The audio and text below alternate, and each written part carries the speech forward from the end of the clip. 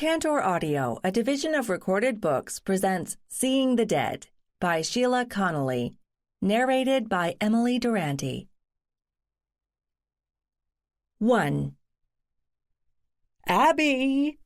Leslie Walker's booming voice startled Abigail Kimball, drawing her attention away from the fascinating 19th century diary she had been reading. She looked up to see her employer standing in front of her desk and giving her an evil grin. Leslie dropped a tattered 3-inch stack of file folders on Abby's desk, and Abby had to grab at them to keep them from scattering all over the floor. "Patriots' Day!" Leslie announced triumphantly. "What?" Abby responded intelligently. Well, it was still early in the day, and she'd hoped for a few minutes of peace and a chance to finish her coffee before jumping into her responsibilities for, she glanced quickly at her calendar, 3 school groups that were scheduled to come into the museum today. "You do know what Patriots' Day is?" Leslie demanded, although she was still smiling. Kind of," Abby said cautiously. "I'll forgive you for now. This is your first April in Massachusetts, isn't it?" "Yes, it is. What am I supposed to know?" Leslie dropped into a chair in front of Abby's desk. "Patriots' Day commemorates the anniversary of the battles of Lexington and Concord. You do know about those, right?" "Of course I do. I'm living in Concord, aren't I?" And Ned Newhall, her whatever he was, had taken her on a tour of the battle sites the prior fall, not long after they'd met. "You are. Anyway, while the actual events took place on the 19th of April, in the great Commonwealth of Massachusetts, we celebrate them on the 3rd Monday in April. And by the way, it's a public holiday here, has been since 1894. And it's also the beginning of the public school vacation week, which means I have to arrange for someone to look after my kids, which is why I'm dumping this in your lap now. Great way to learn all about it." Leslie beamed at her as though she had given Abby a gift. Abby wasn't so sure. She'd been working at the museum less than 6 months, and there was a lot she didn't know. "Does the museum do something for this?" Leslie gave an unladylike snort. "Oh, you're kidding me, right? Of course we do. Well, let me back up a sec. There's a schedule of events that starts like 2 weeks ahead of the actual day and includes such unique and wonderful activities as Liberty Pole capping, the capture of Paul Revere, a dawn salute, lots of cannons, and so on. You get the drift. Every little group wants to have a slice of it. On the day itself, there are reenactments of the battles in Lexington and in Concord, and a big parade. It's all in those files. Plus, the reenactors get together to start practicing weeks ahead, so don't be surprised to see guys carrying muskets around." Thanks for the warning. They don't actually work, do they?" "They're not loaded, if that's what you're asking. But some of these reenactors really get into their roles, and they live for this event from year to year. So, back to the museum's part. After the parade, we host the 4-H Fife and Drum Corps, and we have setups for colonial crafts for the kids, and there'll be reenactors roaming around the place, and of course we have some particular items in the collections that people always want to see, like one of the lanterns from Old North Church, as you already know. We try to pull all the commemorative items together in one display, and we put our curator there to talk about them. You can handle the kids' groups, right?" Sure, I guess, if you'll tell me what crafts I'm supposed to know." Leslie waved dismissively at the stack of files. "It's all in there somewhere. You might have some new ideas of your own. You might want to touch base with the gift shop at the Alcott House. They've got some nice crafty things there." Leslie stood up quickly. "So, you good to go? There's an all-hands meeting after we close today just to review, although a lot of the staff here has done this before. You can ask them about what you need to know. See you then." And as quickly as she had come, Leslie turned and marched away, leaving Abby dumbfounded. Abby looked at the calendar on her computer screen and realized it was April 1st. Maybe Leslie's marching orders were part of an elaborate April Fool's joke? But the files in front of her looked real enough. She should have realized Patriots' Day would be a big thing around here, but she'd been living in Concord for only a few months. Well, maybe living was an exaggeration. She was house-sitting for someone she'd never met, thanks to Leslie, and she still felt like she was tiptoeing around rather than settling in. She'd gotten this job at the same time, and while she had taught before, in Philadelphia, she hadn't been very focused on American colonial history, so she was trying to catch up and stay a few gallery talks ahead of the visiting children. There were plenty. Her predecessor in this job had done an excellent job and had left the materials in good order, but Abby wanted to put her own stamp on the gallery talks she gave, which meant even more research for her. And then there was Ned, and what had thrown her together with him. Speaking of whom, they'd made tentative plans to get together after work, and she should let him know that something had come up. She had no idea how long this meeting she'd never heard of would take, so maybe it would be better to reschedule? But she didn't want to do that. He'd had to postpone dinners and such with her plenty of times. His job seemed to produce a lot of crises that only he could handle. Things were seldom quite so urgent in the suburban nonprofit museum universe. She'd let him decide. She pulled out her cell phone and hit his speed dial number, and he answered on the first ring. "Newhall? Oh, sorry, Abby. Things are a bit crazy here. Tax time, you know. Did you need something?" "Yeah, there's a meeting here at the museum after 5, so I'll be late. Would you rather get together tomorrow night?" "I don't think things are going to get much better for the next couple of weeks. Why don't you give me a call when you know when you'll be free, and we can take it from there?" "Okay, that works. Talk later." She hung up. Poor Ned. He seemed to have a finger in every pie at his company, which did something or other with DNA. She really should ask him more about it sometime, but they'd met through a shared interest in local history, and they had spent far more time talking about that, when they weren't doing other rewarding things. With a sigh, she turned to the stack of files that Leslie had dumped on her and started reading. The meeting after work went quickly. As Leslie had told her, most of the staff had done it all before, and she was the only newbie. She was set free by 6 and stood in the lobby to call Ned. He didn't answer, so Abby decided she might as well go home.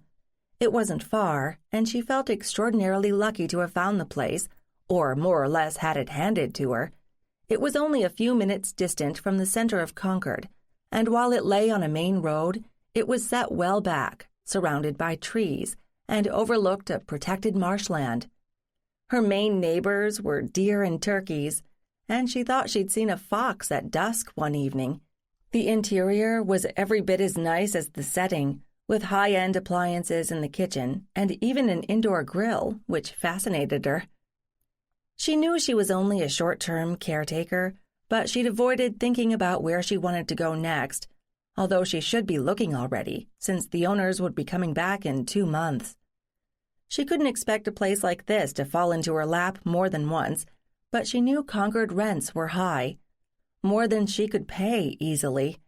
But she really liked being close to work and close to the town. Maybe Ned would have some ideas. Well, maybe Ned would have one particular idea that she'd also been avoiding, moving in together. She still hadn't seen his house.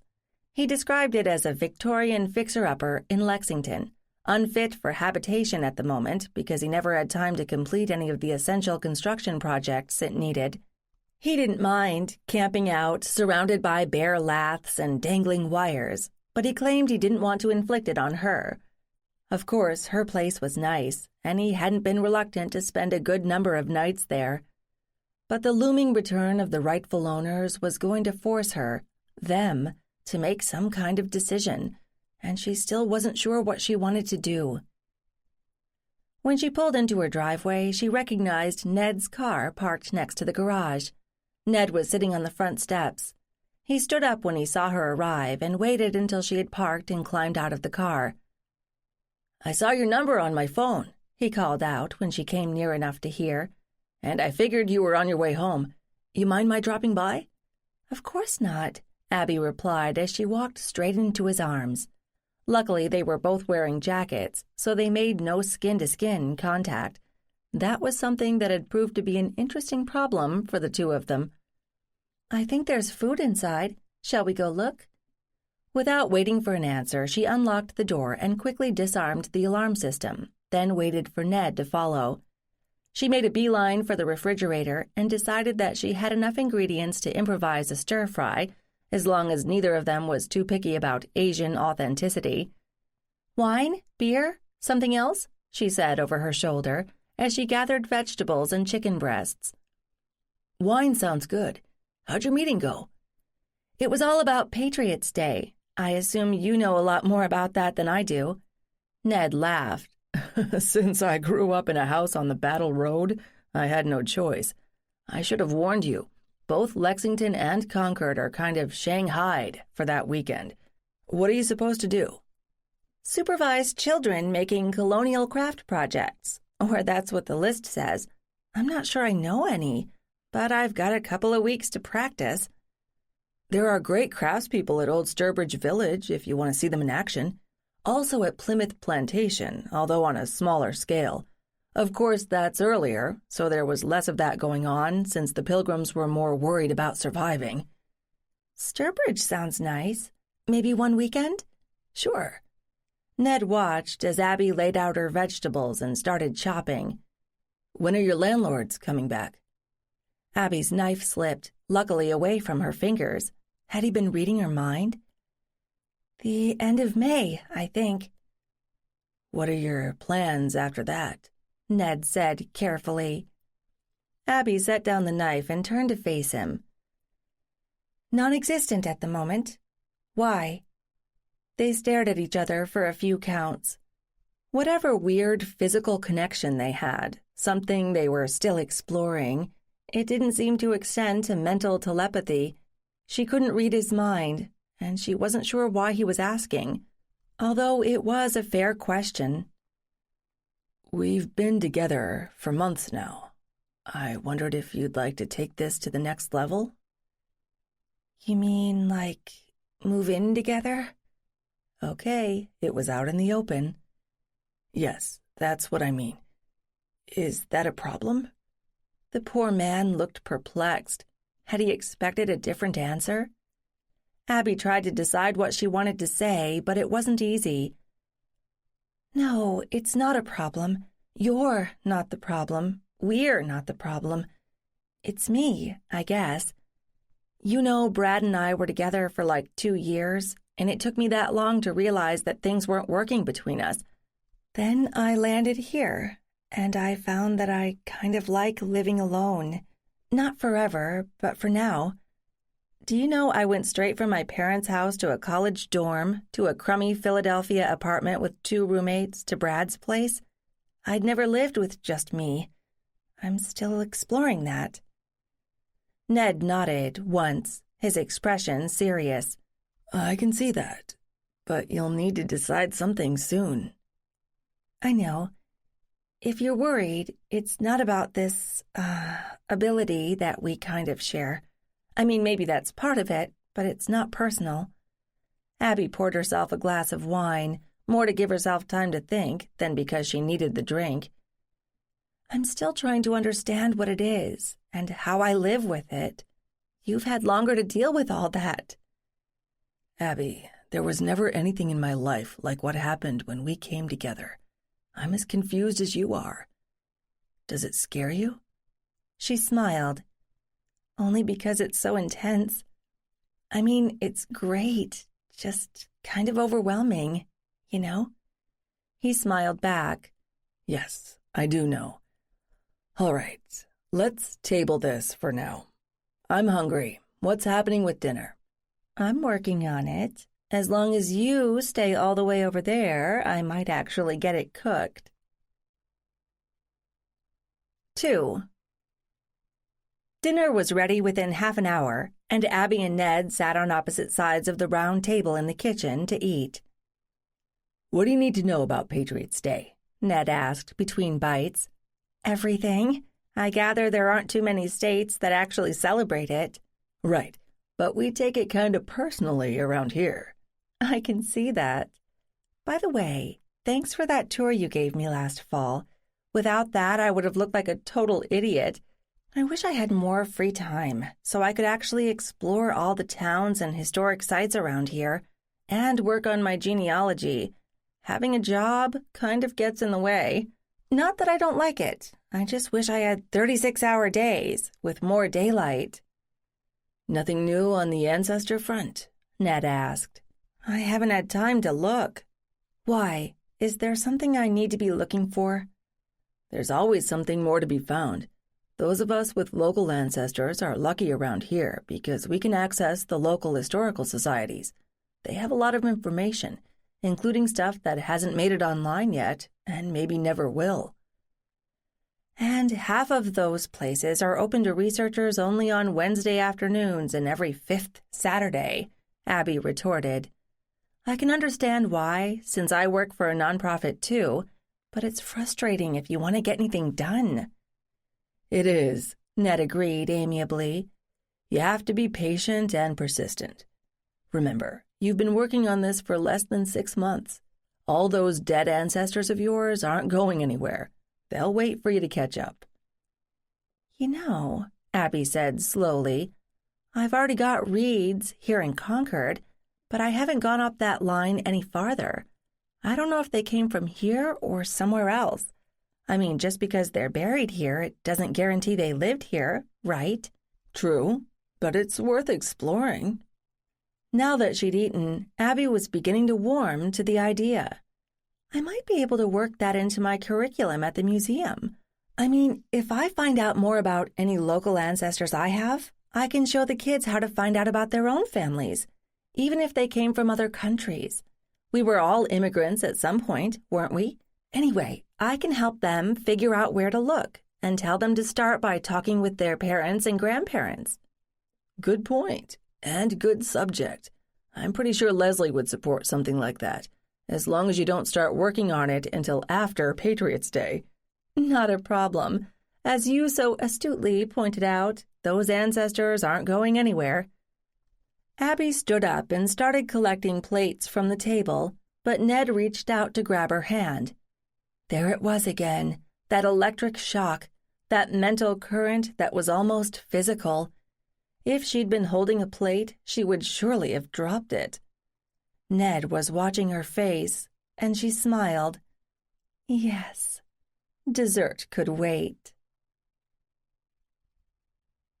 At the end of the evening, Abby and Ned found themselves sprawled on a broad couch in front of the television downstairs, watching the late news. They maintained a discreet distance of 6 inches between them. You know, the practice part for Patriot's Day has already started. You might enjoy watching the guys prepare. Guys? They were the only ones who carried guns? Just about. There weren't that many weapons in the colonies, you know, and few people could afford to waste shot on practicing. So what do these guys do to train? Abby spooned up some melting ice cream. First of all, they have to learn how to handle an 18th century rifle. Have you ever hefted one? No, although I know there are a couple in the museum's collection. Why? Well, let me back up. The main military weapon, for both sides, was the flintlock musket, or long rifle. Although most people in the militia used whatever they had, it wasn't like somebody supplied weapons to everyone who fought, at least in the beginning. Anyway, those things are long, around 5 feet, and weighed about 9 pounds, and loading them is no simple matter. We're all far too accustomed to popping in a magazine all neatly preloaded. Speak for yourself, Abby interjected. I've never loaded or shot a gun. All right, let me correct that statement. Most owners of modern weapons are accustomed to easy loading. With a colonial weapon, there were a lot of steps involved, assuming you've already got the bullets handy, which you had to mold yourself. So there you are, on the front line. You fire at your enemy. You may or may not hit anything because a lot of early weapons were notoriously inaccurate. Either way, you have to set down your weapon, find powder and wadding and the projectile, insert it into your barrel, and tamp it down before you can even think about firing it again. And you have to hope that your flint is in good shape and provides a spark. Oh, and you also have to worry about whether the whole thing will blow up in your face. Wow, Abby said. I never knew all that. It's a wonder anybody could manage to carry on in a battle. It is indeed. That's why soldiers lined up in rows. The front row took their shot, then swapped places with the back row while they reloaded, and the second row took their shot. Repeat as long as your supplies hold out or until you're overrun by the enemy. Have you done this? I mean, shot one of these things? Abby asked. She realized she'd never thought to ask if he'd fought in an actual war, but that seemed unlikely to her. Surely something that important would have come up in conversation at some point. I have, once or twice, just to satisfy my own curiosity. I have no plans to become a reenactor, but I know some people really get into it, especially if they had an ancestor in the battle, and there are quite a few of those people around. Do you know when and where they practice? I think I'd like to see this. I can make some calls, and this way you'd see a lot more than if you wait for the parades. That's a real mob scene. They practice on weekends? Sure. Most of them are ordinary working people who like to dress up and shoot blanks at each other a couple of times a year. Men. Abby shook her head. It's getting late. You ready to call it a night? Sure. I've got a busy day tomorrow. Abby reflected that he didn't keep a change of clothes at her house, and then had to wonder how they could be talking about living together when they couldn't even commit to clean underwear. She didn't recall things being this complicated with Brad, but then there hadn't been as much at stake with him. Whatever she and Ned had between them, it was serious, and maybe that was why they were both reluctant to take the next step. But she still wasn't ready to deal with it head on. Climb one mountain at a time, Abby, she reminded herself as she drifted off to sleep. Ned was gone when she woke up the next morning. She wasn't surprised, since he had to go home and shower and shave and dress and all that stuff. She could be ready in 15 minutes and at work in not much more than that.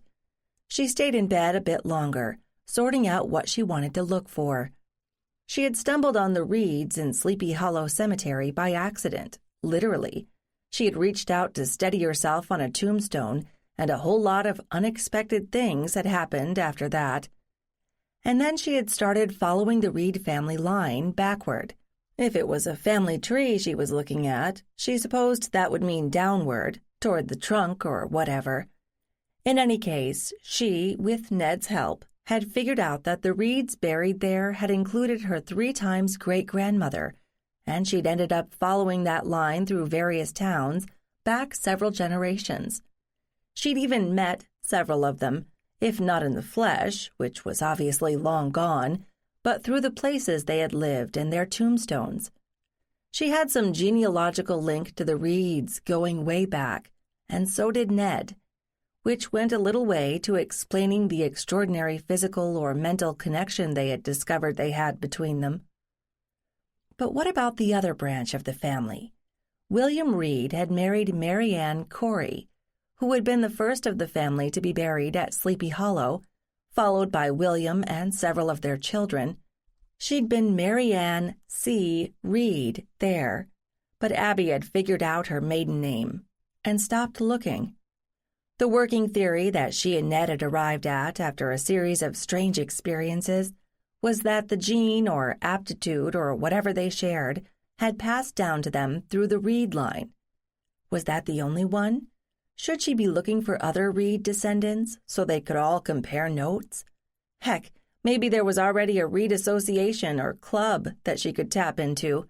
She hadn't thought to try, any more than she'd thought to Google hereditary psychic connections or genetic hallucinations, or any of the other absurd terms she and Ned had come up with. But now she had an excuse to do some hunting, find another conquered family line, one that she could legitimately research and even present while at her job. The best of both worlds, right? With that idea, she bounced out of bed and headed to the shower.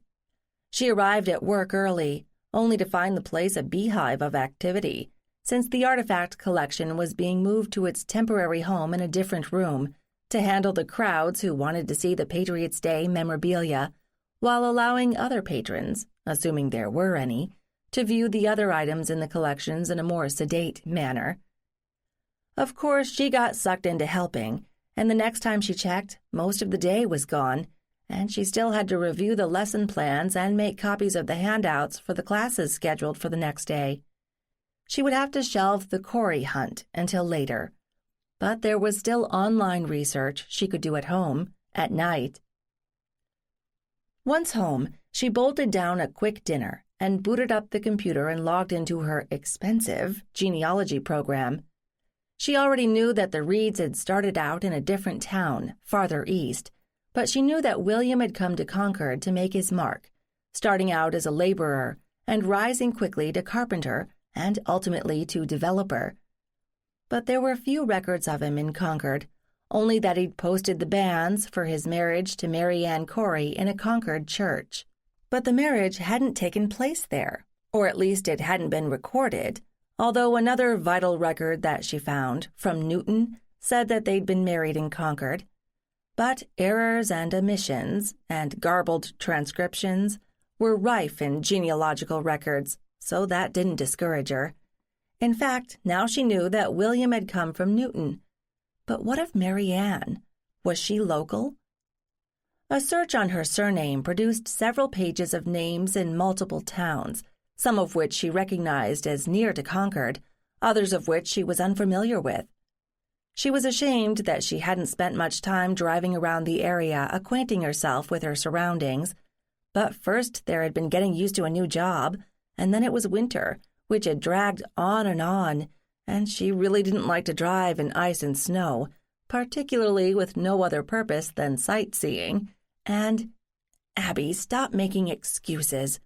Now she had a goal, and she would put together a plan. Ned could go with her, or not. She wasn't going to be one of those clingy women who insisted on an escort to go anywhere, although he was good company, and a second set of eyes was helpful. But the Coreys weren't even his family, or at least as far as she knew. She had quickly learned that people in Massachusetts showed a surprising range of connections, some of them hard to explain, like how people from opposite ends of the state managed to meet and marry each other. With a sigh, she started searching for early maps of Concord and the surrounding towns. She supposed she could go to the library to look, but this way she could print them out and look at them side by side and see how and when the towns had evolved. She'd just finished that task when Ned called. "One of the regiments is practicing on Saturday. Want to go watch?" "Sure. Will this be full dress, or just a field of guys wearing jeans and carrying sticks?" Ned laughed. "No, this is a dress rehearsal, so they'll have the duds and the gear. I know a couple of the guys, and they'll be happy to talk to you and tell you the kind of research they've done. Want me to pick you up?" "Thanks. I'll give you breakfast. What time do they start?" 10, maybe, whenever they've got enough people assembled. How are things going?" "Good. Crazy.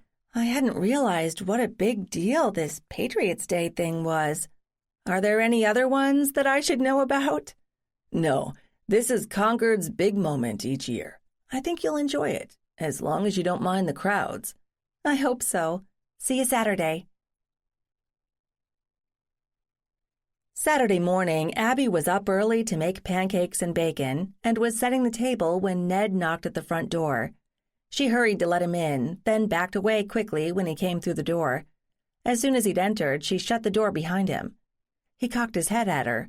"What's the rush?" "You know very well that if I don't shut the door within a certain time, the alarm goes off. If I'd stopped to greet you properly, the police would show up in about 3 minutes. "Ah, I get it. Do we have time now?" "We do." They came together like magnets, and it was a good few minutes before either came up for air. "I see the problem," Ned said, his voice hoarse. Abby peeled herself away. "Let's get some breakfast into us and get going. Otherwise, we'll be here all day." "There are worse fates," Ned said wryly. "Later," Abby told him. A half hour later, fueled by coffee and carbohydrates, they set off. "Where are we going?" Abby asked as he backed his car out of her driveway. "Littleton. Their Minutemen marched to Concord for the battle, but they assembled first on the green in Littleton. There's a marker there now. I can show you the route they took to get to Concord." "We don't have to walk it, do we?" Ned kept his eyes on the road, but Abby could tell he was smiling. "If I were going to be a stickler for authenticity, I'd insist you put on 3 layers of wool clothing and carry one of those 10-pound rifles, as well as powder and shot for it. But I guess you can take a pass this time around." "Thank you so much. Maybe I'll start training now. Are we there yet?" Actually, it didn't take long to arrive at Littleton's Green, surrounded by parked cars. A group of about 20 men milled around aimlessly in the middle, some in full costume, others struggling to pull on wrinkled woolens. "Is anybody in charge here?" Abby asked. Ned scanned the crowd. "I don't see my friend Jack Butterick yet, but it's still early. They do get more organized than this." "I hope so." Abby's eye was caught by one man who had finished dressing. He stood apart from the others, leaning on his rifle, just watching the rest. "He looks like he's into this." "Who?" Ned asked. "The guy over there, on the right. He's standing by himself?" Ned looked at the crowd, sweeping from one side to the other, and then back again. "Abby, I don't see anybody in costume over there," he said carefully. "But he's right there. The clothes look right, and he's even let his hair grow out. He's—" And then she realized what Ned had said. Uh-oh. "Yes, exactly. Another one." 3. "You really don't see him?" Abby asked, still incredulous and troubled. "No, I don't. But that's no reason to panic." "I'm not panicking," Abby insisted. "It's just that he looks so real, which usually means it's a close connection to me, I guess. And that's been something I've wondered about. Does it happen to me every time I cross paths with a lineal ancestor, or only sometimes? What have you found?" Abby's eyes never left the figure on the fringe of the group of modern Minutemen. The man shifted his weight now and then, so he wasn't like a single photograph. But he made no move to join the group, and it didn't look to Abby like anyone living saw him. Could he see her? She wondered. More important, was she really seeing what she thought she was seeing? Her however many greats' grandfather standing on the green on the day of the battle at Concord, waiting to march to the bridge? Or maybe he was watching a militia training exercise from a couple of 100 years earlier. Either way, she was having trouble wrapping her head around that. She barely heard Ned's response to her question. "Abby, I kind of stopped looking. Life got in the way, college and work and other stuff. So I can't say whether it might happen under the right circumstances, but it hasn't yet." She forced herself to look away from the man on the green. Maybe she was hallucinating. Maybe she had created some projection of something, someone she'd like to see. Did she? But Ned's statement somehow made Abby feel better. So far, he'd known more about this phenomenon than she had, and she'd felt like a slow student, almost begging for his approval.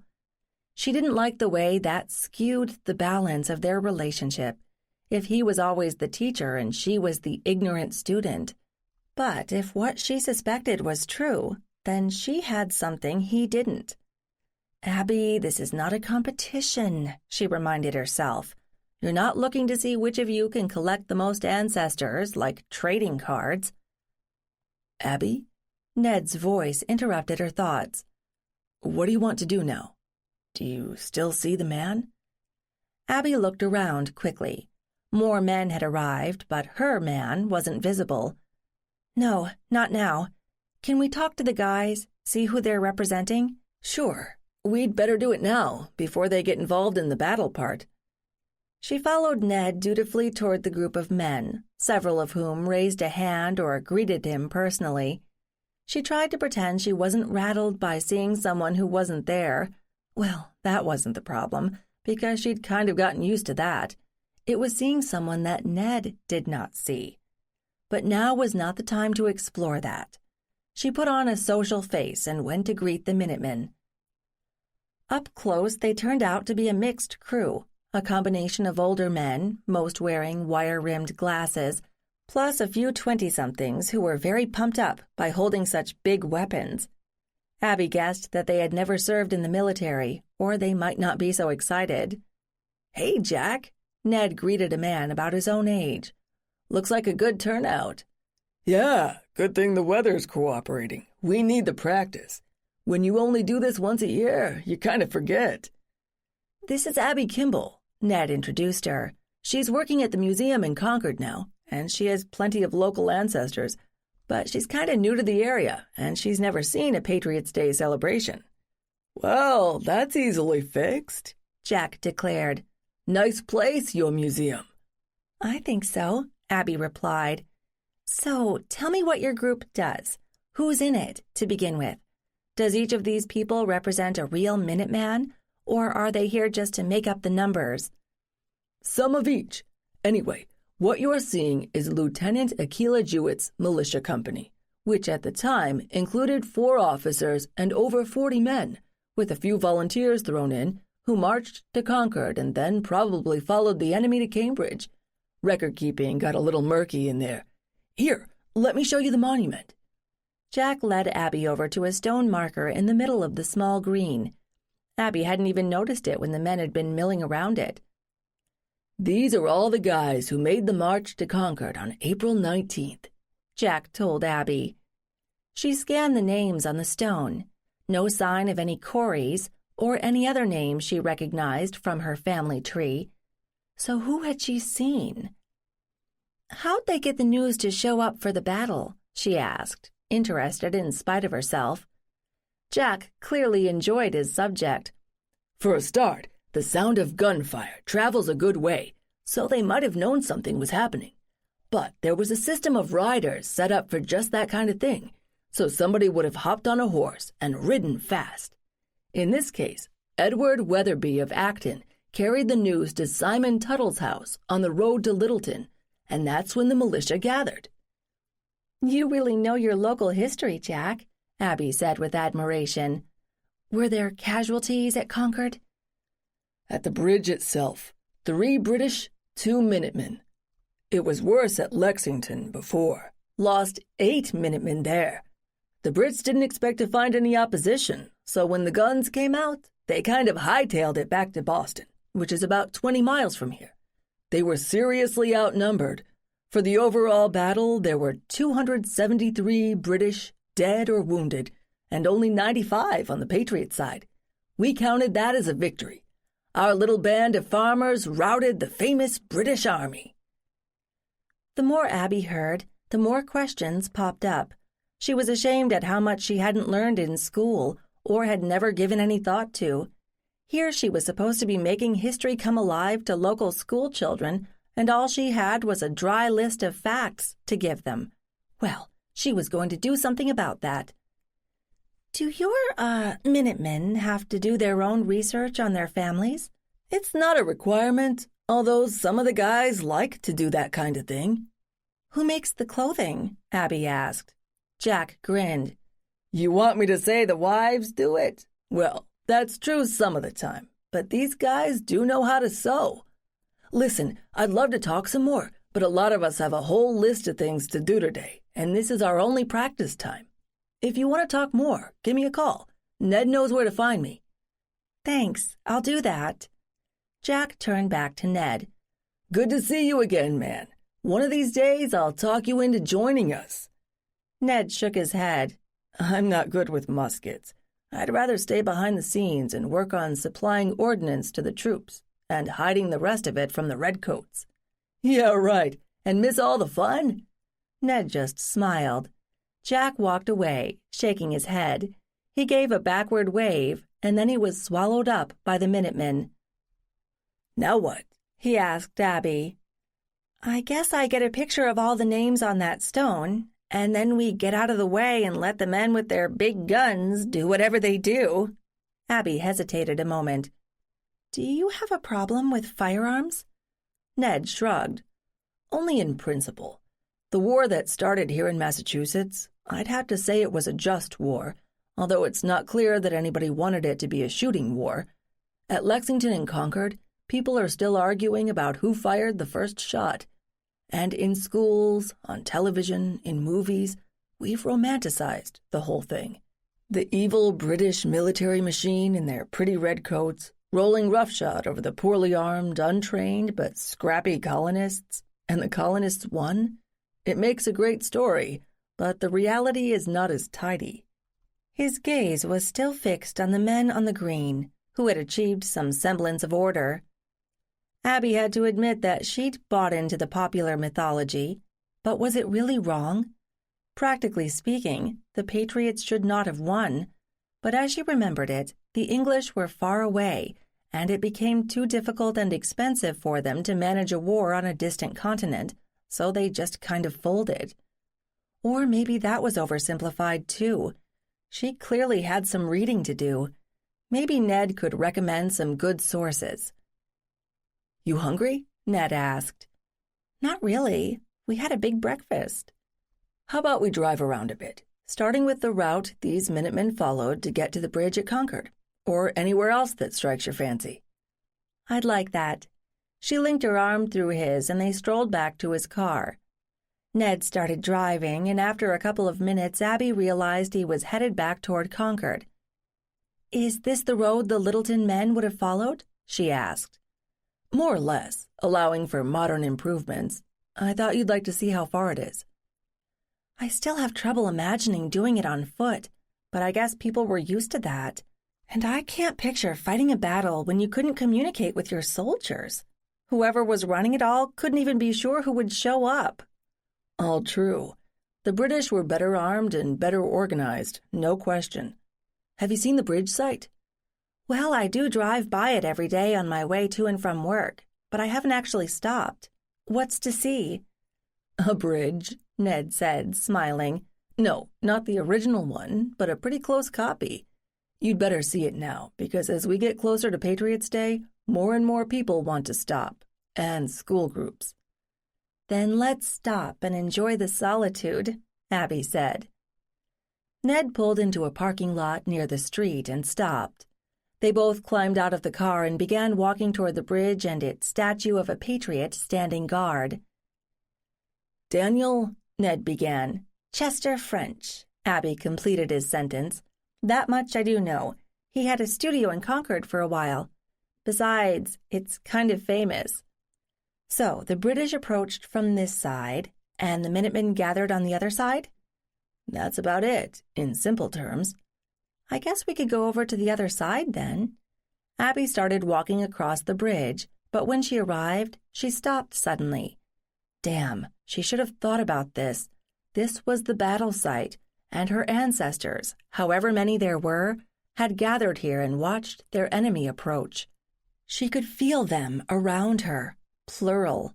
So not just the guy from Littleton, but others as well.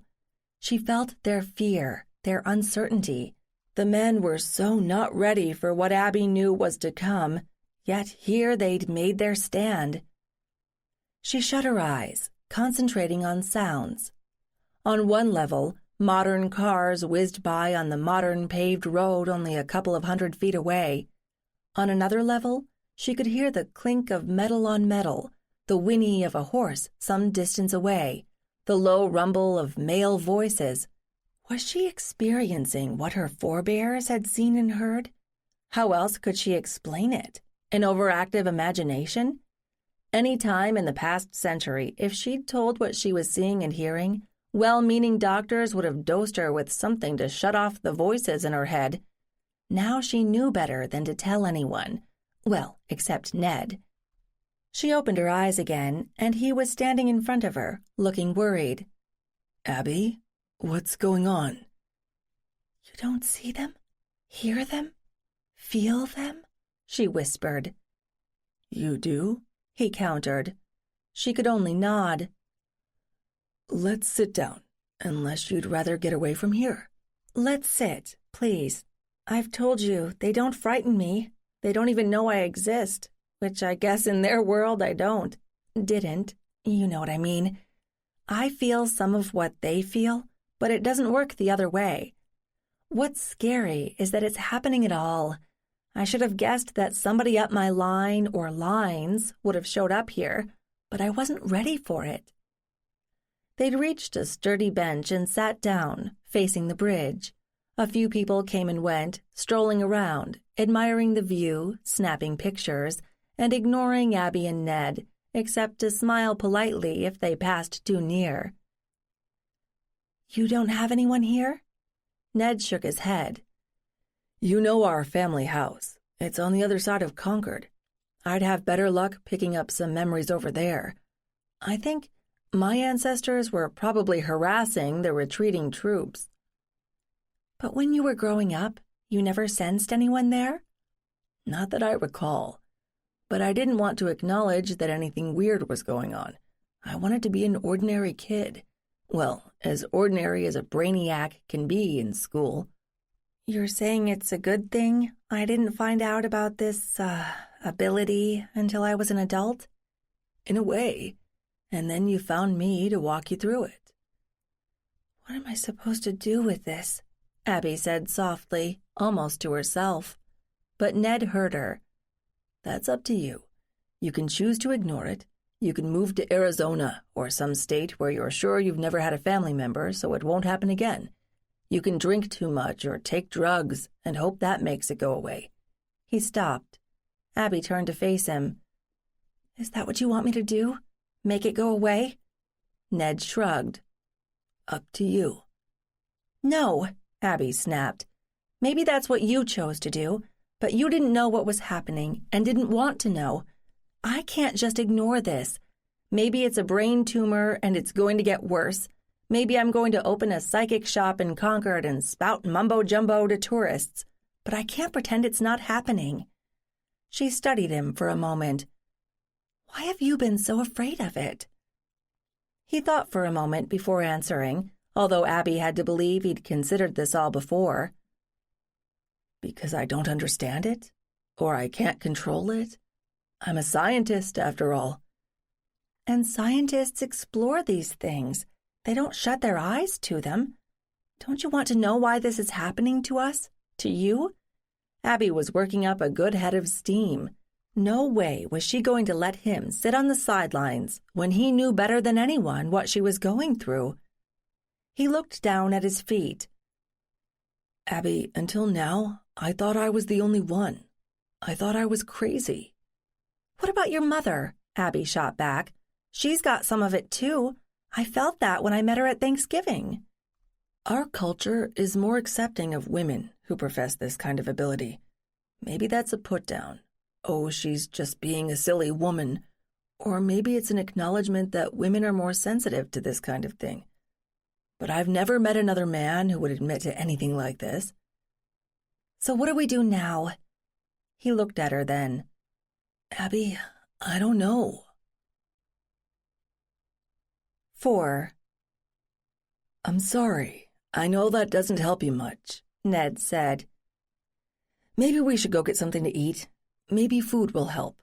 "Someplace where we know none of our ancestors might have stopped in? I've already got my suspicions about the Concord Inn." "How about McDonald's? Unless your great-grandfather was Roy Kroc." Abby summoned up a weak smile.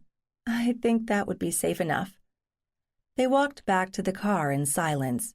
They got in and drove in silence, away from Concord, away from history. They found an anonymous fast food place in a strip mall and parked in front of it, went in and ordered, then sought out a quiet table in a corner. On a beautiful early spring Saturday, most people apparently didn't want to be cooped up inside, so the place was half empty. After a few minutes, Abby broke the silence, surprising herself.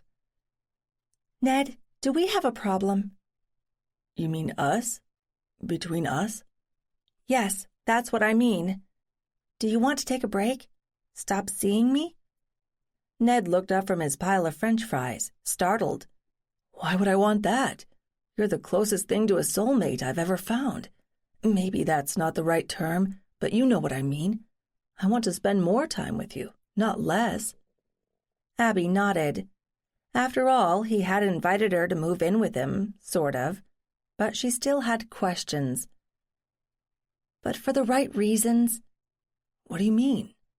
I mean, I walked into your life and the first thing I did was spark all your romantic, chivalrous instincts. I made you want to help me. But that's not all it was, he protested. Maybe not, but that's what happened first. And then I told you this ridiculous story about seeing dead people, and you told me to go do my homework. Did you ever consider teaching?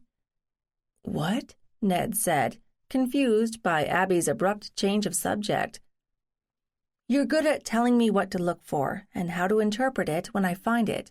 You know your local history. You're smart. You could have taught, maybe high school or college age. Ned looked uncomfortable. I thought about it briefly, but to me it was too much work handling people.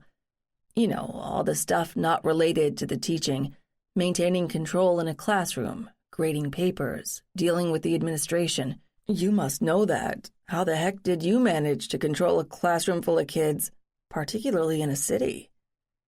To tell the truth, sometimes I don't know. But I did it, and I enjoyed it. It was really satisfying when I finally captured their attention and they learned something, even if it didn't last. I was sorry to leave. Brad didn't like it, right? Yes, but for the wrong reasons. He thought my job wasn't important enough, and it didn't pay enough. He maneuvered me into something that met his standards, but I didn't like it nearly as well. Obviously, in hindsight, we didn't want the same things. He wanted money and power, or at least control, and you wanted to help people, Ned stated bluntly. Abby cocked her head at him. That's oversimplified, but more or less true. You could argue that writing grant proposals for worthy projects was helping people, but I missed the one-on-one contact. I missed people. Maybe you've always had an ability to read people, but didn't realize it. Abby considered that idea and what he meant. And you're saying you don't? He shook his head. Not really. I'm better with things than with people. That's why I'm a scientist. I can be analytical and I can solve problems. I can devise and carry out experiments. What I can't do, at least not well, is communicate with other people and empathize. I don't connect with people. Except me.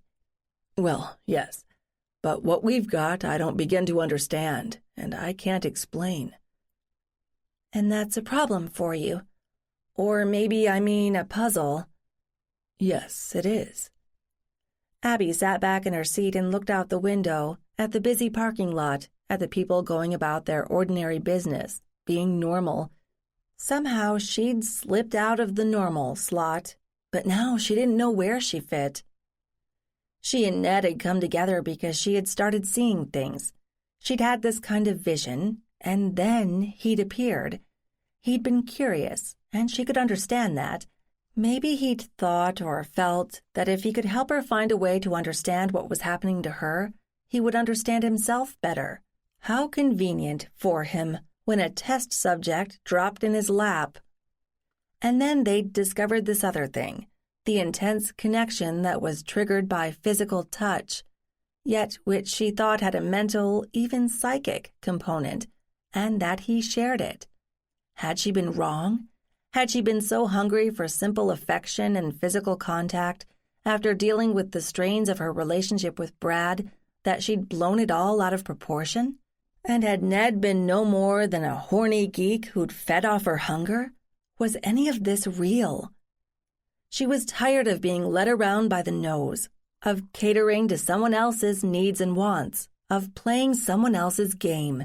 That was what Brad had done to her, robbed her of her will, made her question her own identity and judgment. Was Ned any different? She stood up abruptly and gathered up her trash. Can you take me home now? What?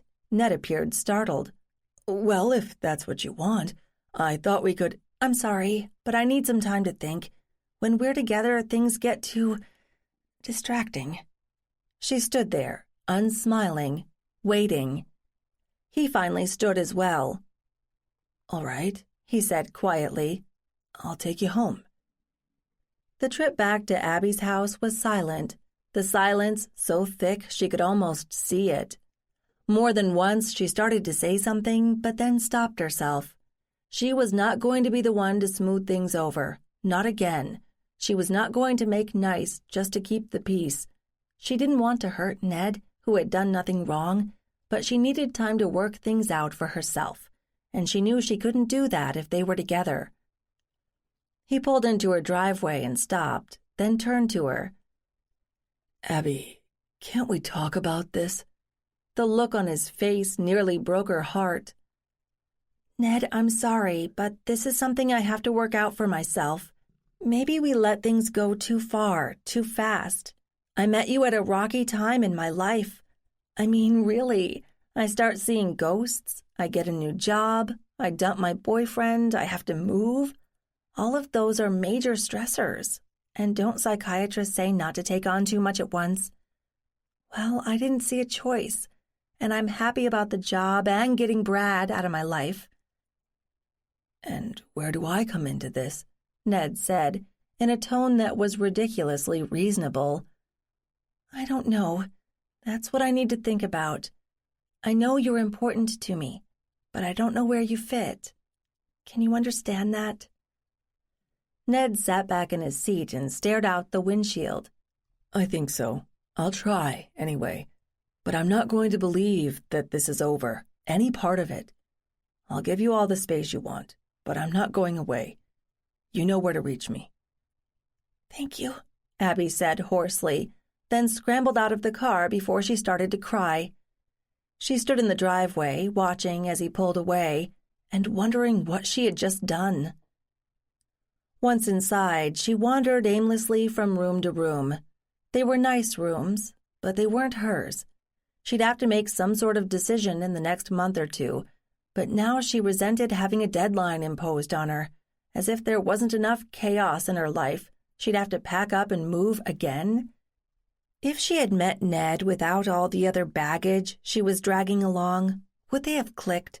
Or would they have passed by each other without even noticing? He was a good guy, of that she had no doubt, but he did withhold part of himself. How big a part, she wasn't sure yet. He had been secretive about her experiences. Damn it, Abby, can't you decide what to call these things? And while she understood why he had done it, she still resented it, just a little. As for the physical side of things, which, to be fair, had come late in the game, well, he was a guy, wasn't he? Maybe he'd been putting her on. Maybe she'd been the only one to feel anything unusual. She didn't really believe that, but she knew she had to back off for now and figure out what was going on. And thinking about the man on the green in Littleton was better than wondering how she was screwing up what had promised to be a great relationship. All right, she had research to do. Where to start? She ignored the little voice inside that kept saying, "Coward." She had to admit that she was avoiding looking too hard at whatever she had with Ned. Was that so wrong? If it was real, it wouldn't go away just because she took a little time off, and she wasn't required to apologize to anyone for that, least of all herself. Back to genealogy. Assume that the man she'd seen, or his ghost, was an ancestor of hers. If she worked with the opposite assumption, that he wasn't connected personally to her, she'd go nuts. So ancestor he was. If he was part of the Minutemen, he must have lived in Littleton, because towns were supposed to have their own groups, right? So all she needed to do was find at least one male ancestor who had lived in Littleton at the right time and fought in the Revolutionary War. Easy, right? She sat down at the desk in front of the window where she kept her laptop and for a moment allowed herself to be distracted by the view, unchanged since the morning when Ned had picked her up. Unchanged since the house was built. Better. She didn't have to judge everything in relation to Ned.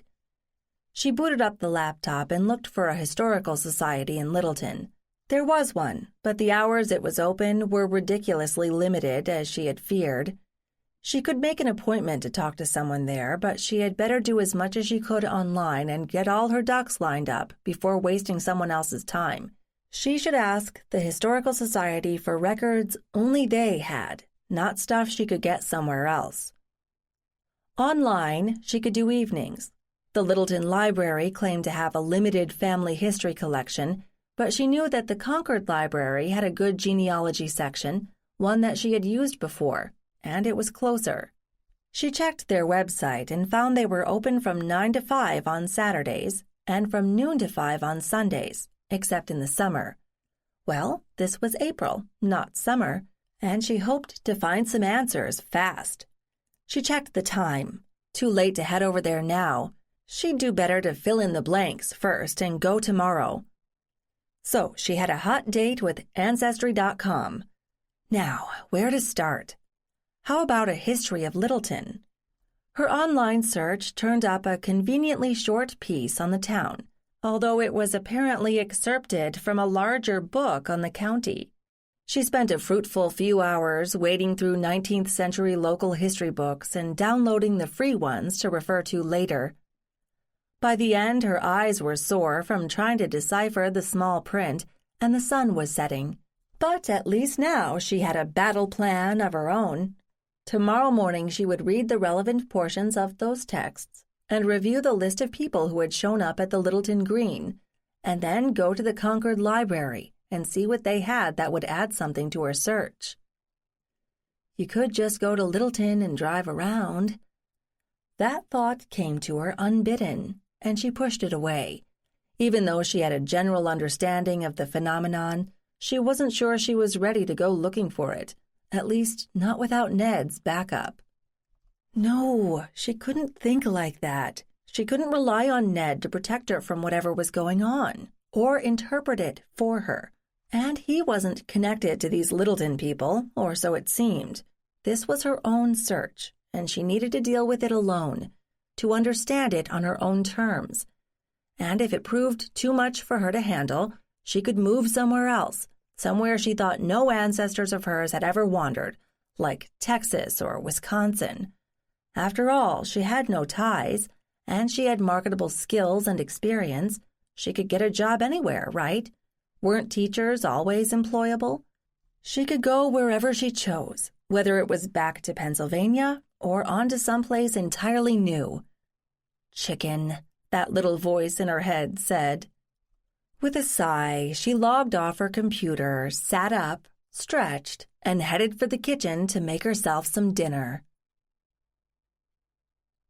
5.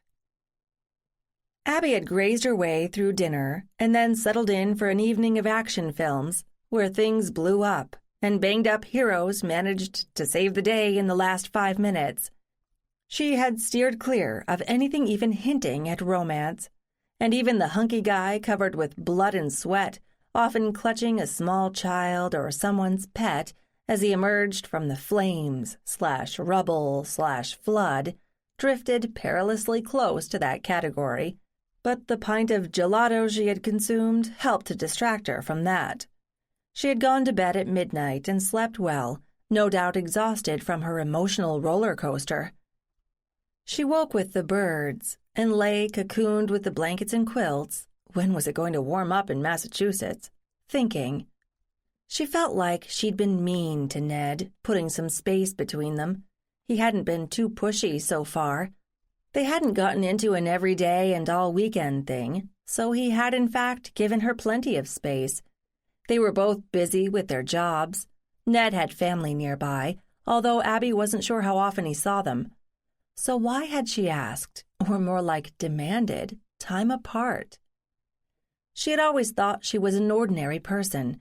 She was moderately nice-looking, but nobody had ever stopped and stared as she passed. She was intelligent, and she'd done well in school. She had had friends growing up and in college, but hadn't really dated anyone in particular, although she and her friends had hung out with guys. She'd had one on-and-off relationship in college, but it had ended without anger on either side. They'd just drifted in different directions. She'd met Brad after she'd graduated at a party, and she was drawn to his ease with other people, his expansive personality, and even to his good looks. They'd connected at the party, and they'd been together more or less since, until she had walked out on him before Thanksgiving the past year. Once she had believed they would get married eventually. What had she been thinking? Brad was shallow and self-absorbed. He thought the world revolved around him, and he hadn't hesitated to jump into bed with a coworker after he'd dragged her to Massachusetts because of his new job and dumped her in a colorless apartment in a town she'd never seen and expected her to find a job and entertain herself while he worked, as long as she had his dinner on the table and his laundry finished. Once again, she had to ask, what had she been thinking? That model for a relationship had gone out of fashion a couple of generations ago.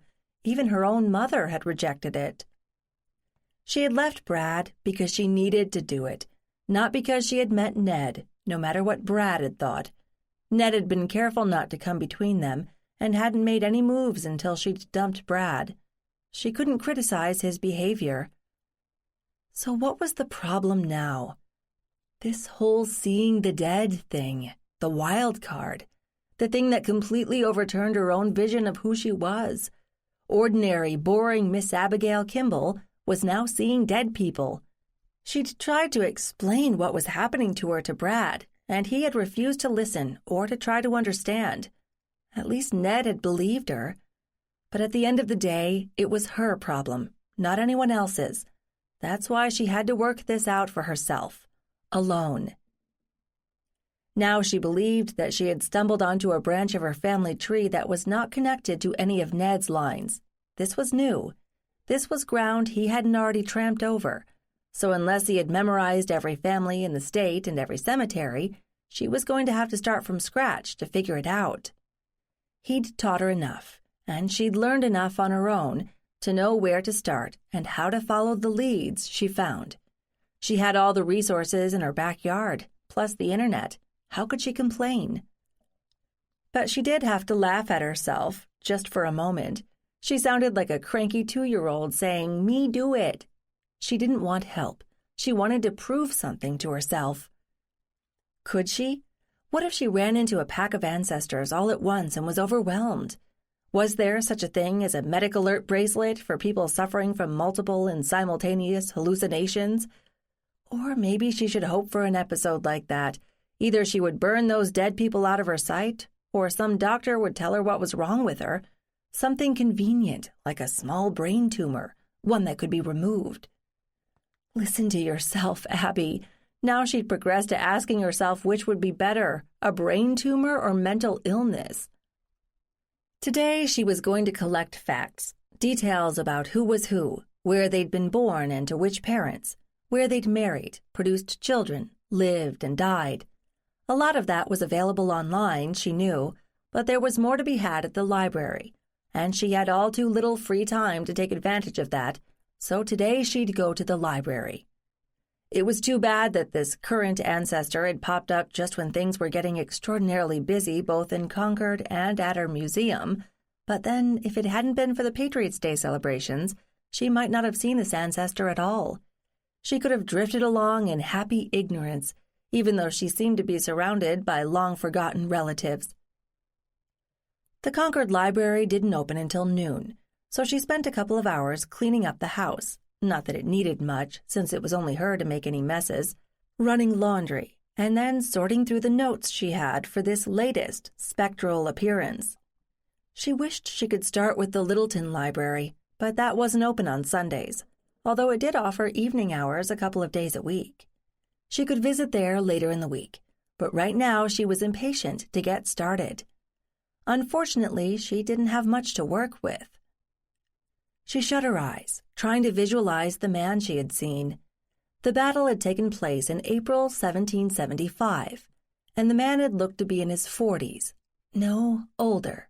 So that gave her a birth date for him in the 1730s.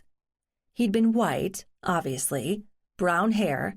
She'd been too far away to see his eye color, but she would guess they weren't brown.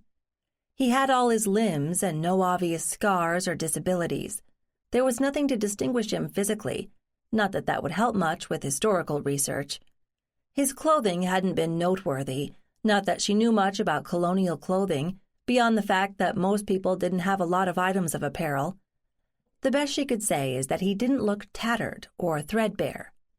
He'd had a weapon, a long gun of some sort. But was there any way of learning whether it was his personal weapon or had been provided for him by the town? So that wouldn't help her much.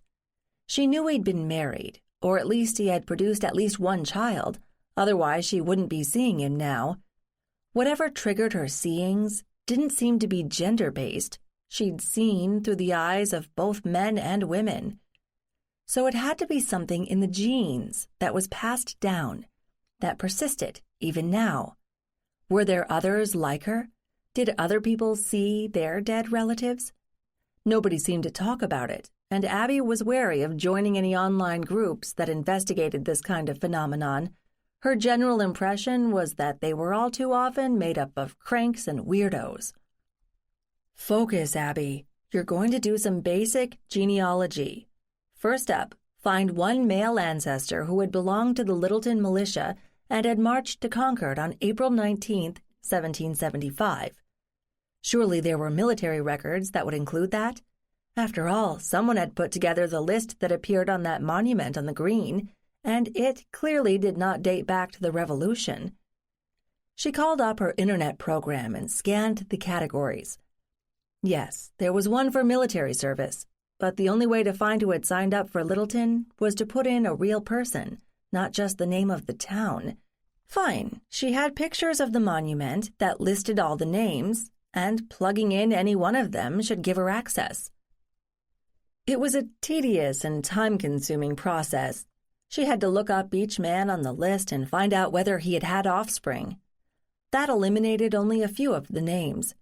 It seemed that everybody back then had produced multiple children, which would further complicate her search when she tried to trace the line from her Patriot to herself.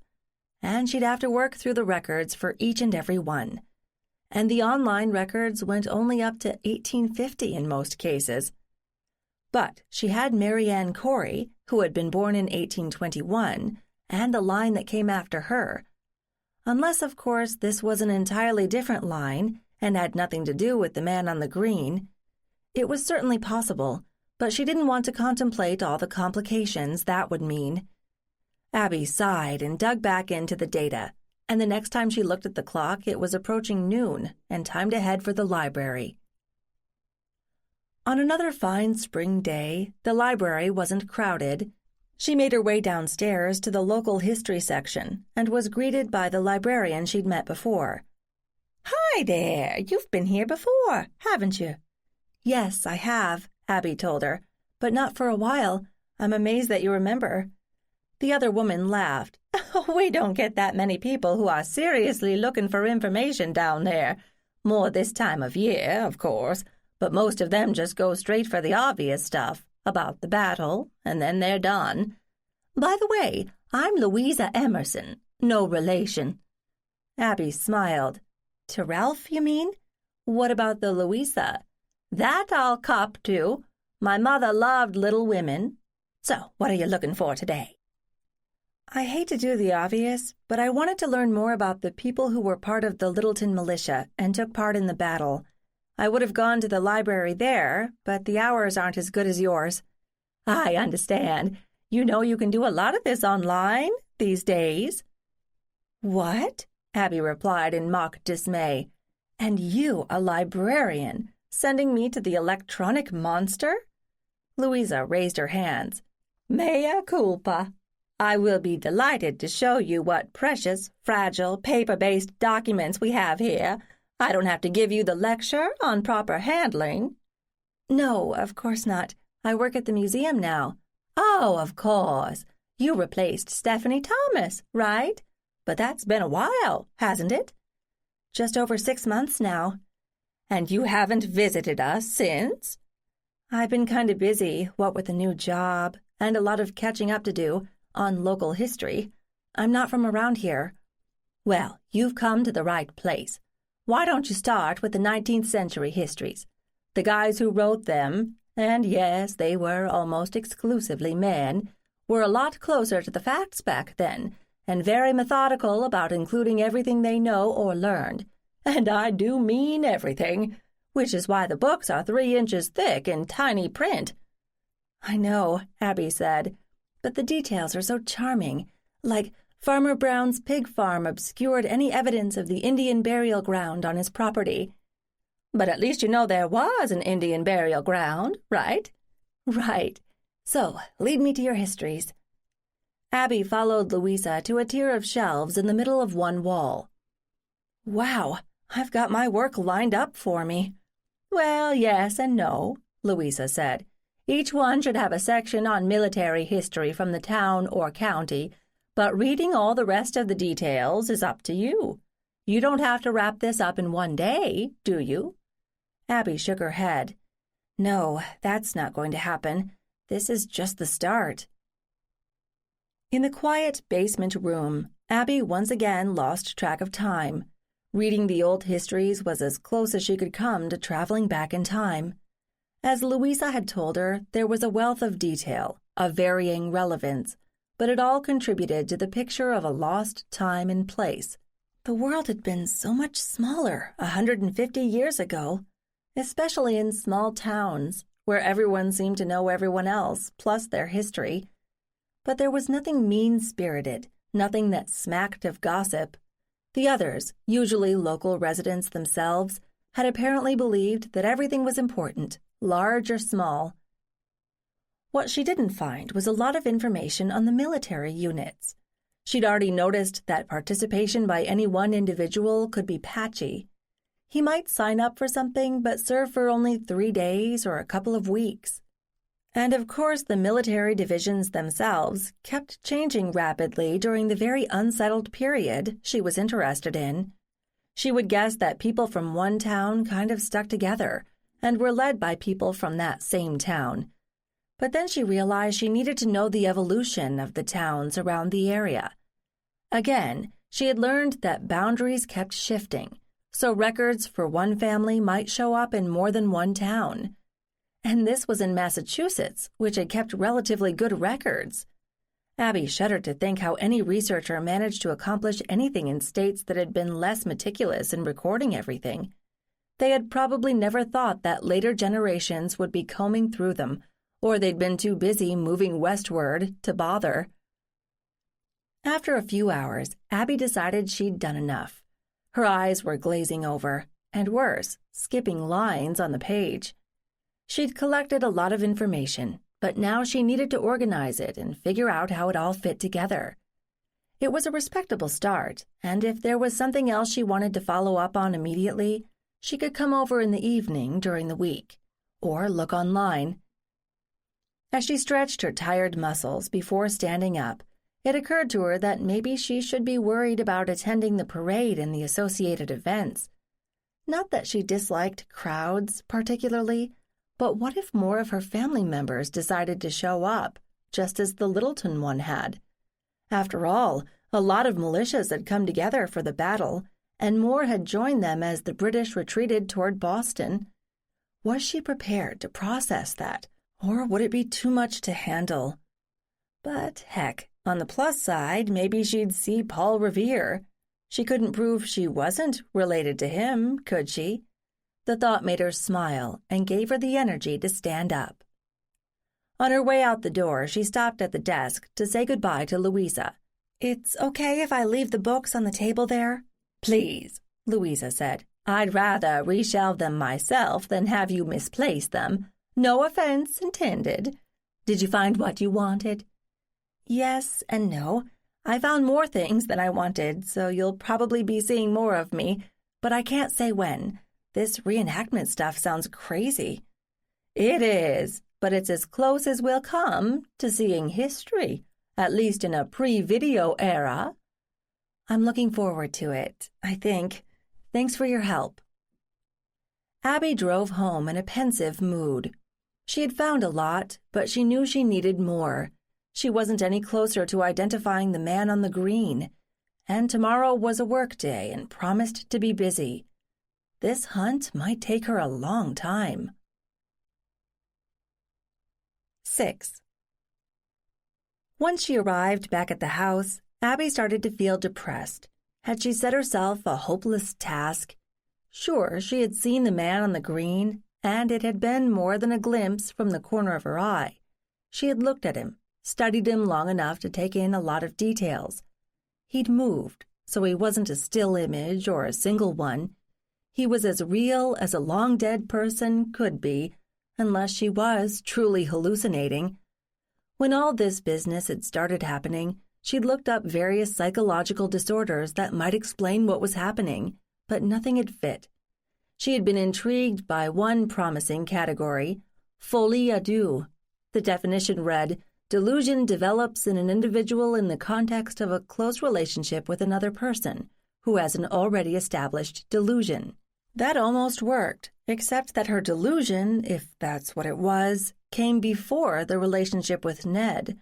Or had Ned caught it from her, so he was the delusional one? Which came first, the chicken or the egg? This was ridiculous. Was she delusional?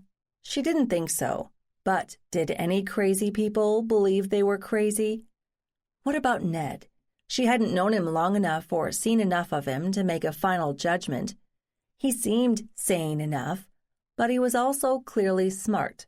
And smart people were often good at concealing their own peculiarities so they could function in society. That's how serial killers managed to go on killing, because they could pass as normal. What was wrong with her? Why the dark thoughts? Well, if she was going to be honest, she missed Ned. She'd lost count of how many times she had come across an interesting fact as she read the old books in the library and thought, I have to tell Ned about this. Well, she hadn't shut the door completely, just asked him for a timeout. It troubled her how quickly she had come to depend on him. She had depended on Brad far too much, for her own plans, for her entertainment, for her purpose in life. He had proved to be inadequate. Ned was a better choice, at least he paid attention to her, but she didn't want to lean on anyone that way again. Or at least the leaning should be mutual, not one-sided. Learn from your mistakes, Abby.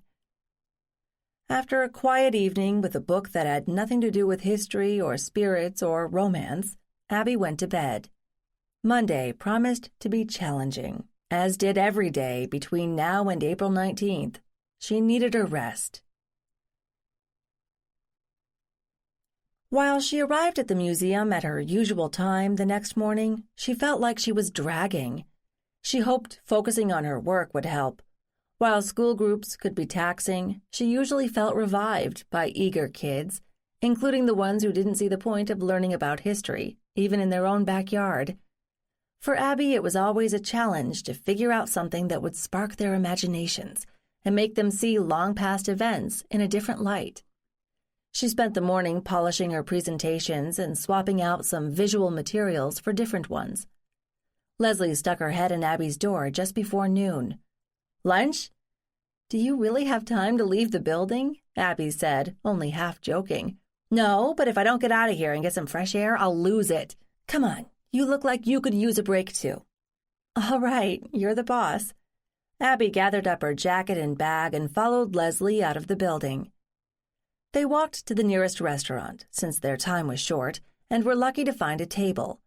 After they'd ordered, Leslie looked Abby in the eye and said, What I would have said earlier is that you look like somebody broke your dolly and stomped on it. Work getting to you? Abby shook her head. No, not at all. I find I really do enjoy working with kids. Well, I knew I did, but I was happily surprised how quickly it all came back to me. I'm having a good time with them, and I'm experimenting with some changes. Leslie looked relieved. Good, because the reviews have been consistently good. Translation, the kids like you, and so do the teachers. Keep it up. The waitress delivered their sandwiches and drinks, and then Leslie said, So, if it's not work, why do you look so down? Trouble in paradise? Normally, Abby would have given a bland and evasive answer, but this was Leslie, and Leslie knew Ned well, which more or less gave her the right to ask, although she probably wouldn't press if Abby asked her to back off. I assume you're talking about Ned. Well, not trouble, exactly. I kind of asked him to give me a little time off. Okay, Leslie said cautiously. Is that a brush-off, as in, please go away forever? No, I don't think so. It's just that, well, you know, a lot of things happen very fast, and it's like my brain is only now catching up with it all. I love my job. I like my house, only it's not mine, and I'm going to have to do something about that sooner rather than later. With Ned, it's complicated. She stopped, unsure how to go on. Uh-huh, Leslie said. She took a large bite of her sandwich and chewed, conveniently giving herself time to think. After she'd swallowed, she said, "You'd tell me if I was butting in where I wasn't welcome, wouldn't you?" Abby nodded. Leslie went on. "And I'm your boss, which makes things even more confusing. But putting that aside for now, let me talk to you as a friend. I think you're absolutely right about getting slammed by a lot of things at once, and you should allow yourself the time to adjust. It doesn't happen overnight, and it doesn't happen on anybody's schedule but yours. So if you're feeling smothered by Ned, you have every right to put the brakes on, or at least take your foot off the gas. You got that?" Abby smiled, almost in spite of herself. "Yes, and thank you. But I don't want to hurt him, and I'm trying not to send signals that this is over because I don't believe it is.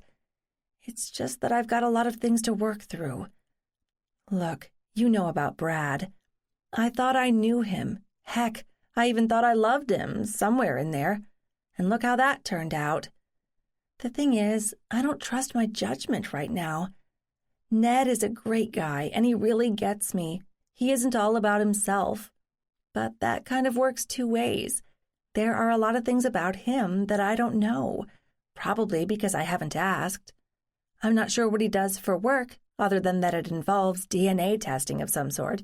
I've never seen his house. He keeps telling me it's barely habitable. And if you're wondering, we haven't even gotten close to discussing moving in together. Although Ned had brought it up, and she had ducked. And I'm not sure I'm ready for that anyway. You see the problem? Unfortunately, I do. No, don't panic. It's not awful. Tell me, you haven't wondered how Ned and I ever got together and stayed together for any length of time. Leslie's gaze challenged Abby. Okay, sure I have. He told me you were engaged a while ago. You're such different personalities. Yes, we are, and luckily we realized that in time. He's a good person, and he does pay attention and care. But toward the end, there were times when I felt like I was sucking the life out of him. I mean, he'd get all quiet, and I'd get louder to compensate. He'd try to join in, but it was pretty clear that was out of his comfort zone. It was just a bad fit. No harm, no foul. The two of you seem much better suited. If only you knew, Abby thought. I think so too, although I guess I wonder if we'd bore each other to death at some point. Is there such a thing as too much quiet between two people? I wouldn't know, Leslie grinned. As for the other stuff, ask him. He's not hiding anything. It's not like he's got a wife and 6 kids stashed in that house of his. I've been by it, and it really is a fixer-upper. But he likes that. Only he never seems to have the time to do any of the fixing up. As for the job, well, I can't claim to understand the science of what he does, but I gather from what he has said and what I've heard from other people that it's pretty much cutting edge. It's a big deal in a very specialized and competitive field, and that's about all I know. And he's not a CIA double agent or a sleeper terrorist harboring a sleeper cell in his basement? Abby asked, striving to look wide-eyed and innocent. Not hardly, Leslie replied. Have I helped at all? I think so. He is what he appears to be, right? Exactly. But if you want this to work, assuming you do, then you have to talk to him. You can't just shut down on him. I more or less figured that, and I think you're right. Let's just chalk it up to growing pains with all this new stuff that's been going on. We'll work it out. Well, I'm pulling for both of you, but I'll keep my nose out of things. I want you to stick around. It's a pain in the butt to recruit and interview new employees. As I recall, my interview lasted about 10 minutes. Leslie waved away the comment. Ah, you were a done deal. Since Ned recommended you, I've always thought he's a good judge of character."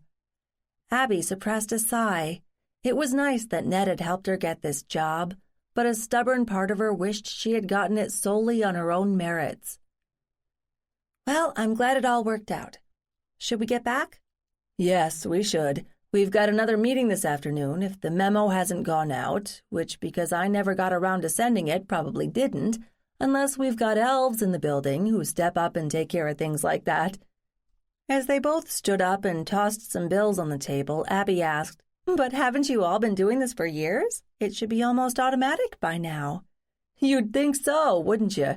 But a year seems to be long enough to forget how it all works. And then there are things that need to be replaced, and then somebody says they saw something on vacation somewhere else that they thought was really cool and maybe we should try it, and so on. You'll see."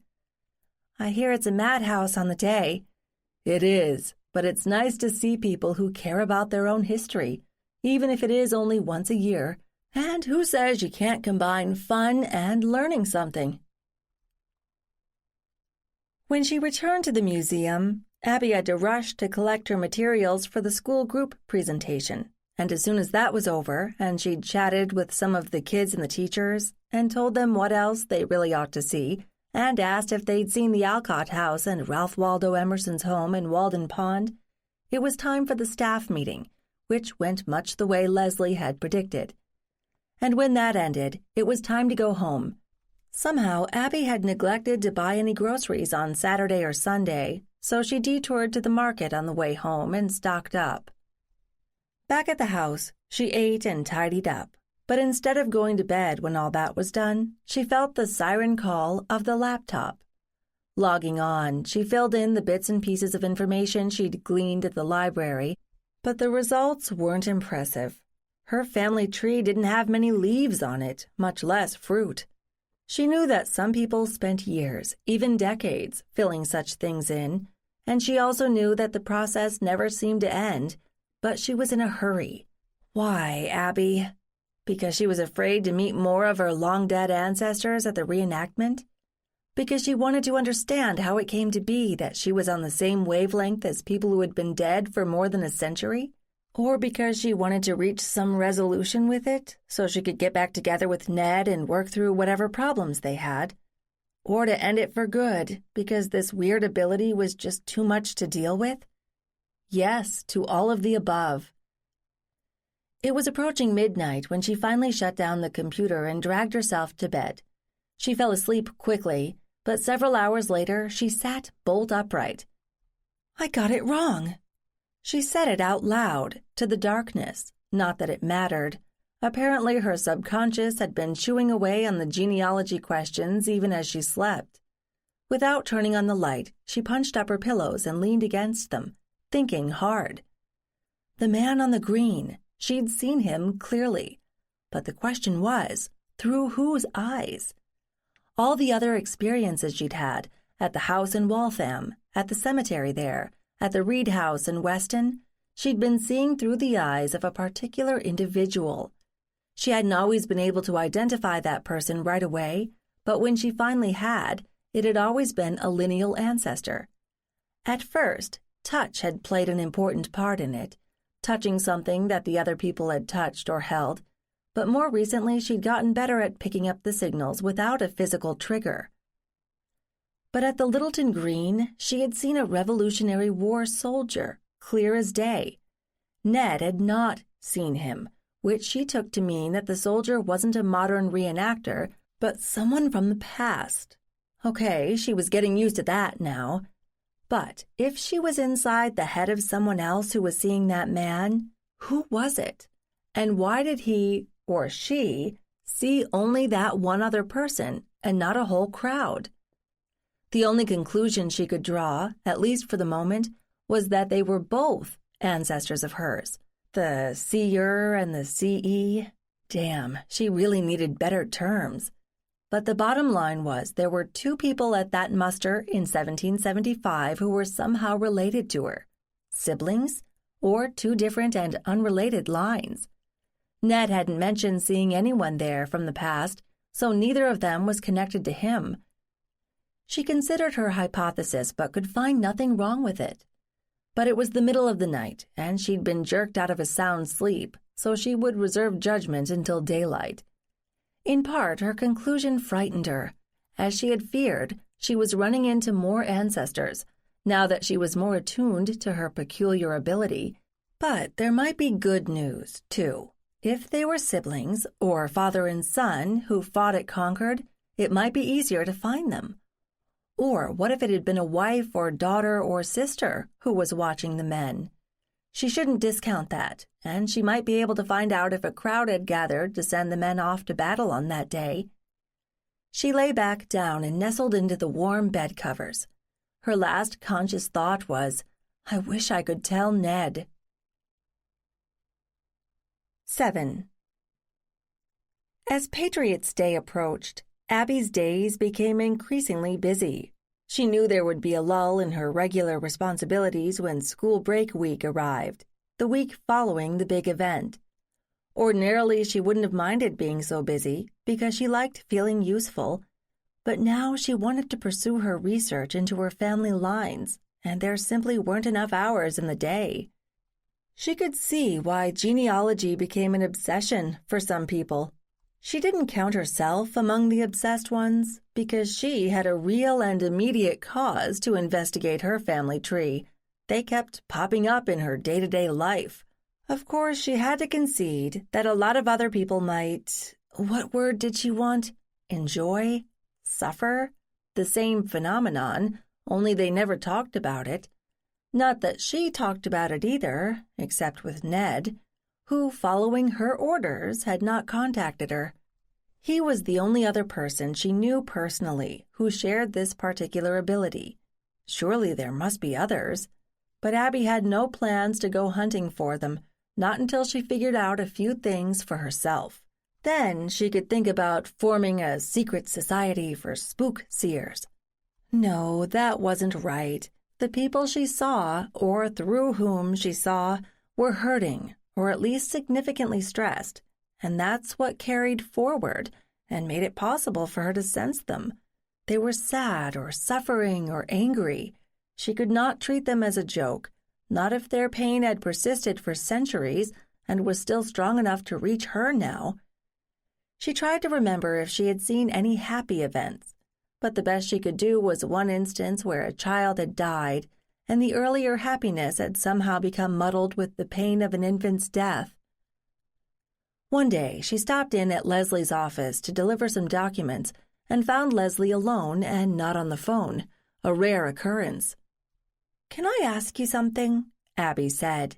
"Work-related, I mean?" "Sure, I've got at least 3 minutes free. Sit, talk to me." "This is very preliminary, but I wanted to run an idea by you. The more I look into my own family history, the more likely it looks to me like I had at least one ancestor who fought at the bridge here. I won't bore you with the details, but I was wondering if that might make a good teaching presentation." Leslie did not look impressed. "How would you go about it?" "Kind of like a look at an ordinary guy who lived in Concord or nearby, going about his business, farming or whatever, marrying, having kids. And then this war comes along and a lot of things change. There are lots of ways to approach it, what the farms and industries produced around here, what the population looked like, how people moved around a lot, mostly connected by family ties that might not be obvious today, how they dressed, whether they had weapons of their own, how the militia was organized, and how that led to the army. But all of it linked by one soldier and his family. What do you think?" Leslie looked at her speculatively. "It's ambitious, I'll say that. I can't recall that it's been done before at the museum. You looking to focus on somebody famous?" Abby shook her head. "No, I think it should be an ordinary person, caught up in extraordinary events. I think kids could identify with that." "So could adults if you present it the right way, but that's a different story." Leslie cocked her head at Abby. "You think our school materials are getting a little stale?" Abby shook her head. "I didn't mean to criticize them. They work fine, and I'm not thinking about throwing them out. I just thought maybe a different slant might be interesting. I'm not talking about in-depth coverage, just an hour's presentation, which is about the maximum attention span for most of the kids. We've already got plenty of physical materials in the collections. Why are you looking to do this now, in this particularly crazy time? I'm not saying it's going to happen fast, and I'm not in a hurry, but it seemed to me I could kill 2 birds with 1 stone. When I do research on my own family, on my own time, not at work, I can collect anecdotes and interesting small facts that don't usually make it to the textbooks, the things that make history come alive. I'd keep a running file of them, and when I think there are enough, I could pull them all together, maybe in time for the next school year, something like A Day in the Life of John Doe in 1775? Leslie nodded once. Okay, I can see where you're going with the idea. How about this? You collect your entertaining facts, and at some point after this month is over, please, you put together a draft of your presentation, and I'll look it over. I do like the local angle. You have somebody specific in mind? Not yet, or only hints of possibilities. I haven't found anybody here for certain. I'm really a novice at all this genealogy stuff, but if I stumble over something interesting, it seems a shame to waste it. And I like to do this kind of research. It makes the people so much more real than a list of vital statistics. Okay, go for it. And your 3 minutes are up. Thanks, Leslie. Abby scrammed before Leslie could ask any more questions that she couldn't answer. She felt a little guilty because now she'd obtained what could be interpreted as permission to spend time on her own genealogy on working time. She didn't plan to abuse it, and she would pull together anything interesting that she found. She thought the idea had potential as a teaching tool, whether or not she found her elusive Corey family in the neighborhood, and she didn't want to let Leslie down. But there was never enough time. Sure, images from the original 19th century vital records were available online, but where was she supposed to look? She did enough research to know that once, back when it was first created, Concord had been a much bigger place in terms of geography. Ever since then, bits and pieces had been peeled away to become new towns. Sometimes the lines between towns were not set for years or even decades after that. So where to look for vital records kind of depended on what era she was looking at. Early on, in the 17th century, it would be in the Concord records. But later, it could be in any of nearly a dozen surrounding towns, each with its own records. And that didn't take into account marriages in which the woman wanted to be married in her own town, which could be somewhere else. Local records were kind of inconsistent about noting where one of their men might have been married. And then there were the misspellings. The same name could be spelled 4 different ways on the same page. Was it all one family, and the name had been mangled by one or more illiterate clerks? Or were they different lines that had split and chosen to change their spelling? The funny thing was, she had seen the same thing on adjacent tombstones in local cemeteries. She had to conclude that people in the 17th and 18th centuries weren't so hung up about the correct spelling as modern people. None of which made her task any easier. Sure, she could print out all the relevant names in all the relevant towns, but then she would have to cross-check them. Worse, people within families often used the same first name over and over. As a result, she could find 3 Jameses or Lucys with the same surname, all born in the same place within a couple of years of each other. Or if there was a father named James and he sired multiple children, the wife's name sometimes differed. Were there 2 Father Jameses or 1 James with 2 sequential wives? Worst of all, she was trying to fit all this cross-checking in after a long day at work, and it was easy to make mistakes or transpose the line she was reading on a blurry printout or on screen. If she looked at older histories, were they likely to be accurate? On the one hand, it seemed as though the writers in the 19th century were closer to the actual events, but on the other, she'd seen more than one instance where a single story was repeated for years with no verification. not unlike a YouTube video going viral these days, and it was very hard to erase. And sometimes there was no way to prove whether it was true. If once there had been evidence, it was long gone, or the information had come from a conversation with a person rather than a written document, and that person was also long gone. Maybe she needed a change of scene. Maybe she needed to take a look at some original records, compare them with the printed or published versions, and see what errors might have crept in. Littleton would be the best place to start, because that's where she'd seen the man on the green. Nobody else had visited her since. But the Littleton Historical Society's hours were so limited. Abby, it's stupid to let that hang you up. You're a colleague by way of the museum and a legitimate researcher. Call them and make an appointment. So she did for the following Saturday, which then spurred her to redouble her efforts to narrow down the focus of her search. She started at the beginning again. She had seen the man on the green in Littleton, so it seemed logical to assume he was part of the militia there. After all, he'd been holding a weapon, so it was unlikely that he was just an onlooker. She had the list of men who had marched to Concord from the green. There was a slim possibility that her man had had a brother or son watching him at the green.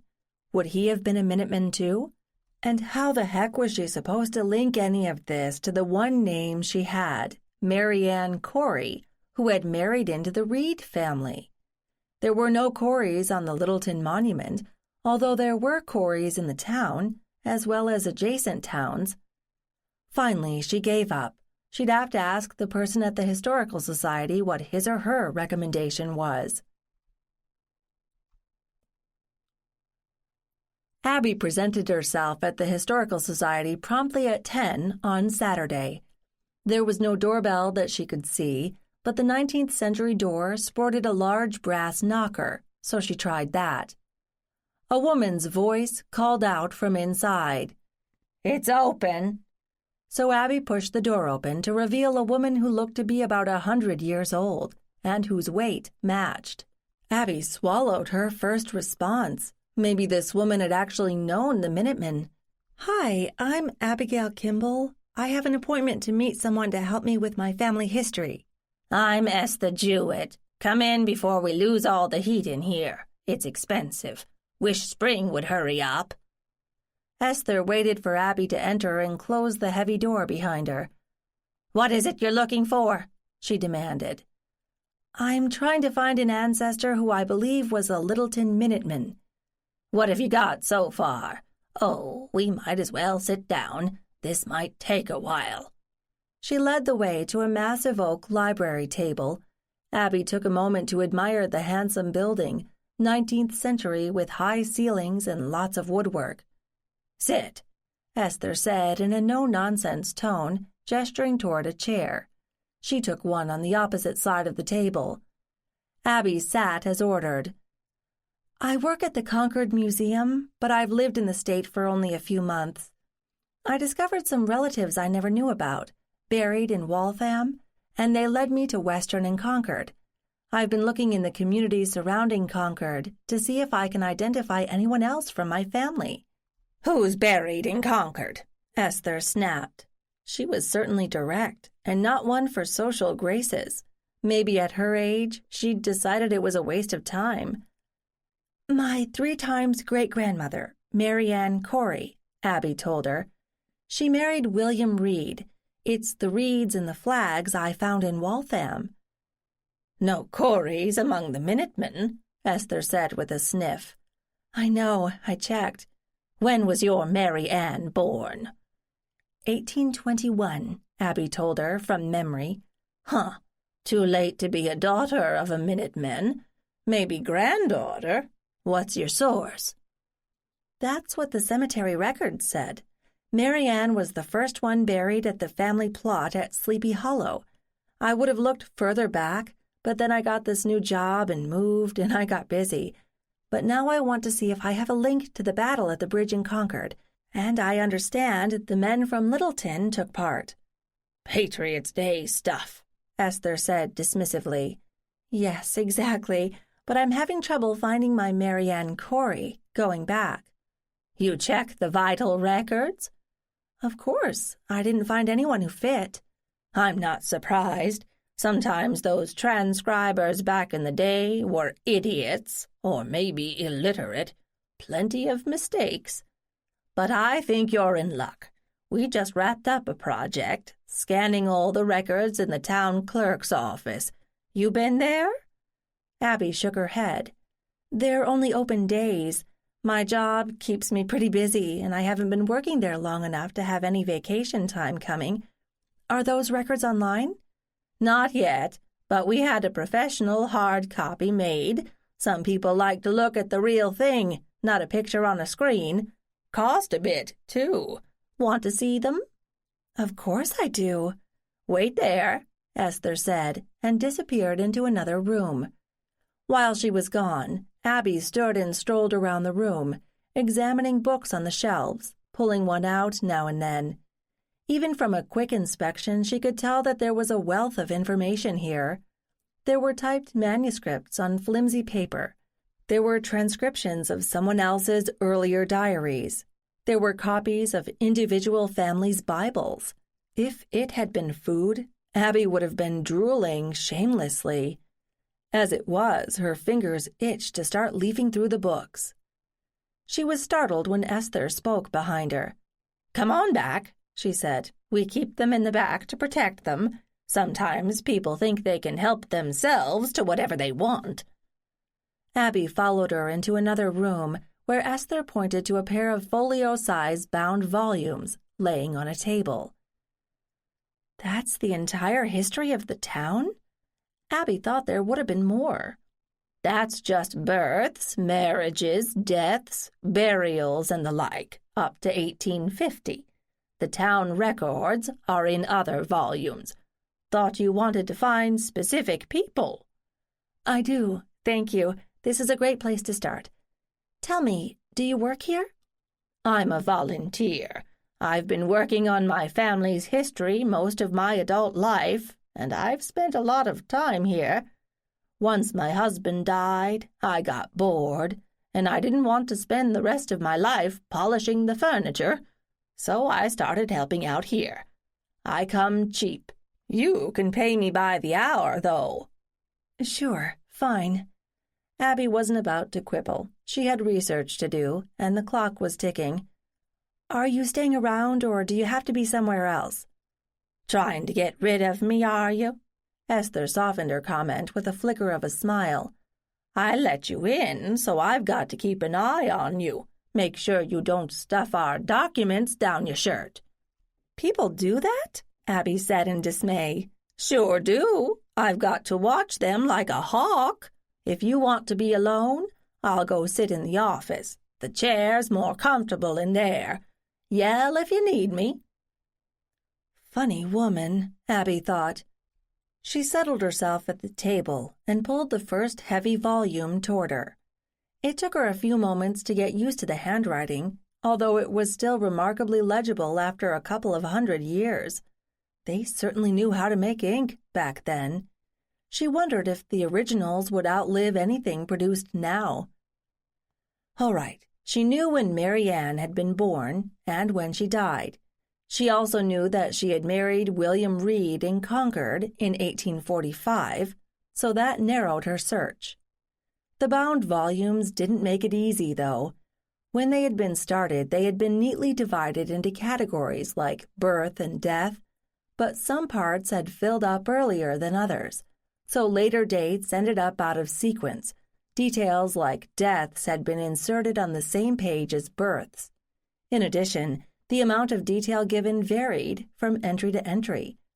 Some death records gave only a date, while others added burial, where interred, cause of death, and even more. It was interesting reading, and as the same names occurred over and over, Abby began to feel as though she knew the people of Littleton in a different time. The first volume yielded nothing pertinent, although Abby enjoyed reading through the entries. She swapped it out for the second one and started over.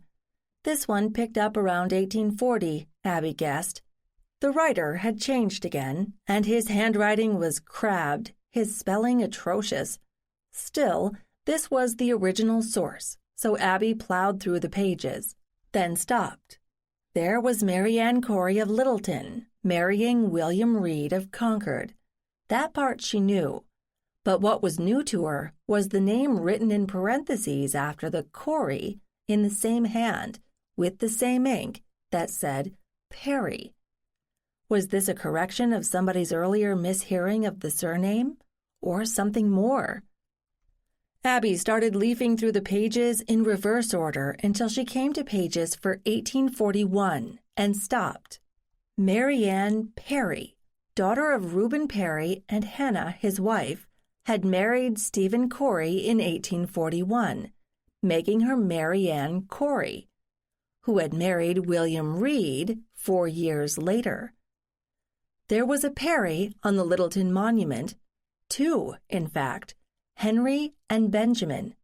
She had her man on the green.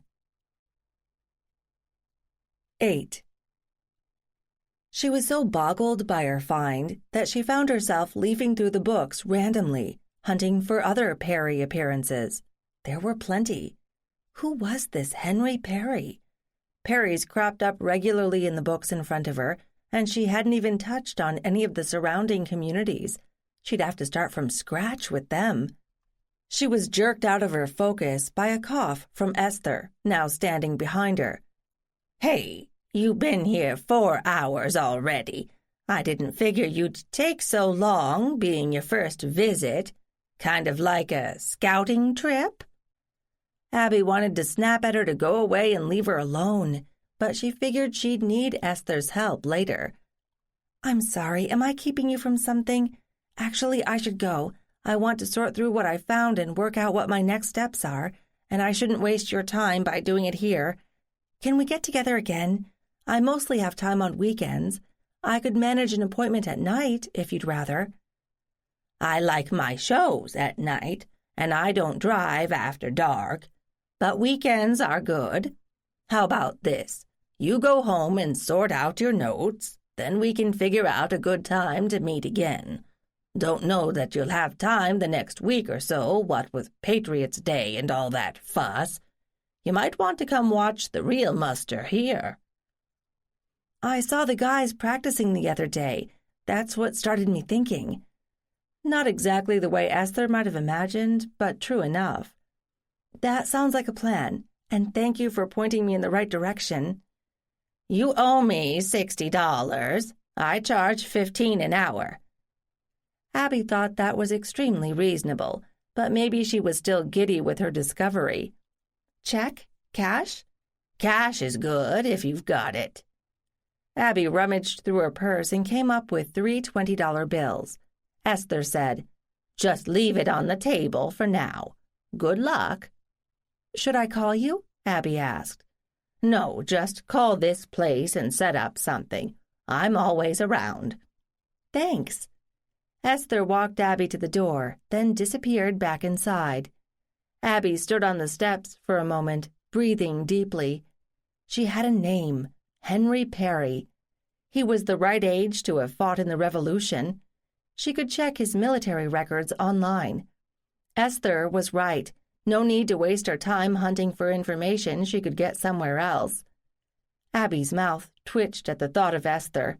It wouldn't surprise her to learn that Esther was providing research services on the side, at least in part. But at least she was affordable, and more important, knowledgeable. Abby checked the time. It was closer to 3 than to 2. Esther had been generous. Abby had time to run her weekend errands, and then she wanted to go home and start digging. But as she walked to her car, she wondered if she should look around a bit more, since she was already in Littleton. There was an old cemetery right in the heart of town. She could at least stop there and take a look and see if there were any Perrys there. She turned her car around and went back to where she had seen it, then parked. The cemetery was mid-sized by local standards, and most of the stones were slate, which suggested dates in the late 18th and early 19th century. That would be about right. They were scattered in no particular order rather than in tidy rows. Not that Abby cared at the moment. This was a first pass, and she wanted to see who was there. She stopped at the gate that led through the stone surrounding wall. Should she be worried about meeting more relatives? Did she want to, here? She felt like a hunting dog, sniffing the air for spirits. She was glad there was no one else nearby, because she'd look like an idiot, stopping every few feet not to look at a particularly interesting stone, but to see if she could pick up any vibrations or emanations or... This is ridiculous, she told herself. Just get on with it. Find out if there are any Perrys here and say hi and see if they answer. There were none. If she had any deceased relatives in this nicely kept and pretty cemetery, they weren't interested in communicating with her. She wasn't disappointed. If there had been Perrys in this town, they could have been buried somewhere other than the center of town, even on their own land, which was not uncommon in earlier centuries. Or they could all have moved away after the Revolution, looking for better opportunities farther west. Or, no, too many questions that she couldn't answer while standing here and staring. She needed to do more homework, then come back.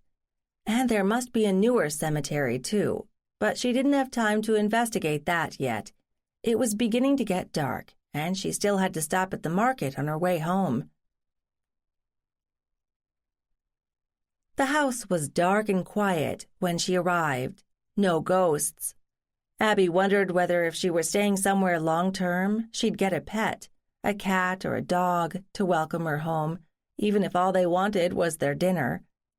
Her family had had a few when she was growing up, but since then the timing had never been right. Brad hadn't wanted small, furry things that would get in his way and shed all over his business suits. Abby had always suspected that Brad didn't want anything around that diverted her attention away from him, even for a little while. Well, Brad was gone, but she still had no pets. She'd have to make sure that the next place she lived would allow one.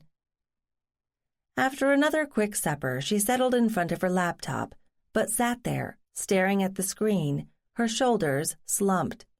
She wanted to talk to Ned. It had been a week since they'd had any contact, since she'd more or less demanded that he give her some space. But now she had this great new discovery, and she wanted to tell him all about it, ask him what the best way to research it would be. Oh, Abby, be honest. You miss him. She'd given him a list of reasons why they shouldn't rush into anything now, and they weren't worth warm spit. If she could erase the Brad years, would she have acted differently? Yes, she thought so. She wouldn't be so cautious now, so suspicious of Ned's motives and of her reaction to him. She'd been attracted to him from the beginning, but she had buried that deep, out of loyalty to Brad. She wasn't about to carry on with two men at once. No way. She had been open about Ned with Brad. Heck, she had made a point of introducing them to make sure everything was above board. And Brad had dismissed him, even suggested that Ned was gay. In other words, based on one quick meeting, Brad had decided that Ned was no threat to him, and that was that. She had been so pathetically grateful that anybody had noticed her that she hadn't dared examine too closely whatever was going on. And when she had started to look more closely, she had panicked. Ned wasn't Brad. She knew that. Ned did listen to her and pay attention, but she had worried that it was for the wrong reasons. She didn't want attention if it meant she was somebody's science experiment. Her head told her now that she had been right. She had to slow down for her own sake, take time to understand all the changes that had taken place in her life over the past 6 months or more. That was the reasonable adult thing to do.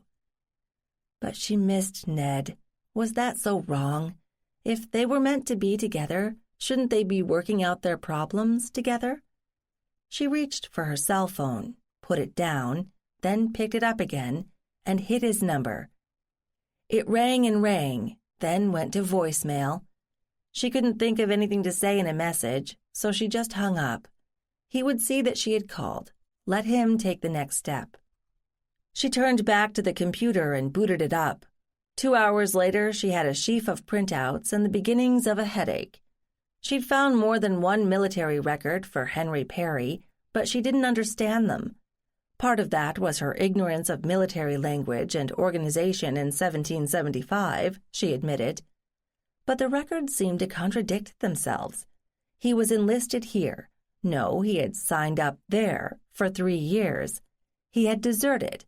No, some officer up the ranks had declared that Henry had been present and accounted for during his entire service. Maybe there were 2 different Henrys? Or maybe record-keeping at that point had been chaotic, which wouldn't be surprising under the circumstances when the military chain of command was changing rapidly. She couldn't find any record that he'd applied for a pension, but given that he'd sired 2 sons after the revolution had ended, he'd survived the war. And if that wasn't bad enough, apparently he'd had 2 wives, although not at the same time. And if she had it right, she was descended from the second wife, not the first. They'd had a son named Reuben in 1788, and he was Mary Ann's father.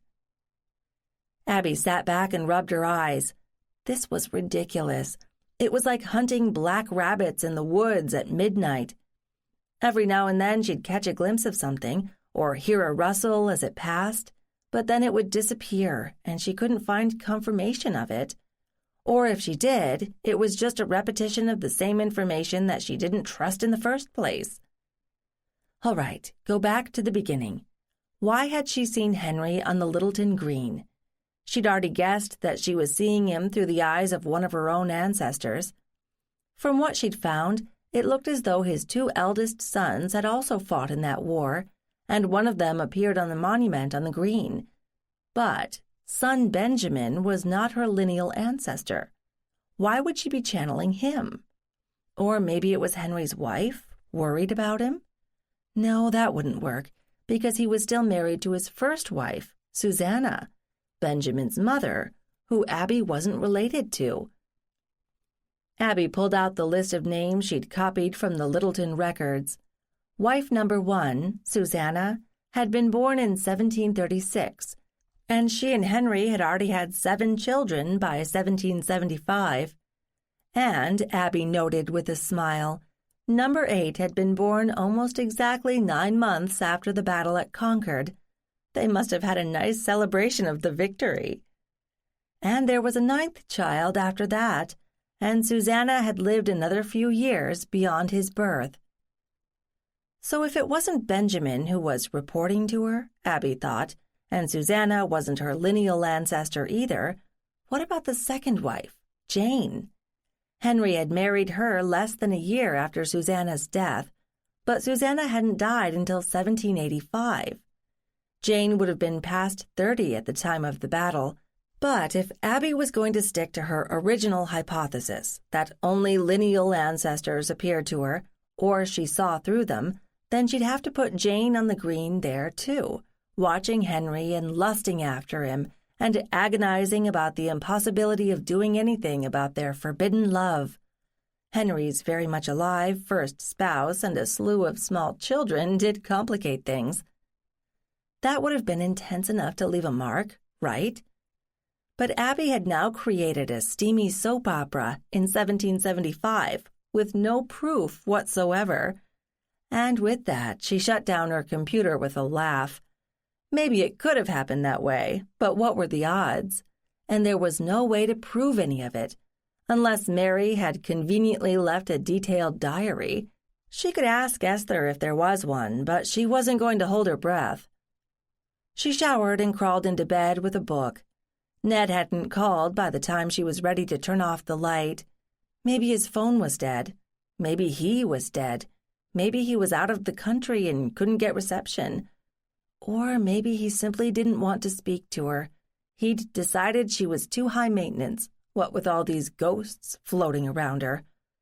Well, she hadn't asked for them, and they weren't going away, so she was going to have to figure out how to live with them, with or without Ned's help. She was lying in bed, contemplating the ceiling and trying to decide what she wanted to eat for breakfast when the doorbell rang. "Crap," she said. It was 8 o'clock on Sunday morning. She hadn't combed her hair or brushed her teeth, and she was wearing flannel pajama bottoms and a long-sleeved t-shirt. But this could be a neighborhood crisis. The water main had broken, there was a blackout, an approaching swarm of bees, or one of the 3 people in the world who knew where she was living was at her front door ringing her doorbell. And she was pretty sure it wasn't either Brad or Leslie. She pulled on a sweatshirt. Mornings were still cold, slid her feet into her ancient Crocs, and went up the stairs to the front door. A peek through the peephole confirmed her suspicions. Ned. Did she want to open the door? Of course she did. She fumbled with disarming the alarm system and undoing the locks before she could finally pull the door open, and then she couldn't think of anything to say. The best she could manage was, "Hello." Heck, she hadn't had any coffee yet. Ned looked about as clueless as she felt. "You called last night." "Yes, I did. You didn't answer." "I was involved with something and I couldn't pick up." Abby's mind leaped to someone rather than something, a tall blonde with few clothes on. The image fueled an acid spurt of jealousy. "Do you want to come in?" she asked. Duh, he was standing on her doorstep in the cold. "Please," he answered. Abby stepped back to let him pass, and her hand brushed his by accident. Or was it accident? 10 minutes later, she managed to put an inch of space between them. "I've missed you." "So have I," Ned said into her neck. "I mean, I missed you, not I missed me." "Whatever." With a huge effort, Abby peeled herself away from him and moved back. "I'm sorry. I don't think I explained myself very well the last time we were together." "No, I understand. Really. I should have realized how much you had and still have on your plate. I was being selfish." "And I let you be selfish," Abby countered. "Come on, let's sit down and eat some breakfast and pretend we're rational adults." "Worth a try, I guess." Ned smiled for the first time since he'd arrived. He followed Abby into the kitchen and sat at the table, watching her as she made coffee and scrambled eggs and toasted bread. Abby kept smiling to herself, mostly when he couldn't see it. None of their problems had evaporated, but it sure felt nice to have him here again. Eating took 5 minutes. Then Abby launched into her most recent discoveries, undeterred by the fact that Ned simply kept staring at her face and might not have heard a word. And by the time she was through, the breakfast dishes were heaped in the sink, and Abby's notes were strewn over the table. "And then I realized I'd constructed this ridiculous scenario about unrequited love. Heck, maybe Jane finally poisoned Susanna so she and Henry could be together. Or Henry did the deed himself. Think there's a way to find out?" Ned smiled. Or had he been smiling all along? "Unless you're planning to dig up the bodies of everyone concerned, assuming you can find them, and then have autopsies performed, I don't think so. Do you know where they're buried?" Abby shook her head. "I haven't gotten that far." "Or where any of them lived? In Littleton?" Ned pressed. "Come on, Ned, I just found Henry yesterday. Plus, I've been having enough trouble figuring out where the boundaries for the towns were back then." "Yeah, that can be a mess. So what do you want to do next?" "Find Henry and ask him what happened?" She smiled to let Ned know she was kidding. Wasn't she? "Have any of them ever talked to you or interacted in any way?" "Nope. I know Johnny Phillips saw me." Ned made air quotes. "But he never spoke to me. It seemed normal at the time, but I was young. It was like we were playing a game, a very quiet one." Abby herself had seen Johnny at the house Ned grew up in, the first time she'd visited there, but she still hadn't checked to see if they had any family connection. Young Johnny had been in the house for centuries. I'll bet he was great at hide-and-seek. Abby made an effort to gather her scattered thoughts. "Anyway, to move forward, I can't see wandering around Littleton looking for him like he was a lost dog or something. I tried the old cemetery, but there are no Perry stones there. And even if we could track down where he lived, would there be enough emotion there to reach me? I can't say. It might be better to look for more battle sites. Where? Ned sat back in his chair. Well, from the military records you pulled up, we know he was at Valley Forge. So were a lot of other people. That could be a real muddle. Besides, I don't have any vacation time, and it's a long drive to that part of Pennsylvania, like 5 or 6 hours, right? It is. But Henry's company also fought at Bunker Hill, and that's a lot closer. So it is. Road trip? Abby asked eagerly. Looks like it. 9. It was amazing how much just being around Ned again lightened her spirits. "Where are we going?" Abby said, feeling like an impatient child. Bunker Hill, only it's really Breed's Hill, Ned said patiently.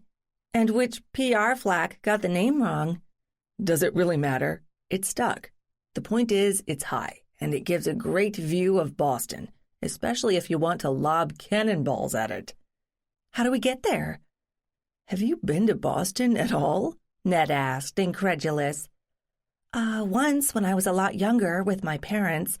A couple of times with Brad, but he usually drove, so I didn't pay much attention to where we were going. Bunker Hill is in Charlestown. We were there when I took you to find Phineas Reed.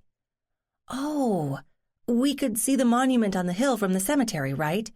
You don't think Henry is related to Phineas, do you? I don't know enough to make a guess. It sounds as though they or their descendants didn't cross paths, but in case you hadn't read about it, Phineas was granted a plot of land in Billerica by the government of the Massachusetts Bay Colony, I think it was, in gratitude for saving the Plymouth colonists from an Indian attack. If you have Perrys in Billerica, there might be some connection, although I have to say Phineas's descendants are pretty well documented. Pshaw, Abby said. If you follow my line of thinking about Henry and his wife at the battle, he was a hot-blooded type. Maybe Phineas was too, and left a few mementos behind. Ned grinned. Abby, we can't prove most of the stated facts. How do you expect to verify off-the-record items like illegitimate children? Hey, I'm just trying to keep an open mind. Since I don't know what's available in the way of resources, I'm certainly not going to assume what I want is not available. Does that make sense? In some universe, maybe not this one. Spoil sport. Ooh, I like this bridge. Was that Boston we just drove over, around, and through? More or less. And we're going to duck off this bridge as soon as possible and head for the hill, or hills, if you will. Whatever you say. Abby subsided into silence, watching the cityscape change. After a few turns, they pulled up alongside a large green, crowned by the tall obelisk she had seen only from a distance, and in a lot of history books. Ned parked on the street at the base of the hill. Feel up for a climb? I warn you, we're talking 294 steps here. Can we prowl around a bit first? I mean, my Henry never climbed the monument because it didn't exist during his lifetime, but there's not much on the ground to look at either. I should have read up on the battle. I can give you the short course, Ned volunteered. She swiveled to face him. Don't you get tired of knowing everything? You'd rather I didn't? Of course, you could carry your laptop around and I could keep my mouth shut. Oh, go on, tell me all about the battle, Abby muttered. Right. Fought on June 17th, 1775, about 2 months after the battle at Concord. The British wanted to control all the high ground near the harbor so they could keep their occupation of the city going. The Patriots decided that Charlestown would be a good place to fortify. You can see it has a great vantage point. Anyway, the British weren't too happy about it, so they attacked. The colonial forces managed to hold them off twice before they retreated, and they also killed or wounded about half the British soldiers. That was over 1,000 men, while taking somewhere around 500 casualties of their own. The colonists may have lost the battle, but it was a psychological victory. Apparently, the English hadn't learned anything from their performance at Concord. We're here now because Colonel William Prescott was one of the leaders of the colonial troops. He's the guy who was supposed to have said, "Don't fire until you see the whites of their eyes," although that may be a myth. The theory goes that he was trying to save ammunition. Prescott was the commander of the company your Henry Perry fought with. Aha, Abby said. So you think that means Henry was here? Maybe. The records are kind of patchy, but it's very possible. Anyway, the monument you see before you was begun in 1825, so, as you say, Henry wouldn't have seen it. But the Marquis de Lafayette was at the official laying of the cornerstone. It took them until 1842 to finish it, and it was dedicated the next year, with an oration from Daniel Webster. Here endeth the lecture. I am not related to Lafayette, Abby protested. But thank you anyway. Can I go look around now? Without me, you mean? No problem. Her head stuffed with historical information, Abby strolled off over the grass. There were other living people around, but they ignored her. She had no method and no goal. She was just wandering around, trying to picture the chaos of battle, with thousands of men clashing on what was actually a rather small hill. How had they all fit?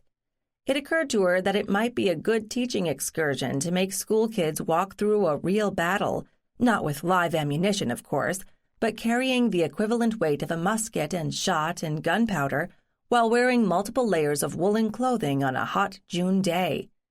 And then trying to push or pull a cannon along, not to mention the shot for the cannon. And once the battle started up, there would be a lot of people running around and a lot of smoke, obscuring who was where. How had anybody managed to communicate under those conditions? Abby wondered how parents would feel about staging a mock battle. And what would the girls do? Knit socks for the soldiers? Or maybe clean up their bloody wounds and stitch them up, feed them, mourn them? Abby spied an empty bench and sat down, facing the city. It must easily be a mile to the waterfront across the water. How far would a cannonball fly? At least that far, if this was a good strategic site. How many other useful military facts was she totally unaware of? And she called herself a teacher? The April sun felt warm on her face. It was quiet. She shut her eyes for a moment, and when she opened them, she could see shadows of movement. Not faces or bodies, but the sense of a crowd, coming in and out of focus, or maybe disappearing in the clouds of smoke from the firing of hundreds of guns and some number of cannons. No sound, though. Why was it her seeings didn't come with audio, or at least not all of them? Wait, Abby, are you really seeing something here, not just dozing in the sun?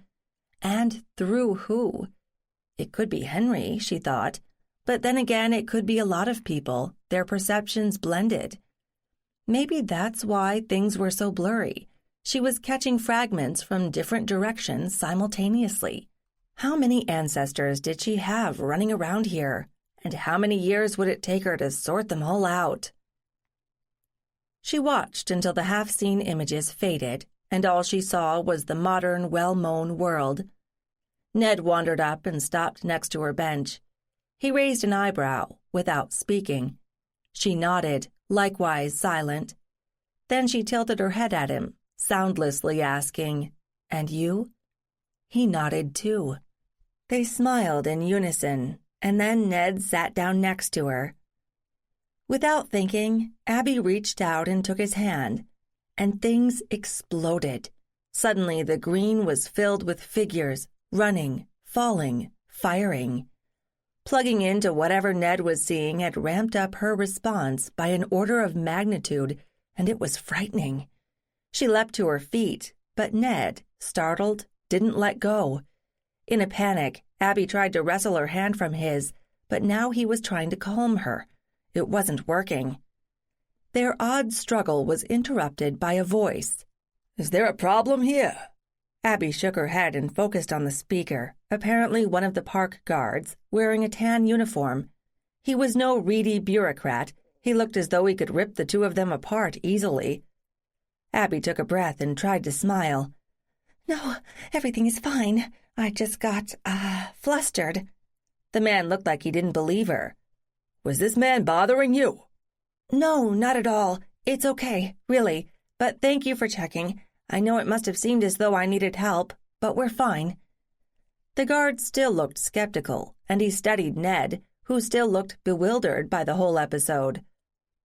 Listen, you two got problems. I can't exactly arrest you, but why don't you take it somewhere else? I apologize. We'll just go now, Ned said and turned to Abby. You ready? Sure. Thank you, Ranger. You're doing a good job. Abby turned and started walking toward the car, conscious of the ranger's eyes on the two of them. I assume it would be dangerous to touch you, Ned said as soon as they were out of the ranger's hearing. I think we can agree on that. I can't imagine what that poor man thought, but he was only doing his job. Charlestown isn't always a safe place to be. That's probably why he carries a gun. You want to stop for coffee or something? You still look a little shaky. Let's get away from the park first. They wandered down the hill, away from the park, lost in their own thoughts. They found a table in a small coffee shop, sat, ordered coffee, and sat some more. Finally, Abby shook herself. We've got a problem here. Let's go over what just happened up there first. You said you picked up something. What was it? Kind of a blur at first. A lot of people moving around, out of focus. I was thinking I probably had a lot of ancestors somewhere in the crowd, but there was no way to pick them out in the middle of what I guess was the battle. You didn't see anything? Ned shrugged. Not really. Of course, I've been there plenty of times before, so maybe it's worn off. Did you ever see anything? He considered. The first times I visited there, I hadn't figured out this whole thing, so if I did feel or see something, I would have denied it.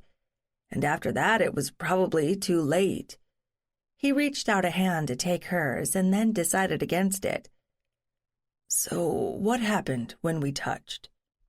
It was kind of like somebody turned the volume up, except it wasn't sound. The people got sort of more solid, more real, closer.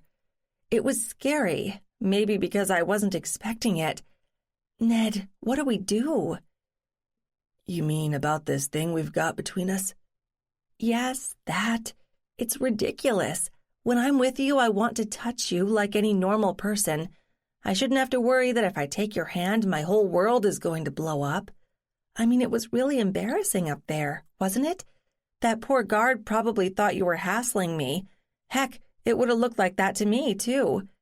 We were lucky today, but what's to say that it won't get us in trouble if it happens again? You'll get used to it? Ned asked hopefully. Maybe, Abby responded. But if I do get used to it, does that mean I'll lose something too? That I won't be able to see things or people? Do you want to keep that? I don't know. I don't know what it is. I don't know if I can control it. I don't know why it's happening or what's going to happen. That's why I wanted some space.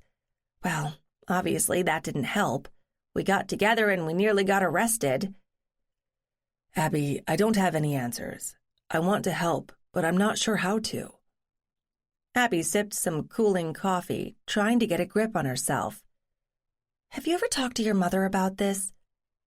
My mother? No, not really. She shares this, doesn't she? I guess so. She's never brought it up, even when I was young and I saw Johnny. She's always been called sensitive or intuitive. She's good at reading other people, living ones, that is, but I don't know how it works with dead people. He laughed, without humor. You'd think there would be crowds of Revolutionary War soldiers marching by our place all the time, since we live so close to the battle road, but she's never mentioned it. Can I talk with her? Ned hesitated a long time before answering.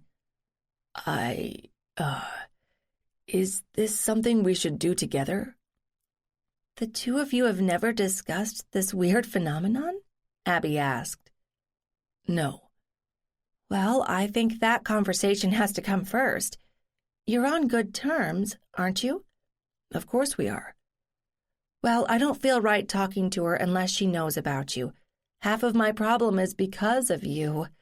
If it weren't for you, I never would have discovered I have this, much less that we share it. And then we kind of connected, which I'm pretty sure she's figured out, unless she's stupid, and I don't think she is, which is what's creating a much bigger problem, at least for me. So you two have got to talk about this. What about your father? Does he have this too? Not that I know of. I can ask Mom. She must know by now. You think? Abby said sarcastically. Are you working on being clueless, or does it come naturally to you? Ned held up his hands in surrender. All right. I'll talk with her. Soon. Very soon, Abby insisted. Like before Patriot's Day, when we'll all be overrun. Unless, of course, you never want to hold hands with me in public.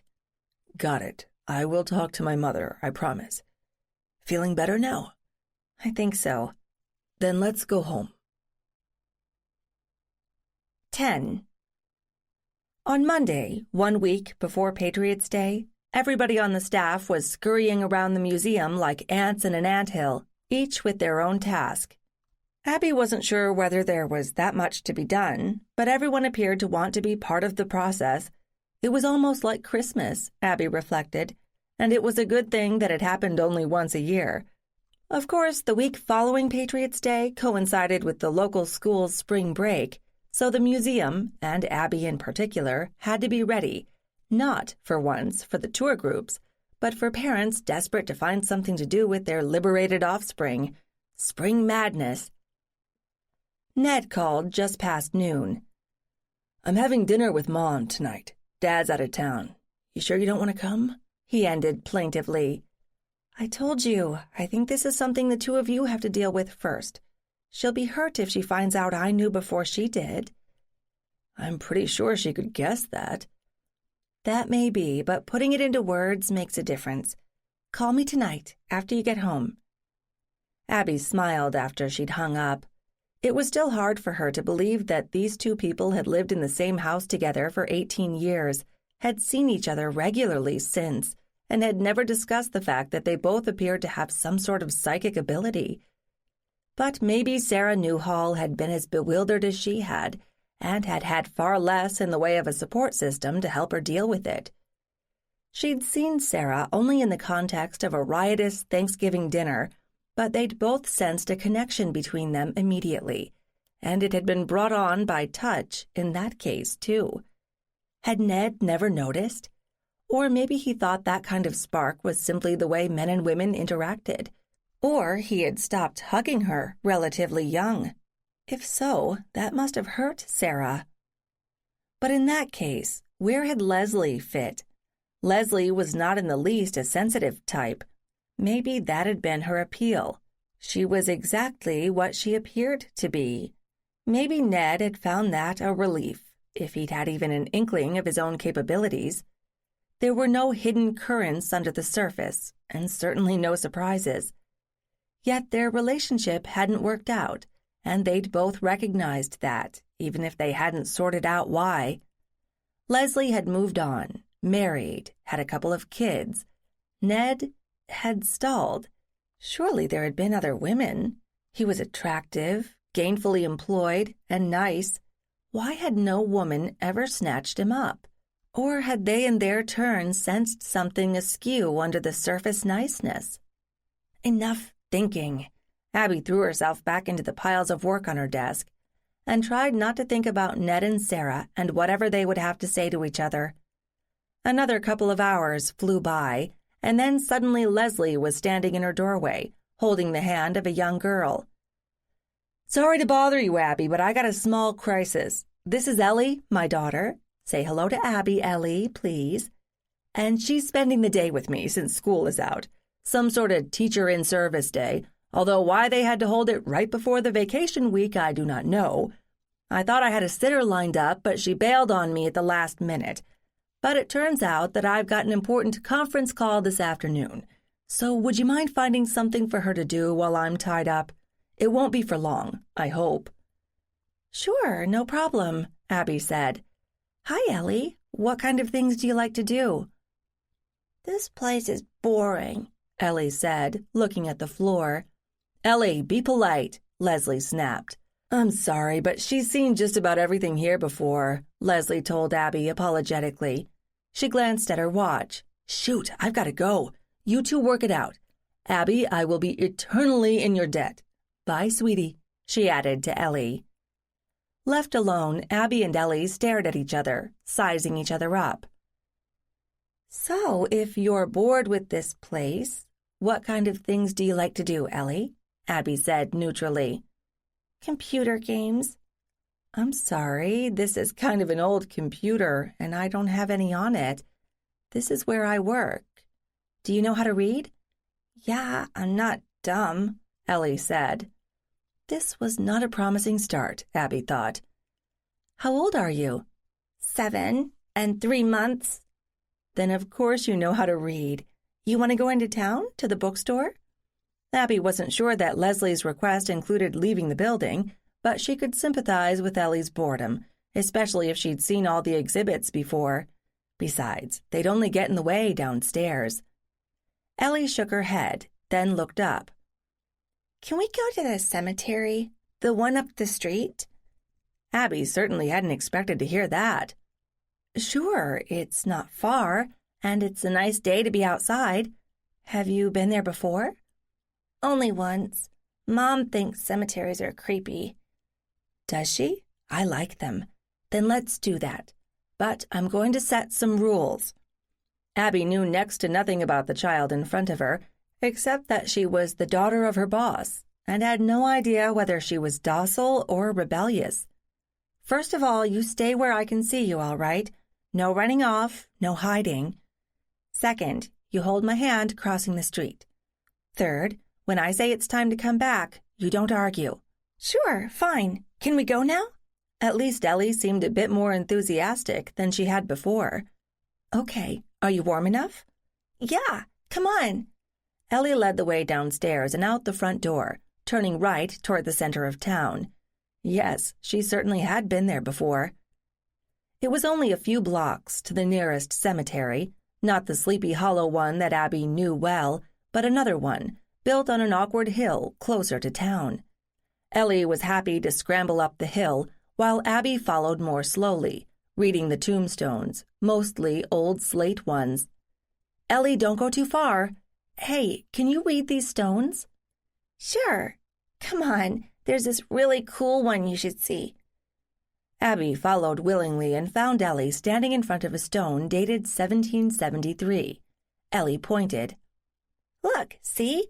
He was African, and he started out as a slave, but then he was freed. Don't you wonder what he was doing here? And what things were like when he was here? And it says, 'Here lies the body of John Jack, a native of Africa, who died March 1773. There's lots more. What does a slave to vice mean?"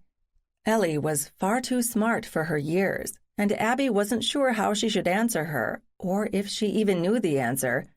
And what would Leslie think?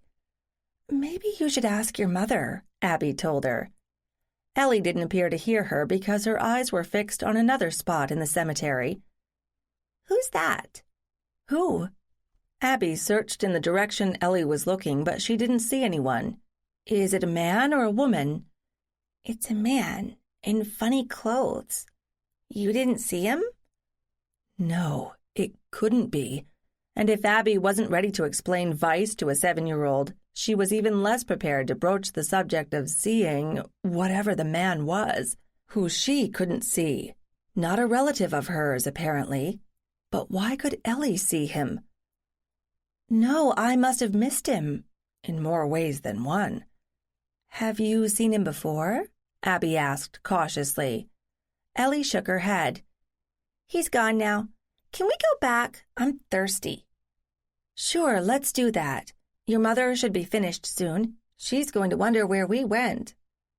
They made their way down the hill and followed the sidewalk back toward the museum. When they reached a corner, they had to cross the street, and Ellie dutifully put her hand in Abby's. She giggled. "That tickles." Abby was frozen in place, because she'd felt an electric zing when Ellie had taken her hand, like she felt with Ned, only much softer, smaller. Oh no. At least Ellie didn't seem to expect a response from her, but held her hand as they crossed the busy street. Once on the other side, Ellie skipped toward the front door of the museum, and Abby followed more slowly, trying to grasp what had just happened, if anything at all. Should she talk to Leslie, or should she discuss this with Ned first? She took the easy way out, handing Ellie back to Leslie and retreating to her office, where a quick Google search revealed that the long-departed John Jack had had a fondness for demon rum. That was his vice. That she and Ellie could talk about, not about the other thing, not yet. The rest of the day passed without incident, and Abby drove home shortly after 5. It was still light. The days actually were lengthening.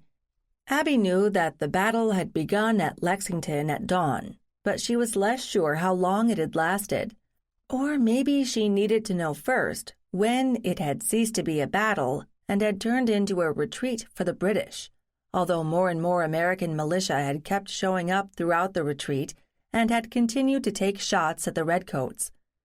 There were several theories about when the first shot had been fired, but what was the last shot? She'd finished her supper and had cleaned up when Ned called. "She wants to talk with you," he said without introduction. "Now? On the phone?" Abby replied, flustered. "No, face to face." "You want me to come over now?" "Can you? And she wants me to go home, so it would be just the two of you. She's kind of angry with me." Abby had more or less expected that. So now it was up to her to play peacemaker, to explain to Sarah how she and Ned had discovered this thing between them, and how she was the one who had prompted him to bring it out in the open with his mother. Well, that was true, and she could kind of understand why initially Ned had been reluctant to articulate whatever was going on, and then denial had become a way of life. Now that was over, but Abby wasn't sure in which direction the future lay. She liked Sarah, and she had never intended to hurt her. "But not at me?" "I think she considers you a catalyst, but not the cause, if you know what I mean. Don't worry, she won't bite your head off. I think she's just upset."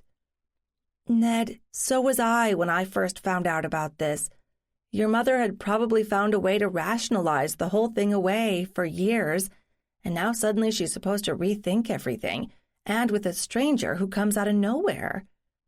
"You don't have to do this," Ned said. "Yes, I do. I started it. I would have gone to her directly, but then you told me you'd never even talked about it, and that's just wrong. This is important, isn't it?" "I guess." Ned did not sound convinced. "Can I tell her you're coming over?" "Yes, I can leave now, so I won't be long. Are you leaving?" Yes. I'm sorry. Maybe I'm the one who screwed up. You're right. I should have said something years ago." "We can't know for sure, but things will be different now. I'll call you after I've talked to her, unless it's really late. But I do have to work tomorrow, and things are kind of crazy at the museum. Oh, and there's something else I need to tell you about, but that can wait. I'll talk to you later." Abby hung up first. Poor Ned. He was being such a guy about this whole thing. Had he ever discussed any of this with Leslie? Abby could see why he might have hesitated with her, but with Sarah? Abby was pretty sure that Sarah would have understood. And why do you think that, Abby? She asked herself. Because we share whatever it is, and Sarah passed it to Ned. We are all connected. She located her keys and went out to the car to drive to Lexington. 11. There was only one car in the driveway when Abby arrived at the Newhall house. She'd been there only once before, but it wasn't hard to find, since it lay along the Battle Road, although the house was set back from the road itself. It had been standing at the time of the battle, but it had never been part of it. The light over the front door was on, as were several lights on the ground floor. Abby parked and turned off the car, but then she sat for a couple of moments, trying to sort out what she wanted to say. Of course, she didn't know much. She'd been living with the condition for only a few months, and prior to that she would have said she was anything but sensitive to whatever this thing was. Maybe Sarah would have an idea about what to call it, because Abby was still struggling to come up with a name, and Ned wasn't helping much. She took a deep breath and climbed out of the car. Then she marched to the front door and rapped the knocker, since there was nothing so modern as a doorbell on the authentic colonial house. She heard footsteps inside, and then the door opened. Sarah looked at her, and Abby tried to fathom her expression. Was she angry, hurt, frightened? "I'm sorry," they said in unison, and with that the atmosphere lightened, if just a bit. Sarah took a step back. "Come in, please. Would you like some tea?" "Sure, sounds good." Abby stepped into the hallway, closing the door behind her, then followed Sarah to the kitchen in the back of the house. "I thought we might be more comfortable back here," Sarah said over her shoulder. "I think this is the earliest part of the house, and I like it. Please, sit." Abby sat and watched as Sarah boiled water, spooned tea leaves into an old pot, gathered sugar bowl and creamer. From the way she moved around the room, it was clear she had lived in this space for many years. Abby looked around. The only time she'd seen it before, it had been crowded with people, both friends and relatives of the Newhall family, and all the surfaces had been covered with food and dishes and bottles. Now it was stripped down, and Abby could admire the well-aged wood and the simple lines of the room. Finally, Sarah slowed down. She set all the items on the table and pulled up a chair facing Abby and sat down. "Well," she said, then seemed to stall. "It's kind of hard to know where to start. Would you rather I started? Because I'm the one who told Ned he should talk to you." "That's what he said." "Maybe we should start with where you came into this story and then work forward?" Sarah asked. "Okay," Abby said. "But this whole thing was a complete shock to me, and I'm still kind of feeling my way along." Abby proceeded to outline her first encounter with Ned, now more than 6 months earlier, and what they had discovered or learned together since.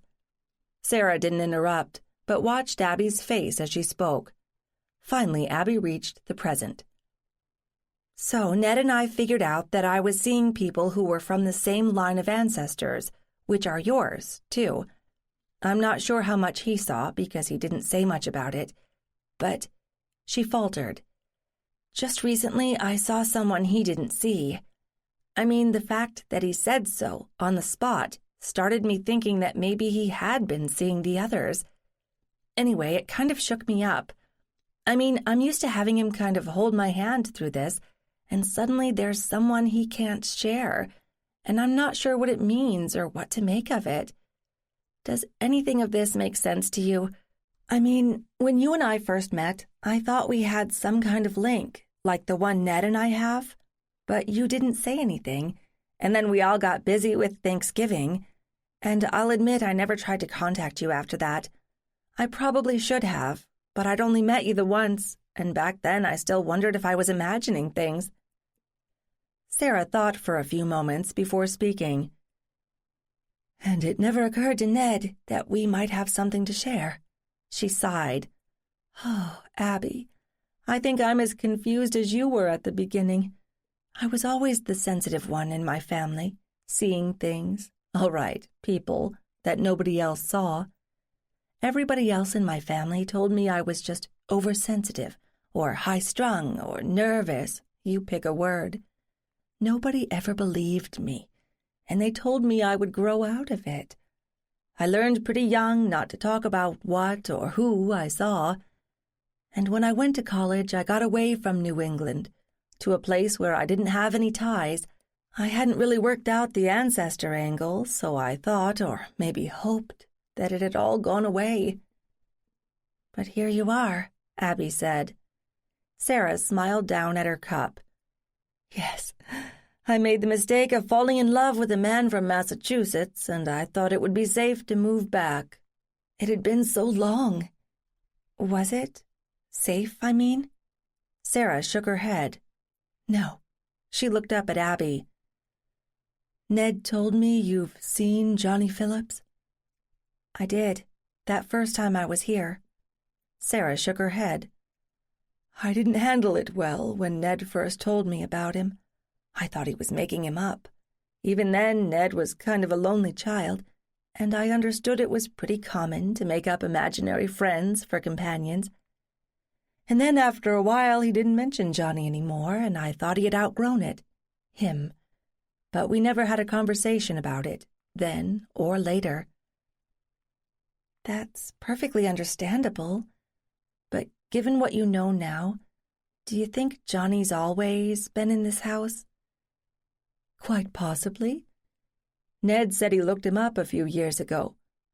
This house had belonged to my husband's family since it was built, but it was empty when we came back to move in. Before we moved in, I was poking around upstairs, trying to imagine where to put the little furniture we had and what we would need to buy, when I walked into what became Ned's bedroom, and there was Johnny, clear as day. I knew right away that he wasn't real, but that he had been once, if you know what I mean. I do. We're not imagining them. But you never said anything to your husband? Or Ned, when he was growing up? I didn't dare. With Edward, I thought he'd laugh at me or decide I had mental issues. I was insecure, and I didn't want to start all that, so I kept quiet. And as I gather you've seen, there's nothing angry or spiteful about the people we see.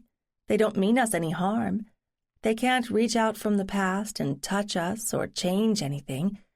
They're just kind of there, I guess. Is that what it's like for you? More or less. I don't think anybody's seen me, even though I see them. Ned and I kind of worked out that the ones we see, we're seeing them at times of high stress, strong emotion. You know, like deaths, funerals, battles. It's like it takes a certain intensity to carry through to the present, or to leave a residue. I don't see people going about their ordinary business, plowing fields or making dinner. I see crises. What about you? I hadn't thought about it that way. Johnny's not the only one in this house. Ned said he'd told you that Johnny died by drowning. But there are others as well. One woman seems to have died in childbirth, and a couple of other people died here too. Probably more, but I see only the ones who died painful deaths, not the ones who died quietly in their sleep. So that matches. I don't go looking for them, but every now and then they're just there. It doesn't scare me, and it never has. But you're the first person I've ever met who sees the same things. Even after all these years, you haven't told your husband? Sarah shook her head. What would be the point? He can't see them. He might believe me now, but it really doesn't matter. They sat in silence for a bit, sipping their tea. Finally, Abby said, "What about Ned?" What about him? He said he told you about Johnny when he was a kid, and you told him it was his imagination, that lots of lonely kids made up imaginary friends. And I guess it worked, because he kind of shut down anything else like that, until I came along at least. You think I was wrong? Sarah asked. I really don't know. I think he did too good a job of stifling it. He remembers seeing Johnny, but he hasn't talked about anyone else. Although, as I said, he may have been seeing people with me, but not admitting it. Or not, if they're not lineal ancestors. Our family connection goes way back. Are you descended from the Reed family? Sarah shook her head. Not that I know of, but Ned would know. It could be the Phillipses, too, Abby said almost to herself. Or your husband's line. Well, we can worry about how we connect later. To come back to Ned, I have to wonder if maybe he chose his career to try to find out more about this, at least indirectly. Not that he's said much about what he does. Sarah smiled. I'll let him explain it, because I can't. But yes, he did choose the scientific approach. So you're saying that we're probably related somewhere up the line, maybe through the Reed family, but the only one you both see is Johnny? That's what he says, but I'm beginning to have my doubts.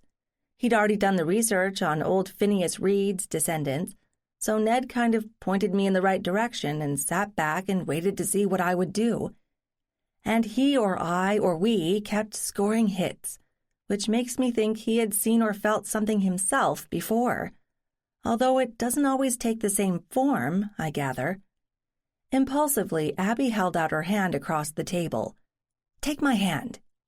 Sarah looked startled, but then complied. As soon as they touched, Abby could feel something. It was hard to put into words. Some of it was Sarah's personality, warm and sympathetic. Part of it felt like a low-grade electrical current buzzing between them where they touched. Like what she had felt with Ellie, too. "You feel that?" Sarah nodded. "Kind of like a tingle? It's not unpleasant." "Have you ever noticed it with anyone else?" "Ned, of course, but I thought that was just mother love." Sarah smiled fondly. "Not your husband?" "Nothing like that. Wait, what happens when you and Ned— I assume you have, or you do, you know what I mean." Was Sarah blushing? Abby grinned. "We do, and it's something really special, but I won't say any more.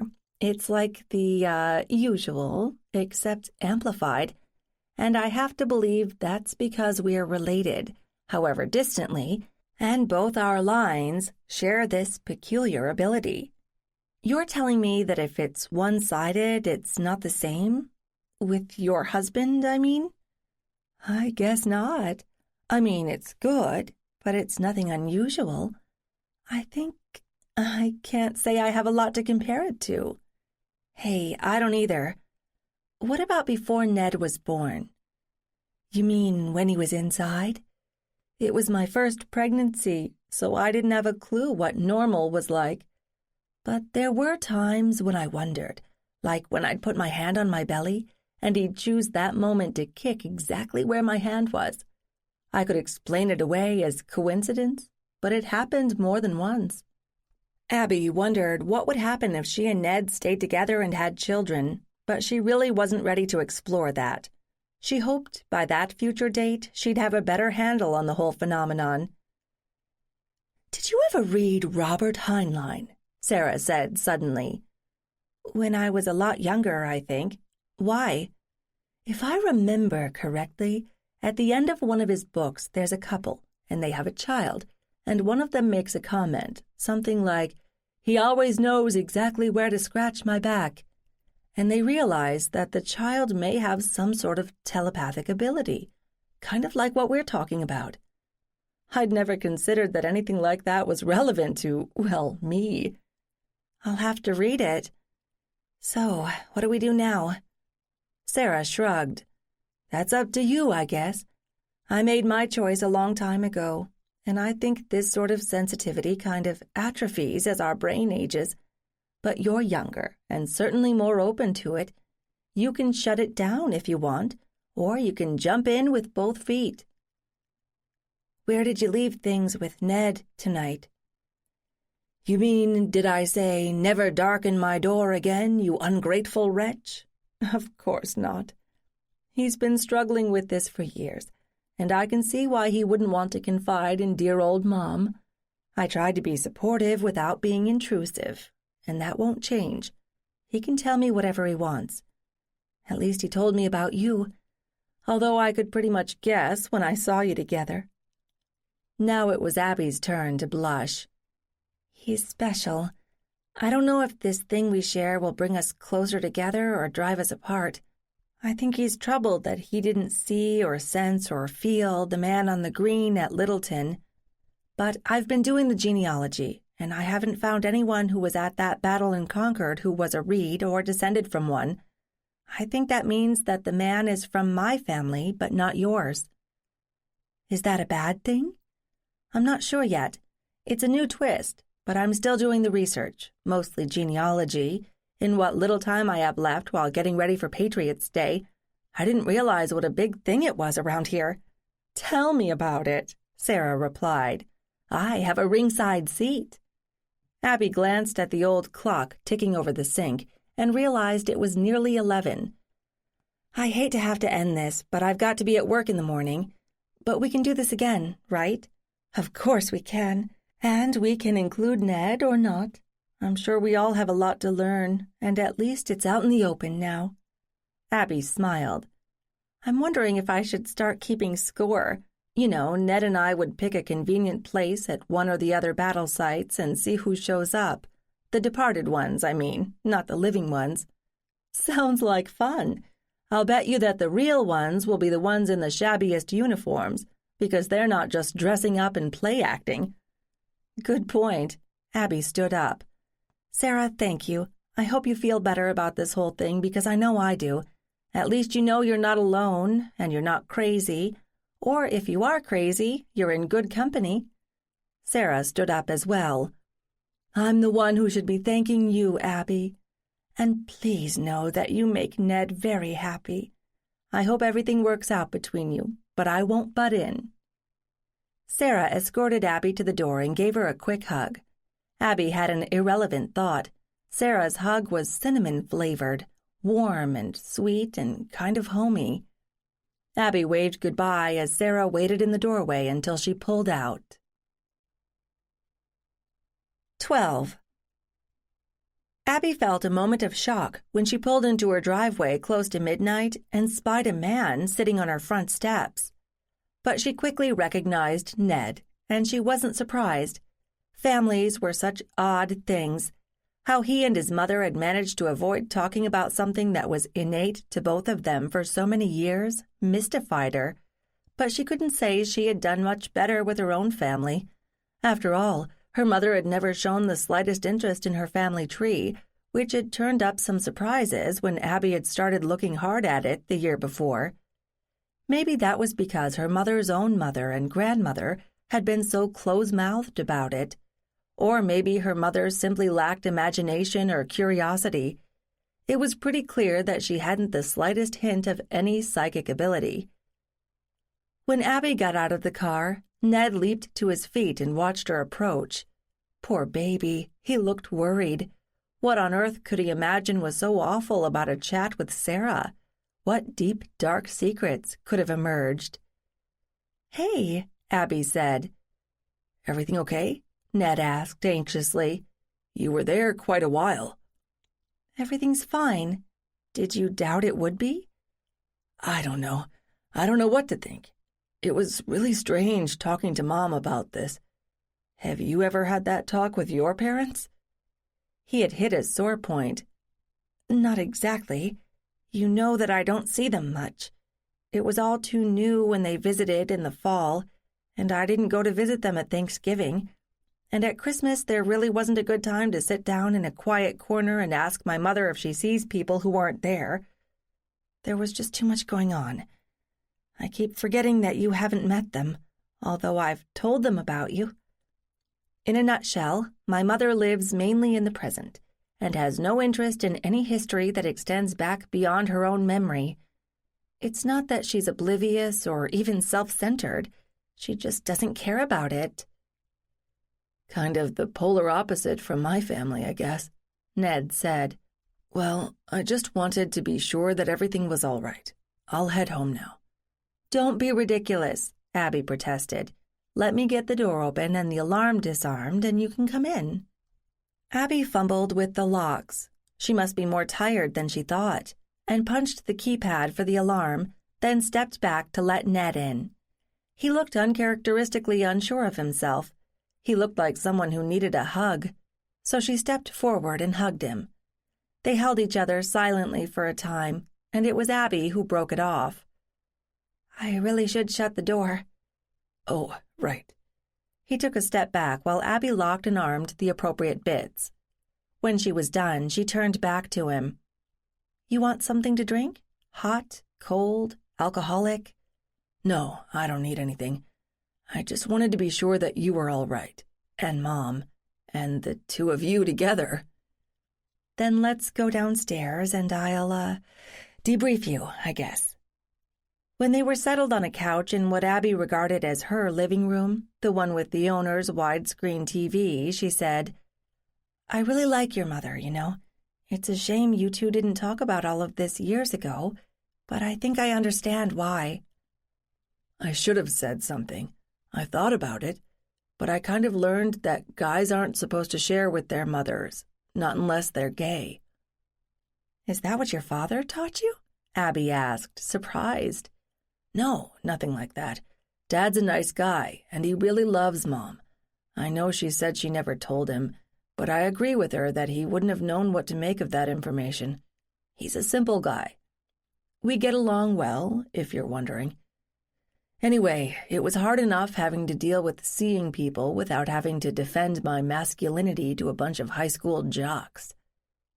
"Kids can be cruel, I know. No girlfriends in high school?" Ned shook his head. "Friends, maybe, but not romantic. I was a geek, remember?" "So were a lot of people, of both genders," Abby told him tartly, "including me. Don't worry, you grew up just fine. So what was your understanding of what your mother told you tonight?" "That she'd always had this ability, but that she'd ignored it as much as she could. That Dad didn't share it, even though he's from an old New England family just like she is. That there were other presences in the house, but I told her I'd never seen them. Of course, I was in total denial back when I lived there. That she thought maybe we had some extra-normal connection between us, but that she never encouraged it. That was unselfish of her, don't you think?" "Yes, it must have been hard for her all along. Wait a minute. If you didn't see those others, does that mean they weren't related to you? Were they related to your father, do you think? Or does that even make sense?" Ned shrugged. "I really don't know. The thing is, I may have seen Johnny only because I was young and didn't have a lot of preconceptions then. As I grew older, he disappeared, so I guess I accepted what my mother told me, that he was an imaginary friend. But you know he's still around." For a moment, Abby debated whether to tell Ned her suspicions about Leslie's daughter Ellie, but she decided Ned already had too much information to process at the moment. The discussion of Ellie's ability would keep. "Hey, it's late, and I've got a busy day tomorrow." Ned stood up quickly. "I should go." "You should not. I'm not throwing you out. Stay, please." She reached out a hand. Finally, he smiled and took her hand. "Thank you." Just as they were falling asleep, Abby murmured in Ned's ear, "Your mother's touch smells like cinnamon. Does that make any sense?" Ned lifted his head to look at her. "I always noticed that, but I thought she just did a lot of baking when I wasn't home." Abby nestled closer. "Nope, it's her. I'm glad we both get that." The next morning was a flurry of dressing, brushing, combing, and the like, with only a quick grab at coffee and a muffin. No time for talk, but none was needed. Ned seemed to be his usual cheerful self, and that made Abby happy. She managed to get to work on time. The museum was more chaotic than usual. She slipped quietly up to her office and studied the to-be-done piles on her desk. Leslie stuck her head in briefly. "Thanks for covering for me yesterday. Ellie seems to like you, which is a huge compliment coming from her. I hope she didn't creep you out by demanding to go to the cemetery." Abby smiled. "Not at all. I love them, and that one down the street is a good one, which I haven't really explored. She was particularly interested in the slave tombstone." "Yeah, that's kind of unusual for the day. Did you tell her he was a drunk?" "No, because I didn't know myself until I came back and looked him up. She did manage to read the word vice. Did you have to explain that?" "No, she does real well for her age, doesn't she?" "She does," Abby agreed. "Was there anything else you needed?" "Nope, not right now. Staff meeting at 3, mostly to make sure that everything we need to do is actually getting done. I'll be glad when this craziness ends." Abby, too, was looking forward to some peace and quiet after Patriot's Day, and even more, she was looking forward to the summer, when there would be no school groups. Not that she didn't enjoy them, but she really wanted to do more work on genealogy, and the longer days of summer would give her a chance to hunt for more relatives locally, at least in cemeteries. She wondered briefly if local historical societies kept longer hours in the summer, but she kind of doubted it. After all, their employees, so often volunteers, wanted to take their own vacations.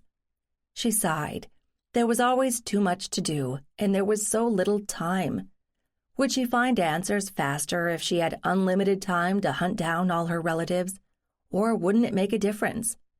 Right now, she seemed to be living in the midst of a clutch of those ancestors, so she should really figure those out before she tried to expand her search. At least the Patriots' Day Parade should be interesting. How many former people would show up? Or would they show up at all, since it was pretty much a modern event and rarely on the right day? What about the one Littleton ancestor she had seen?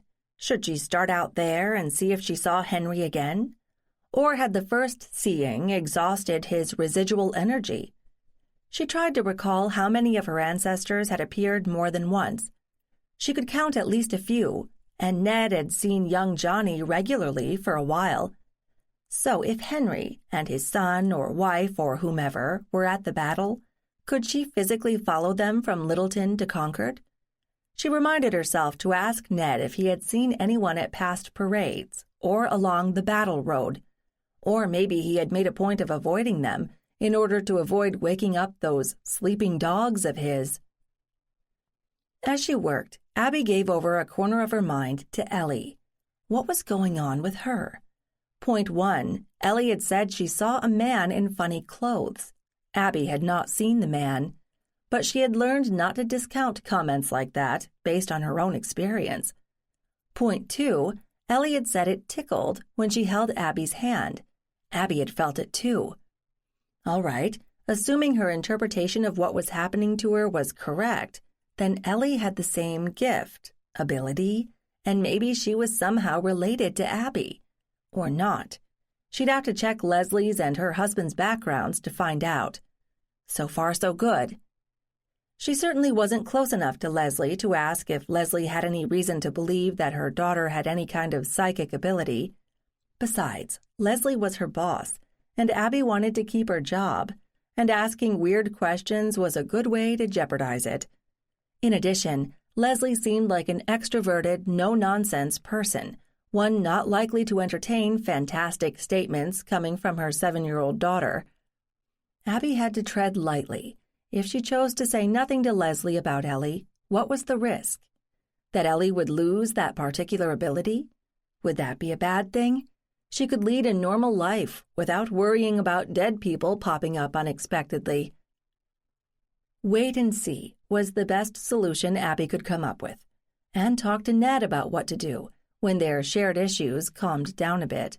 She wondered briefly what Leslie's husband was like. She didn't think that the ability had come through Leslie's family line, so had it come from her husband's? At the moment, all Abby could say with any certainty was that Ellie's line did not intersect with either the Reeds or the Perrys. That left a whole lot of families to explore. And she should stick to her own, with what little free time she had. What was it the French used to say? Revenons à nos moutons, which translated to back to your own sheep. She had her own sheep to worry about, and that meant Henry Perry, the man on the green. The day passed without any surprises or crises. The experienced staff had everything under control, as they demonstrated at the afternoon staff meeting, and Abby, who had no experience and no role in the event, could only listen and admire. Leslie had chosen her staff well. They were uniformly enthusiastic and competent. Whatever powers Leslie might or might not have, she was a good judge of character when it came to employment. Abby hoped she fit the mold. She and Ned had made no plans for the evening, and if she was honest with herself, she was kind of relieved. Being with Ned was intense. Last evening she had had to deal with Sarah Newhall's concerns, which had been difficult in itself. She could well understand why Ned had ducked the whole issue for so long, but now that it was out in the open between them, they couldn't just bury it and pretend it had never happened. Well, they could, but Abby was pretty sure that wouldn't work in the long run. They had to face the fact that dead people kept barging into their lives and figure out how to live with it. After a brief supper, Abby settled down in front of her laptop. She knew she could find military records online, although sometimes they were incomplete or contradictory or missing or rife with erratic spellings. That she could handle. Property records were harder. If she was lucky, she might find some old maps that showed where people had lived in Littleton before 1800, but that might show only the big landowners, not the people who rented a house from them. Was there a way to dowse for ancestors? She could just see herself wandering around Littleton with a forked stick, trying to find any reaction. It might be a good idea to talk to the nice people at the Historical Society there. They were more likely to have detailed local maps than the big online sites. It occurred to her that she wasn't sure if the people she was seeking existed in more than one place. She knew she had seen various flags at different locations, but always in Waltham. Was their spirit or electrical charge or whatever she wanted to call it tethered to one place? The most intense moment of their life? Or had they left multiple imprints along the way? In other words, would she see them on the battlefield and at a cemetery? If the death part was more traumatic than the battle, would the older, weaker signal be replaced by the newer one? Once she had downloaded an image, would it be erased or deleted? Abby shook her head. Her questions were ridiculous. How was she supposed to know? How would anybody know? She could understand why Ned had shut the door on the whole thing. To a scientist, the phenomenon must be very frustrating because there was nothing tangible to test. Maybe they should start carrying devices that detected electrical charges to see if there were any changes during an appearance. She shut off her laptop abruptly. This was getting her nowhere fast, so she might as well go to bed. 13. The next morning, before leaving for work, Abby dashed off a quick email to Ned, including only the skeletal information she had collected on Henry Perry's military service. She could prove he fought at Concord, but she hadn't found him at Bunker Hill, although she'd somehow intersected with a lot of other soldiers there. If the fragmentary seeings she had experienced were any indication, she couldn't allow herself to think about how many relatives she had running around New England, because if she did, she'd give up before she even started. There were bound to be hundreds of them. For the moment, she was going to stick to the Perry line, because they were geographically closest. She was surprised when Ned called her at work shortly after she arrived, something he seldom did. "You doing anything this weekend?" Abby glanced at her calendar. "I'm not sure. I don't think I have to do anything official for the parade, although Leslie may have other ideas. She hasn't said. Why?" "I was wondering if you wanted to take a quick run to Pennsylvania." It took Abby a moment to realize what he meant. "You mean Valley Forge? To see if we find Henry there?" "That's what I was thinking. Can you do it?" "Why the urgency? I mean, he's been dead for 200 years, and if there's anything of him there, it's not going anywhere." When he answered, Ned sounded disappointed. "I thought you might want to get some sort of resolution, sooner rather than later. It would be a quick trip. Either he shows up or he doesn't." "Wouldn't it make sense to wait for winter? I mean, that's when everybody was suffering there." "From what we've seen, the residue is there whether or not there's a date or event attached to it now. It's what happened in the past that left its mark." That made sense to Abby. "But isn't it a 6-hour drive, even without traffic?" she said. "We can fly and pick up a car at the Philadelphia airport." "I can't afford that," Abby protested. "I can. Let me treat you. It's a short hop to Philly, and it's not expensive." Expensive was kind of relative. Abby had no idea how much money Ned earned, since she still wasn't sure what his job was, but she knew she was on a pretty tight budget, and that was with rent-free housing. She didn't want to be obligated to Ned financially. She was supposed to be making it on her own. "I was thinking of doing more research in Littleton," she said. "Abby, Concord and the whole area will be a zoo this weekend leading up to the parades. It'll take you twice as long as normal just to get around." He was probably right. "Okay, I guess." "I am overwhelmed by your enthusiasm," Ned said, sounding happier. "Let me get the tickets and set up the car. Early on Saturday okay with you?" "Yes.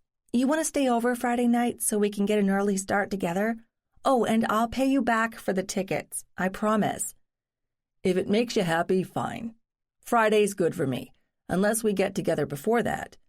Let me go and get the trip set up, and I'll get back to you. After he hung up, Abby sat staring at the phone. She should check with Leslie to be sure there wasn't anything she had to be doing at the museum.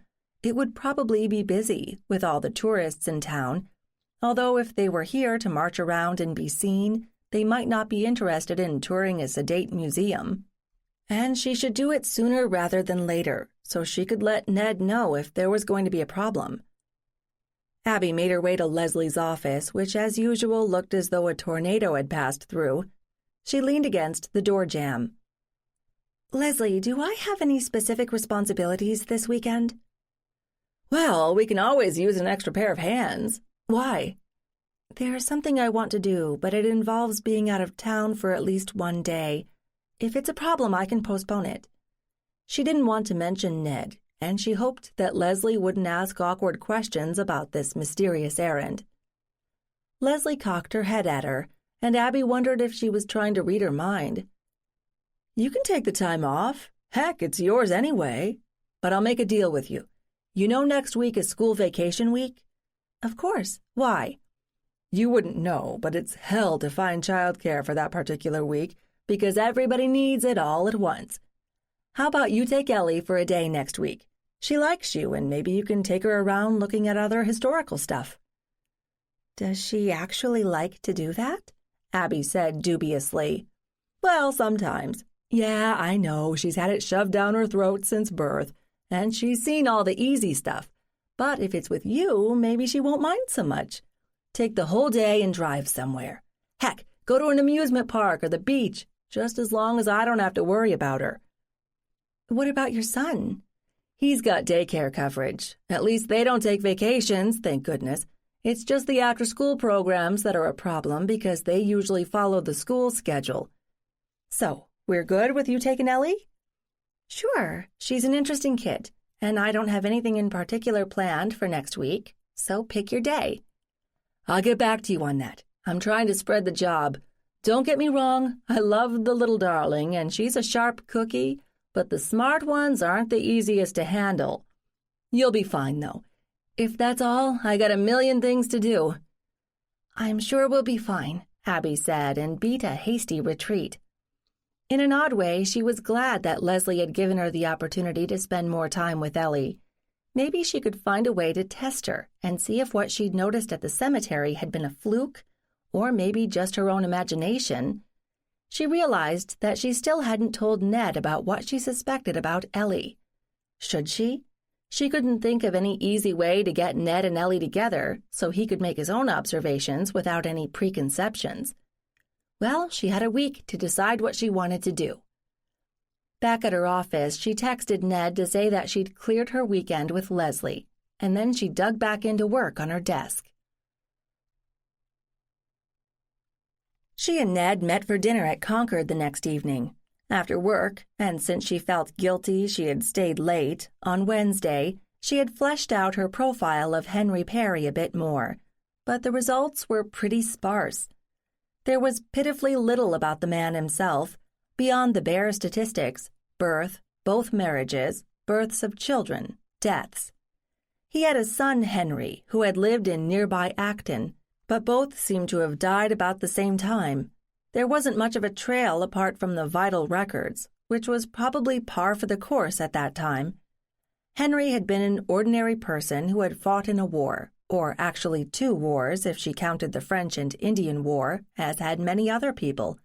He had done nothing unusual, and certainly nothing heroic. Abby wasn't even sure he could read or write. It looked as though the Littleton Historical Society was her best hope for information outside of the mainstream. She was still frustrated when she joined Ned at a small restaurant. It must have showed, because Ned asked quickly, "Everything still okay for the weekend?" "What?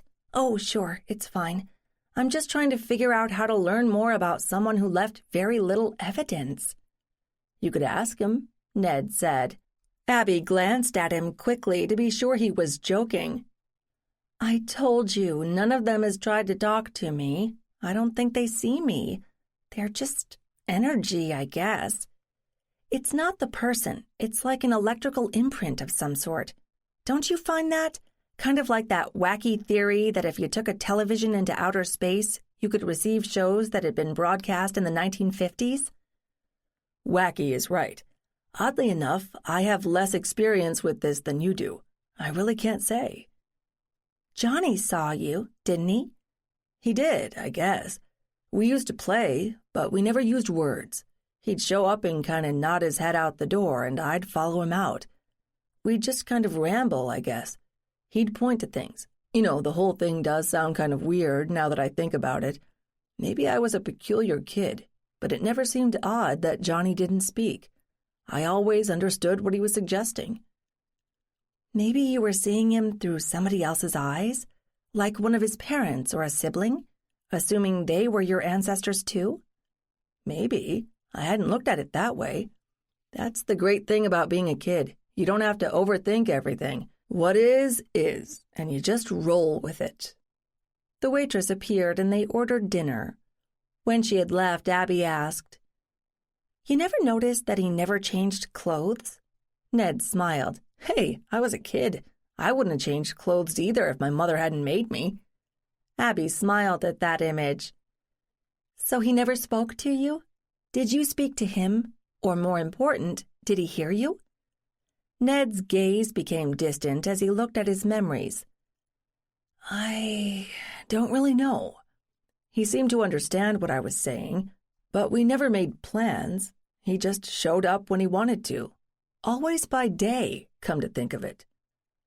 Would it have disturbed you if he showed up in the middle of the night? Ned shrugged. I don't think so. I mean, he was familiar. You didn't see his death? Abby said. No, nothing like that. I guess I was seeing him from before he died, when he was just an ordinary kid. Abby, remember, I didn't really think about it. It was just one more thing that happened in my little world. I had no idea that other people didn't see such things. The waitress reappeared and deposited their drinks and a basket of bread, then shuttled back to the kitchen. "Everything all set for Saturday?" Abby asked. "Because we'll have plenty of time to talk about this stuff in the car, won't we?" Valley Forge isn't all that far from the airport, you know, Ned said reasonably. I plead ignorance. Where are we staying? I found a bed and breakfast in the area, a bit farther out in the country, unless you're pining for a trashy roadside motel. Abby giggled. Oh, certainly. I've always wanted to act out my fantasies with a magic fingers bed. Bring quarters. Then she sobered again. Ned, I'm not sure what I'm looking for. If I do see Henry, that tells me something, although I'm not sure what. If I don't see him, that may not mean anything. Do spectral apparitions take days off? I really don't know. I don't even know if they appear in the rain. At least the weather report says it will be nice this weekend, and spring in Pennsylvania should be ahead of ours, so it will be a pleasant trip, with or without Henry. And we'll be alone together for 2 days in a strange place. How will that work? Funny how we call these people by their first names, as though we know them, Abby mused. Well, we do, as well as anyone living does. You have a point there. They finished up their dinners at a leisurely pace and turned down dessert. Finally, Abby said, I, sir, am going home to read up on Valley Forge. I'll see you after work on Friday, right? I will be there with bells on, whatever that means. We've got a 9:00 flight out of Boston, and we'll be back on Sunday by 5, just in time for the parade on Monday. Will you be there? I mean, are we going together? If you want. Well, that's less than overwhelming enthusiasm, Abby said. I've been watching the parade for most of my life, and I don't like the crowds. But I'll be happy to accompany you and point out the highlights if you want. Yes, I want, Abby said quickly. I have no idea what to expect beyond organized chaos. Then plan on my being there. I'll pick you up, because parking anywhere for miles will be next to impossible, and one car will be bad enough. Wear comfortable shoes. Of course. Abby hesitated before asking, Ned, have you ever seen any of your relatives at one of the parades? He shook his head. No, but I wasn't looking. If you want my opinion, if I were any of them, I'd stay home, wherever home is. You and we have better luck when we can be alone with them. I agree, but I still want to see the parade. Then we'll do that. 14. Friday night, Abby and Ned shared a late supper and then tidied up, taking out the trash so it wouldn't sit and molder for 2 days. They went to bed early, although they didn't sleep immediately. Just touching Ned by accident, rolling over in bed, set off a few sparks, and that was disconcerting. Not unpleasant, but it didn't lead to a peaceful night. Saturday morning, they were up and out early. It was an hour's drive to the airport, and even though they had nothing to check in, it turned out that they'd both rather be early than have to rush at the last minute. Abby had packed a bare minimum of clothes. It was, after all, only one night, and at the last minute had thrown in an extra sweater. Did she hope it would be cold, so that she might feel some hint of what it had been like that awful winter at Valley Forge? Maybe, ridiculous though that sounded. She wondered why she had let Ned take the lead on planning this trip. It had been his suggestion originally, and while she was wavering, he had offered to buy the tickets and pretty much take care of everything else. Unfortunately, that reminded her of Brad, who had always insisted on taking over and managing just about anything, the unspoken implication being that Abby was incompetent. Brad probably had thought he was being nice to Abby, but Abby had resented being treated like a helpless child. She was an adult, and she could travel by herself if she wanted to. She could certainly charge a plane ticket and rent a car, if she could find the money. She still wasn't sure how she was going to be able to pay Ned back, but it didn't feel right to take a handout from him. Why was nothing simple? All the travel went smoothly, a rare event, and they arrived in Philadelphia a few minutes early and collected the rental car. "Do you know where you're going?" Abby asked with some concern. "More or less," Ned said, unperturbed. "Would you rather drive?" No, you go right ahead," Abby answered. "I have no sense of direction at all." "Sorry to hear that. Anyway, it's not far, well under an hour. We should be there in time for lunch." "Good. Please don't tell me you know all the best restaurants in the area. Wait, have you actually been there before?" "Once or twice, not recently." Ned expertly maneuvered the car out of the airport and headed west. "And restaurants change frequently here, just like they do in Boston. There is a mall nearby if you crave something familiar." "That, sir, is insulting. How long will it take to tour the place?" "Not very, actually. You see the site, the lay of the land, rather than any buildings, although there's one of Washington's many headquarters there. He had a lot of them. If we get done early, we can check out other places. There were several battles in the general area, and a very nice museum near where Andrew Wyeth lived, unless you'd rather go the other direction and see something of Philadelphia." "Too many choices," Abby protested. "I think I'd rather keep my head in the Revolutionary War. Yes, I know things happened in and around Philadelphia, and don't even mention Trenton, but I'd rather stick to one area and get a feel for it, starting with Valley Forge, where Henry Perry spent some time. I'm sorry, but I don't feel like this is just a sightseeing trip." Ned glanced briefly at her before changing into the right lane. "You're on a mission." "Well, I have a goal, to verify if Henry left anything of himself here. I know it sounds kind of silly." "We can always go sightseeing. I understand why you want to look for Henry now." Abby turned in her seat to face him.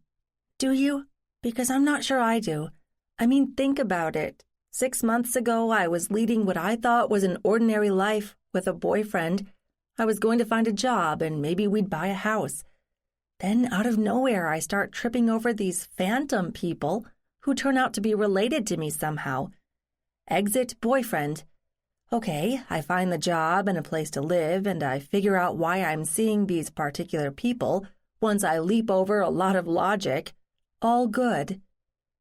"So what's the problem? Ned asked, turning onto Route 476 northbound. I believed I had a handle on this thing, and then suddenly somebody new shows up in Littleton, and the explanations that you and I worked out so neatly don't fit anymore. You don't see Henry. Henry is my ancestor, but he's not related to you. But do you not see Henry because you don't want to? Maybe subconsciously? Or because you have no family tie to him? Or is my ability to see these people stronger than yours? I don't understand, but I want to. Does that make sense? Yes, it does. This whole thing has disrupted your life, and you want answers. So do I. That's why we're here. But it may take time to find any answers, and it may involve putting a lot of pieces together. Valley Forge may add a big piece because you have documents that prove Henry was here, and it was an awful time in the lives of most of the men who spent that winter there, so there should be a lot of emotional residue, if that's what you're sensing. He was silent for a few moments before saying, Look, Abby, anytime you want to drop this, you can, You can turn your back on it, and maybe this ability will fade. Look at me. I clamped down on it for years because I didn't understand it and I didn't want it, and it's only since I met you that I've let it come back. It's not easy, and it's still only in dribs and drabs, brief flashes. I think I need more practice. How many other people do you think feel things like this, or see things? I can't recall anyone ever talking about it, and I haven't read anything that fits. Of course, I wasn't looking before. Or maybe lots of people started out with the ability and squashed it, like you did. Or it's one of those things children are born with, but they can do it for only a limited time, and then their brain changes as they grow, and it's gone. Your mother mentioned something like that. You have any theories? All of what you say is possible. As a scientist, I tend to lean toward a physiological interpretation, that we all start out with the receptors, if you will, for sensing these residues, but like you suggested, we either erase them voluntarily or outgrow them. After all, the brain is malleable to a degree. The trouble is, no one in the scientific community is willing to support serious research, so it falls to the nuts and the fringe scientists to investigate, and they have no credibility within the community, so their research, right or wrong, has little impact. You're depressing me. I guess I don't want to be alone in this, but at the same time I don't want to be labeled as crazy or run around recruiting oddballs, hoping they share whatever this is. And listen to me, even I use negative descriptions of these people, and I'm one of them. They drove for several miles, lost in their own thoughts. They passed under the turnpike, and not much farther from there Ned turned, then turned again, and they were there. The parking lot looked ordinary, as did the reception building. Ned parked and turned to Abby. We should get a map. Can that wait? Abby asked. I mean, we can get one, but first, can we just drive around? Sure. There's a road that kind of circles the whole encampment. If you want to see any of the specific sites, either what's left of them or what's been reconstructed, you take the roads within the loop. You can pull over anywhere. How much of the history do you know? Enough, Abby replied with a grin. I did some homework. Basically, the British forces came up from Maryland with the goal of taking Philadelphia. George Washington's troops were stationed between the British and the city. Valley Forge was one of the supply sites where Washington stashed food and weapons. In 1777, the British started moving, and there were several battles in September, in what is now Chad's Ford, then in Paoli, getting closer and closer to Philadelphia. There was also one between those two, usually called the Battle of the Clouds, which was kind of a flop because it was raining heavily. The name's a lot prettier than the battle must have been, all that mud. The British kept pushing east, and they took Valley Forge for a time. They wanted the supplies there as much as Washington did, and when they moved on, they destroyed a lot of what was here. So they got past Washington's forces, Abby went on, and started to take possession of Philadelphia. Washington fought back, but had to retreat to the fringes of the city and camped out for a month there. In December 1777, He moved his entire army back to Valley Forge, which is 18 miles from the city and is a defensible site, which you will see if we ever get moving here. Apparently, Washington's thinking was that it was close enough to harry the British foragers, but far enough away to avoid any surprise attacks. Of course, the problem then for both sides was the supply system. If you consider trying to feed and house and warm the Continental Army, some 20,000 men, plus horses, stuck here in winter, the British and the Americans between them had stripped the countryside of most available resources, and getting more in winter wasn't easy. That's why it stands out so much in our collective memory. Abby finally stopped and drew a breath. Have I got it more or less right? You have indeed, Ned said with sincere admiration. Thank you, Abby said quietly. I'm not sure school kids ever think about the problems of feeding tens of thousands of people stuck in one place. All they know is going to the supermarket and buying whatever they want.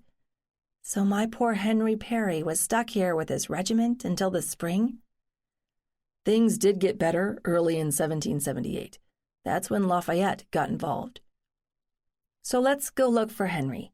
Did the individual units have specific locations here, or was it every man for himself? Some of each, I think. There are some recreated huts now, and each of those could accommodate 6 to 8 men, but there could never have been enough of them, and wood was kind of precious, as fuel. Ned started the car and they set off around the perimeter, making a slow circle, then entering one of the roads that crossed the site. It was a pleasant day, if cool, and there were few other visitors around. Abby tried to imagine what it would be like when it was below freezing and the men were cold, hungry, and sometimes sick. She seemed to recall that they spent their time learning military discipline, which they'd had little of in the beginning. At least that would have kept them moving. There's a sign that says Massachusetts, she said suddenly, pointing. Ned pulled off the road and stopped the car. You want to get out? Yes, Abby said, already opening the door. She felt foolish. After all, the monument, with its bronze plaque, was certainly much later than the battle itself. Henry couldn't have seen it or known it, but it must have been placed where it was for a reason, most likely because some or all of the Massachusetts soldiers had been gathered here. She scanned the view. The land sloped down toward what Ned had told her was the Schuylkill River, which flowed toward Philadelphia to the east. At the moment, it was a rolling field, nicely mowed, ending in trees with their first flush of green leaves. All very tidy, unlike the winter encampment would have been. Abby tried to imagine hundreds or thousands of ragtag men milling around, trying to keep warm, waiting for the next meager distribution of rations, wondering what was happening in Philadelphia and where the British troops were. It was hard to reconcile with the peaceful view in front of her. Then Ned came up from behind her and took her hand, and she gasped. The view changed, as if someone had laid a transparent screen over the rolling countryside, and there were the men, much as she had imagined them, dirty, gaunt, shivering. She had no idea what to do next. Wade in and look for one individual? Ridiculous, and she couldn't seem to move, only to look. Ned's hand tightened on hers, but she was afraid to look at him, to look away from the scene in case she broke whatever connection to the past she was experiencing. She swallowed a hysterical giggle. Would George Washington stroll by? Anthony Wayne? Would she recognize any of the lead players in the war if she did see them? And then she saw Henry. At least he had a coat, blue with buff facings, the uniform of the soldiers from Massachusetts. It was buttoned as far as it could be, but she could tell it was inadequate for the weather. He and a few other men were huddled around a small fire, and there were other fires, other men, in clusters across the field. Wait, how could she see the others? No way was the entire Massachusetts Army related to her. She got a partial answer when Ned released her hand, and like switching off a television, the scene from the 1770s disappeared, leaving only the green fields. She could see a couple of deer wandering near the tree line. She turned to Ned, who was watching her with concern. "Did you see?" she asked. He didn't answer immediately. Finally, he said, "Yes, a lot of men around campfires." Abby realized what that meant. We amplify each other. Henry was there. I recognized him, but I don't know through whose eyes I was seeing him. Do you think we would have seen the others if he wasn't part of the group? "Abby, I don't know. You want to sit down?" Well, I'm not about to pass out, if that's what you're worried about. If anything, I feel excited, I guess. We just saw the Revolutionary War. Not that we can tell anyone, but we know we saw it, right? "We did. Come on, let's sit and sort this out." Abby followed him to a nearby bench, and they sat, with the same now empty view in front of them. "You aren't upset?" Ned asked when they were settled. "No, I'm not. I feel like we've proved something. Henry was here, and I saw him. I didn't see anything until you took my hand, but when you did, the whole crowd just appeared. Boom. And that means there were a lot of people I could see who couldn't possibly be relatives. Of course, it would have been pretty weird if Henry had been going around doing whatever he was doing without anyone else in the picture, right? I'm babbling, aren't I?" "Just a bit, but don't stop," Ned said, smiling. "What did you see?" "About the same thing." "Before or after you took my hand?" "Only after. Like you said, we kind of feed off each other or boost each other's signal or something." "But it's not just the strength of the reception. It broadens what both of us can see. Wow, this is so cool." Ned broke out laughing. "You sound like one of your school kids." "I'm excited. Oh, and now I'm hungry. What else should we see here?" "Washington's headquarters is nice. That's over that way." He waved vaguely toward the left. "Then let's do that, and then we can look for food." Abby stood up quickly. They walked back to the car, and Ned drove the short distance to the houses closer to the river, to the west. An eager, middle-aged docent welcomed them at the door, gave his short spiel about the house, then let them alone to wander. There were bedrooms upstairs. "It looks like the men just walked out. I mean, slippers under the bed, clothing laid out. It makes things, and them, so much more real. And so much better than closing it off behind plexiglass with big signs saying, 'Do not touch.'" Abby slipped her arm through Ned's, although without any skin-to-skin contact. "But I guess we have a different view of what's real about the past, don't we?" "We do, but I agree. This is well done. Seen enough?" "For now. Let's go find lunch." 15. Abby's buoyant attitude lasted as they drove away from the park in search of someplace to eat. She'd already vetoed the mall, but otherwise she let Ned make the choices. As if reading her thoughts, how did he keep doing that? He said after a few miles, "I'm headed toward Chester County. We're doing it kind of backward because that's the route the British took as they marched toward Philadelphia, so the battles there precede the winter at Valley Forge. The B&B I found is out that direction. I thought you'd like something quiet." "As long as it's not a shoebox plastic chain hotel, I'm happy. As long as I'm with you. Anything else out this way?" "Mushrooms at Kennett Square. Lots of antique shops. A wonderful old used bookstore and a gigantic barn. The Brandywine Museum." "Do we have time to do all of those?" Ned laughed. "I doubt it. You're going to have to pick a couple." "You are cruel. Mushrooms versus art versus old books. Let's eat first, then decide." They drove back the way they had come, then took Route 1 going west. The countryside opened up after the initial congestion, and as Ned had said, there were many antique shops, both small and large. Abby had no plans for her long-range decorating scheme, since she was still living in what was essentially a furnished house, but she'd have to make some decisions soon. Apart from her great-grandmother's chair and her clothes and books, she had little of her own, and the prospect of not only finding a place she could afford and paying rental deposits, but also furnishing it, somehow was overwhelming. And coming closer every day. Leslie had told her that the owners of the house would be returning from their winter house by the end of May and would expect her to have cleared out by then. She pushed the thought away. Right now she was here in Pennsylvania to explore, on several levels. Her confidence with her relatively newfound abilities was growing, and the fact that she and Ned combined made it stronger was intriguing. Talk about a power couple. Ned turned in at a small restaurant housed in an old fieldstone building. Want to try this? Sure, it looks nice. Inside, they found a menu leaning toward sturdy traditional fare, but the food proved tasty. Abby debated about having a glass of wine with her meal.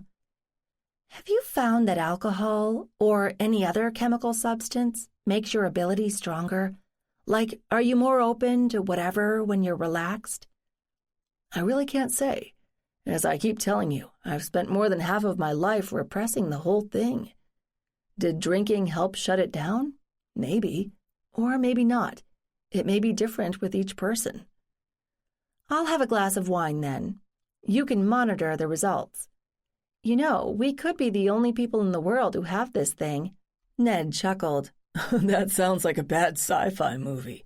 Do we have to go find the president and warn him about an impending Martian invasion only we can see? Maybe we'll find out, Abby replied. Oh, Ned, it feels so good not to be afraid of this. I think I'm finally used to it, and I'm prepared when something new happens. I have no idea where this might lead, or whether it'll just go out like a light bulb, but it's not scary anymore. I'm glad, he said simply and reached out to touch her hand. Abby drew back quickly. Well, we still haven't worked out the touch thing, but let's keep it out of the public eye until we do. We'll have private time later, right? We will. After a pleasant lunch, Abby said, I know I'll feel guilty for not visiting the lovely museum, but I'd rather look at old junk in the antique places. Unless you hate that kind of thing? I guess I'm neutral, he said. It's always interesting to see what other people consider trash or treasure, and I find it amazing just how much stuff there is out there. If there's time, we can do the book place, too, on the way to the B&B. Deal. They set off again, passing the museum in favor of junky antique stores. Stepping into any one of them was an assault on the senses, Abby found, and she had to stand still and focus. Not that she had any particular items in mind, but it was kind of fun to have a purpose. In one place, she decided she would count pairs of Staffordshire dogs, which she had read had enjoyed a huge popularity in the 19th century, at least among middle-class households, and then disappeared again. Once she'd chosen them as her target, she started seeing them everywhere, and she had to stop and explain to Ned why she kept bursting into giggles at every other booth. Why on earth were these things so popular? We've seen them in every size from 2 inches to 2 feet. They're spaniels, right? That's what I'd guess, Ned said. I'm no expert, but there are lots of inexplicable crazes. Look at the Dutch tulip frenzy. I'd guess the prices for those went far beyond the prices for China dogs. You want a pair of dogs? He asked her. I hadn't thought about it. Some of them are a lot cuter than others, and I have no way of knowing how old they are, or whether they're real or fake. Does it matter to you? Ned asked. Not if they're a gift from you. The first gift. Tangible gift, because you've given me a lot more. Abby could feel herself blushing. But not the giant ones, please. They're kind of scary, she hurried to add. Tell me if you see a pair you like, he said, smiling. They continued on their leisurely way along the aisles. Do you ever feel anything when you touch things in places like this? Abby asked. Not that I can recall. What about you? I don't think so, but I haven't touched much in here. Let's see. She picked up a chipped teapot. I can see who might have used this, but not who actually did. And a teapot kind of speaks for itself, doesn't it? They wandered happily, admiring absurdities. What about that? Ned pointed toward a silver-plated thing that Abby couldn't figure out. What the heck is it? You guess. Abby studied it. Round, about 6 inches high, it stood on 4 feet with cloven hooves. Around the perimeter stood 4 knights in armor, guarding whatever was inside. And the lid was crowned with a cow. It's got to be a butter dish, Abby crowed in triumph. She lifted off the lid. Look, you put ice in the bottom and then put your artfully sculpted butter balls on the little tray on top, where they stay cold. This has got to be one of the silliest things I've ever seen. I wonder if it was a household's prized possession, or they had a wealth of equally ridiculous items. You know, I think I prefer the colonial era. Things were simpler then. Amen to that. Would you rather have this than a pair of dogs? No, what would I do with it? I'll go back to looking at dogs. In the end, she spotted a small pair hiding amid a muddle of other china.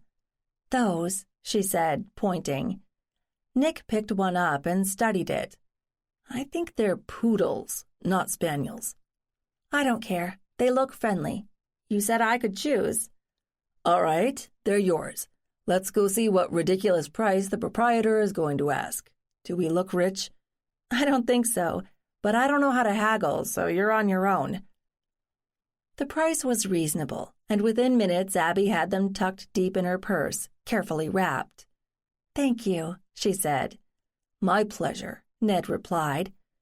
Are you ready to head for the B&B? I'd say we could look at the book barn, but it's getting late, and we'll have time to stop by tomorrow morning on the way to the airport. Sounds good to me. Did you have any ideas about dinner? Woman, we finished lunch all of 2 hours ago. Don't tell me you're hungry. No, but I may be in a few more hours. Just trying to work out a timeline. Maybe if we plan to eat later, say 8-ish, we could do something else between?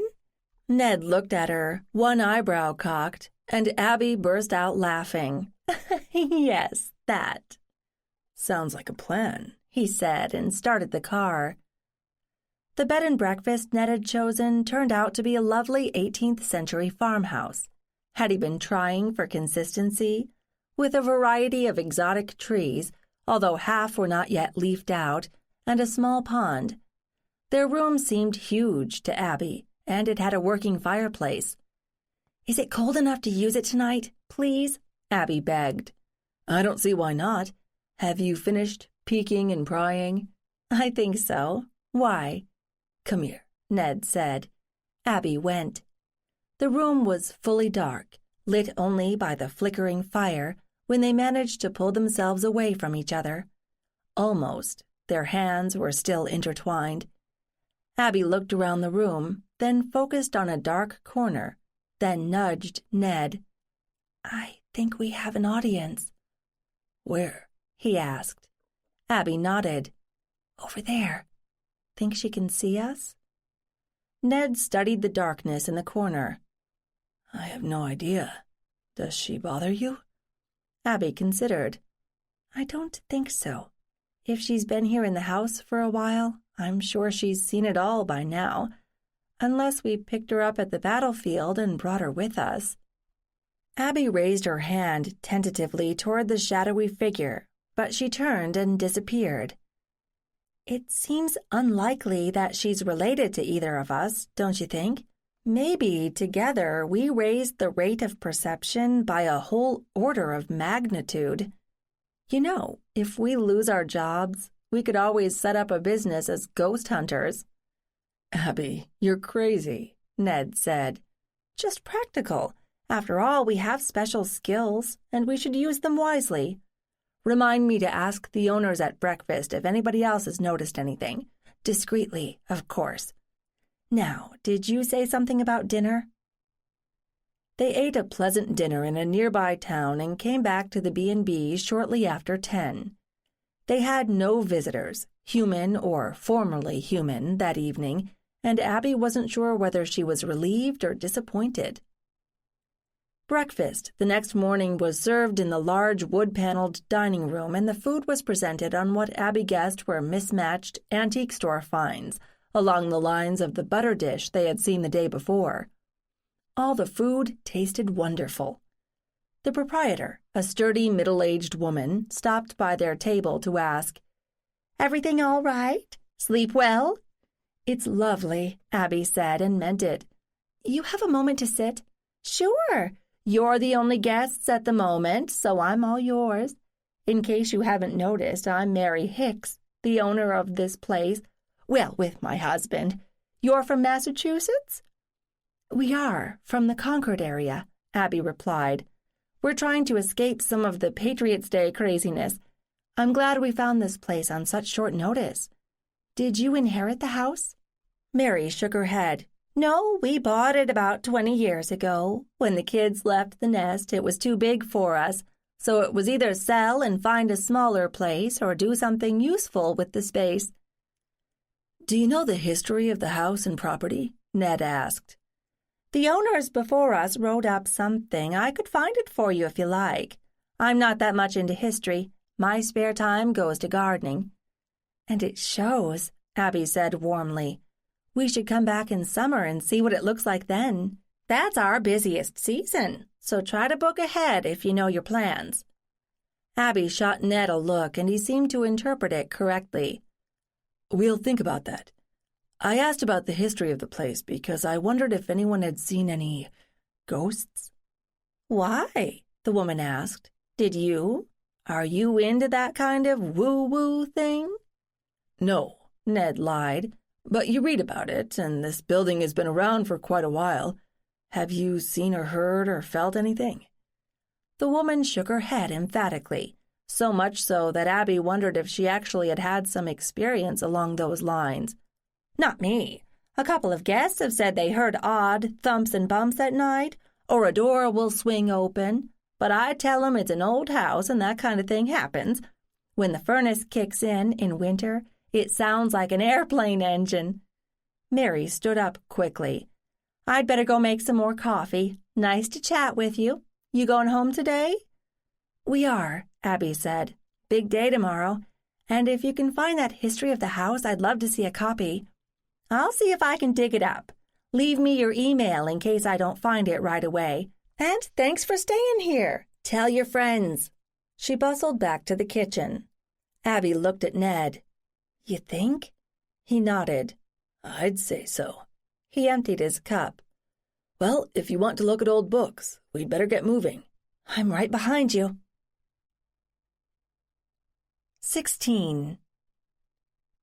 The trip to the giant book barn was more than successful, and Abby emerged with several dusty 19th century history books. Her carry-on was now straining its zipper, and she hoped it would hold together until she got home. They had to race to the airport, luckily not too far away, and the traffic was light on a Sunday. They made it back to Boston with no problems, but as they drove toward Concord, the traffic thickened. "This is going to be 50 times worse tomorrow," Ned commented as they proceeded at a stately rate of 20 miles per hour. "I can't say I'm looking forward to that part of things," Abby said. "How do the parades and stuff work?" "Well, you've got the reenactments scattered around the nearby towns at various times, and everybody wants to get into the act. They kind of split up the individual events. Lincoln gets to capture Paul Revere, for example, and other towns like Sudbury replicate the march to Concord. And of course there are parades in both Lexington and Concord, and lots of open houses held by town historical societies, and of course your museum. It's a zoo, but everyone seems to enjoy it. Concord makes a nice profit for the day, and then it's over for another year." "Do you think our ancestors are likely to show up?" "I doubt it. I don't know why they'd want to. This is an artificial event, the Monday closest to the real day, which was yesterday. I can't imagine why someone who's been dead for over 200 years would want to watch a lot of people marching around." "So why did Henry show up at Littleton when we were there? That wasn't the real date either."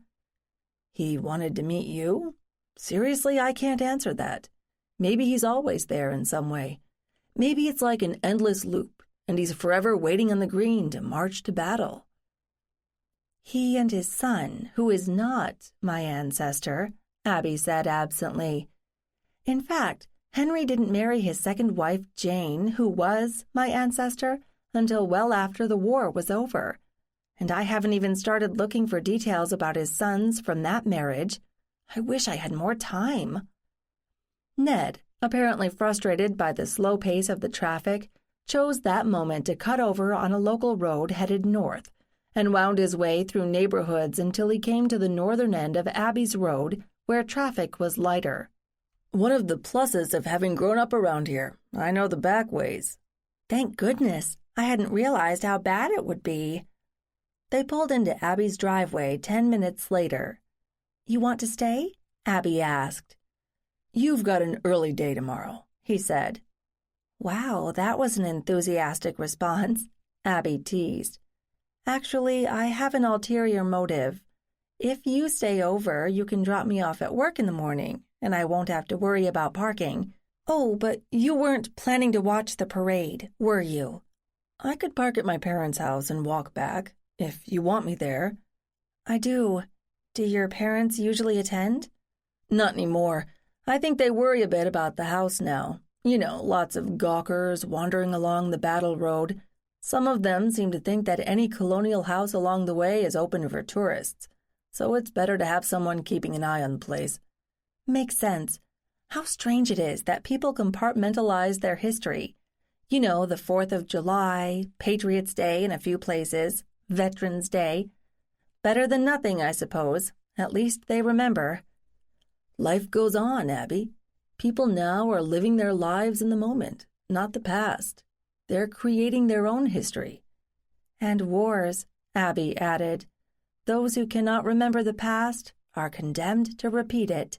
"My, aren't we being literary today? That's George Santayana." "It is. But isn't it sad that people keep making the same mistakes?" "I think war is part of being human. People are always fighting over something, from who owns the only cow in the village to who should control the world." "What's worse, for some people it's the high point of their lives. Look at Henry Flagg from Waltham, who enlisted in the Civil War but never actually took part in a battle. But he spent a lot of the rest of his life honoring the soldiers who did fight." "It's a life-and-death experience, obviously. Either that or some people are addicted to the adrenaline rush of battle." "Now that's just sad," Abby said sharply. "Did your father fight?" "No, he had a high draft number during Vietnam. Yours?" "No, he had a heart murmur, or so they said at the time. It's never given him any trouble. I must say I can't imagine my father fighting with anyone. So neither of us has any direct experience. Well, once removed, with war. All we seem to know is that it's a very intense experience, and it leaves a trail, psychic or whatever." "You've seen Valley Forge now. Does it change your understanding?" "Yes and no. There was a lot of suffering there, and it adds up. But it didn't reach the same level as an actual battle, with cannonballs flying and all that." Abby realized with a start that they were still sitting in the car, arguing the philosophy of war. "We should go in. So you're staying tonight, and you're taking me to work in the morning, and we'll take it from there?" "It's a plan." Ned dropped Abby off at the museum at 7:30 the next morning, and traffic was already heavy. Abby walked into a scene of barely controlled chaos, and the place wasn't even open to the public yet. She walked up to the first staff member she encountered and asked, "Amy, where do you need me?" Amy was clearly frazzled. "What? Oh, hi, Abby. Check to make sure there's enough toilet paper in the bathrooms, will you? I know we're not supposed to let just anyone in to use them, but it's hard to say no to a mom with small kids." "Will do," Abby replied. When she'd accomplished that, there was another small task, and another. The next time she looked up, Ned was standing in the doorway looking amused. "Busy?" he asked wryly. "Oh, no, not at all," she replied in the same tone. Leslie chose that moment to rush past the door, then backtracked when she saw Ned. She gave him a quick hug. "Hey, long time no see! Where have you been hiding?" "Working, mostly." Leslie grinned. "I already know about you two." She nodded at Abby. "So you don't have to be coy about it. Not that she says anything about you ever. So discreet. You here for the battle? I thought we'd skip the crowds. Aw, that's half the fun. You still have time to get over there if you hustle. Ned glanced at Abby, who shrugged. She didn't feel strongly either way. Up to you, Ned. I might be needed here, though, in case the toilet paper runs out. Abby winked at Leslie. Go see it. You should once in your life. Consider it a business-related activity. But then scoot back here because we'll be busy after the battle is over. Wow, doesn't that sound odd? Hey, we should all get together, right, Ned? I should have you two over for dinner once I've recuperated from this craziness. Sounds good, Ned said. Great, Leslie said, then hugged him again. It's been too long. Oops, gotta go. Leslie disappeared as quickly as she had arrived. Abby looked at Ned. I guess I've been ordered to attend the battle at the bridge, unless you'd really rather not. After all, he had already walked from his parents' house. No, I think Leslie's right. You should see it once. After that, you're on your own. But we'd better hurry. The fickle New England weather was cooperating, and the tourists were swarming toward the battle site. It was difficult to carry on a conversation while wading through a crowd. What are we going to see? Abby panted. Well, no surprise, it all starts with the shot heard round the world, which usually happens right around now, starting at 8. Then they restage the battle with a lot of marching and firing of muskets. Blanks, of course, but there's a lot of smoke and noise. Then the parade shows up, and the other Minutemen companies arrive, and there are even British reenactors. There are a whole lot more people at the reenactment than at the original battle. I can believe it, although weren't there Civil War battles where the local people packed picnics and sat on convenient hillsides to watch? You may be right. Disturbing, isn't it?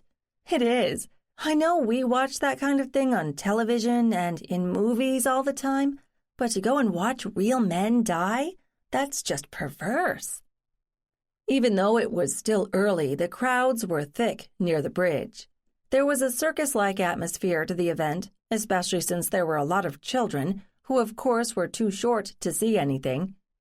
Abby was surprised not to see vendors selling genuine inflatable muskets and felt tricorn hats. And what would authentic 1775 snacks be? As Ned had predicted, it was hard to see anything, although the sounds of musket fire were startling, and Abby could see the smoke from the discharges floating away above the crowd. She scanned the area half-heartedly, because she really didn't expect anyone who was not breathing in the here and now to appear.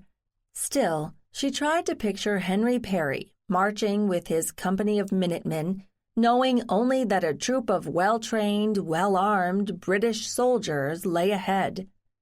From what she'd read, Abby knew that the confrontation at the bridge itself hadn't taken very long. The British had arrived and were surprised when the pesky Patriots actually shot at them, so they went back to search and sack the town before heading back to Boston. Their mistake?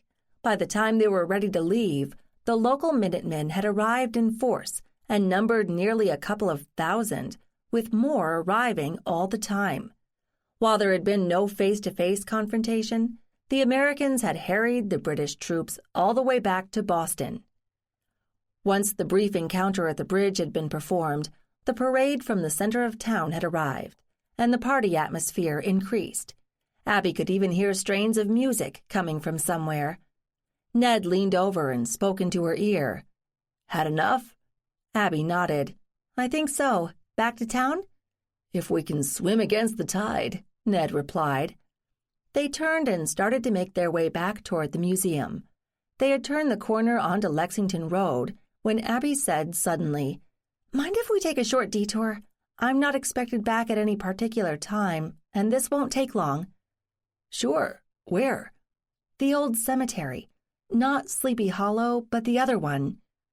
"Okay. It's a nice one, isn't it? You've been there?" "Yes, once, recently.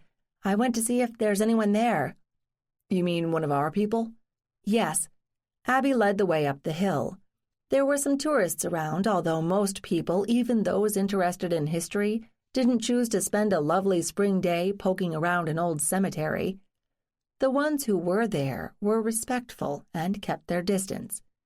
Abby continued straight on until she reached the top of the hill, then stopped and reached out a hand to Ned.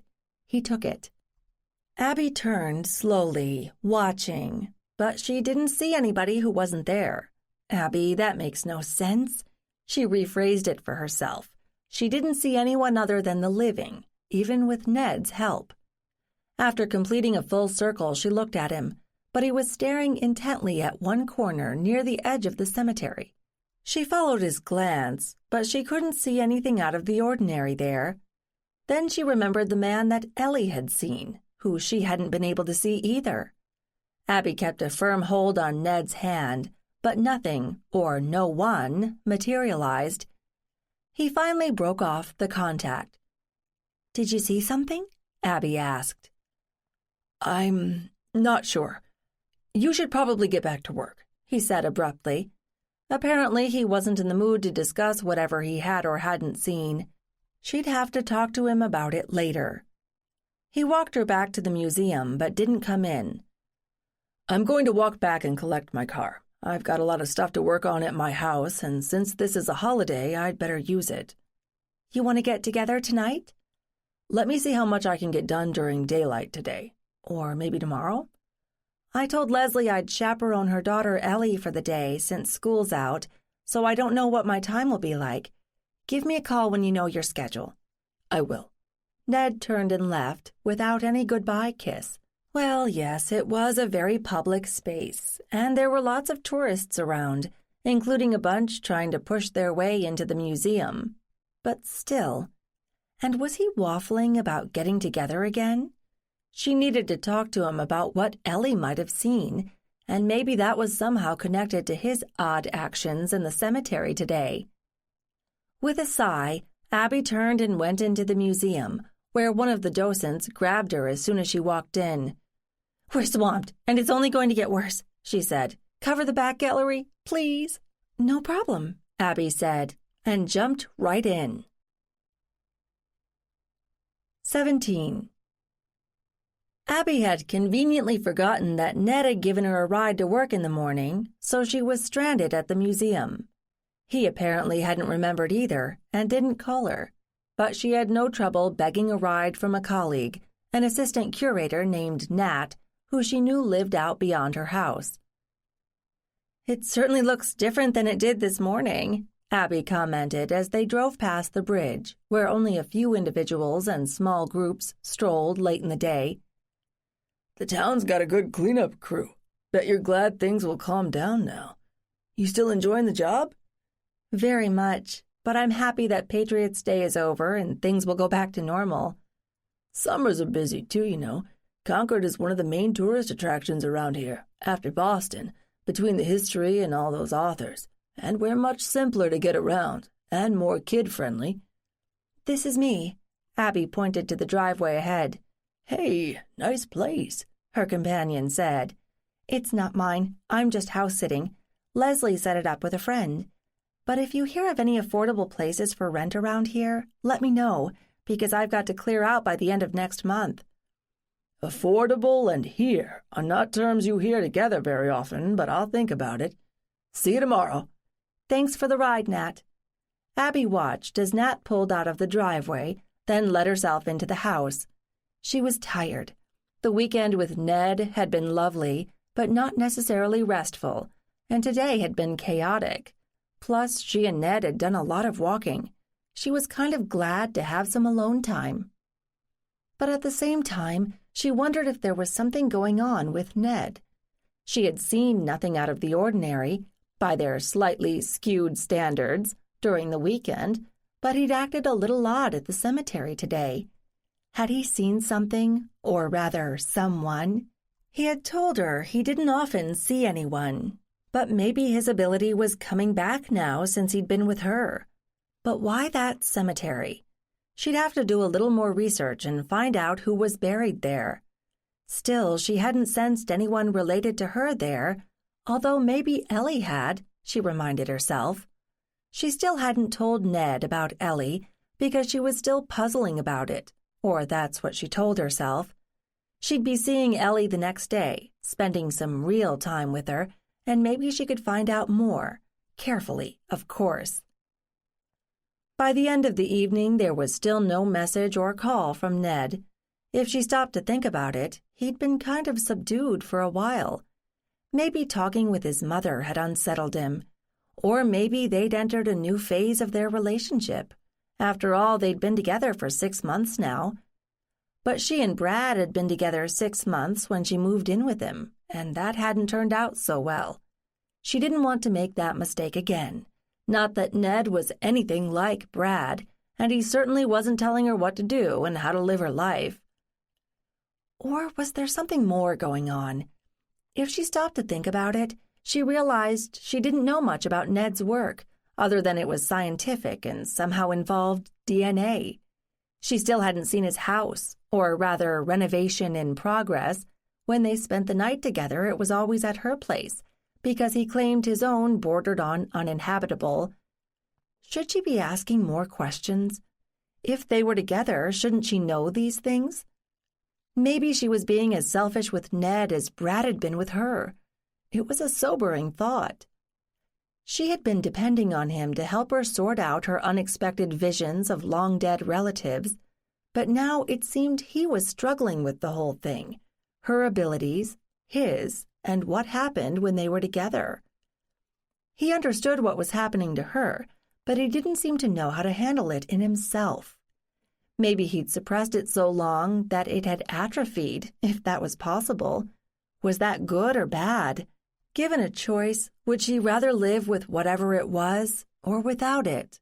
She still wasn't sure, but it was all still new. Her brain was too fuzzy to do anything except zone out in front of the television for an hour or two. She went to bed early. She would need her energy for Ellie the next day.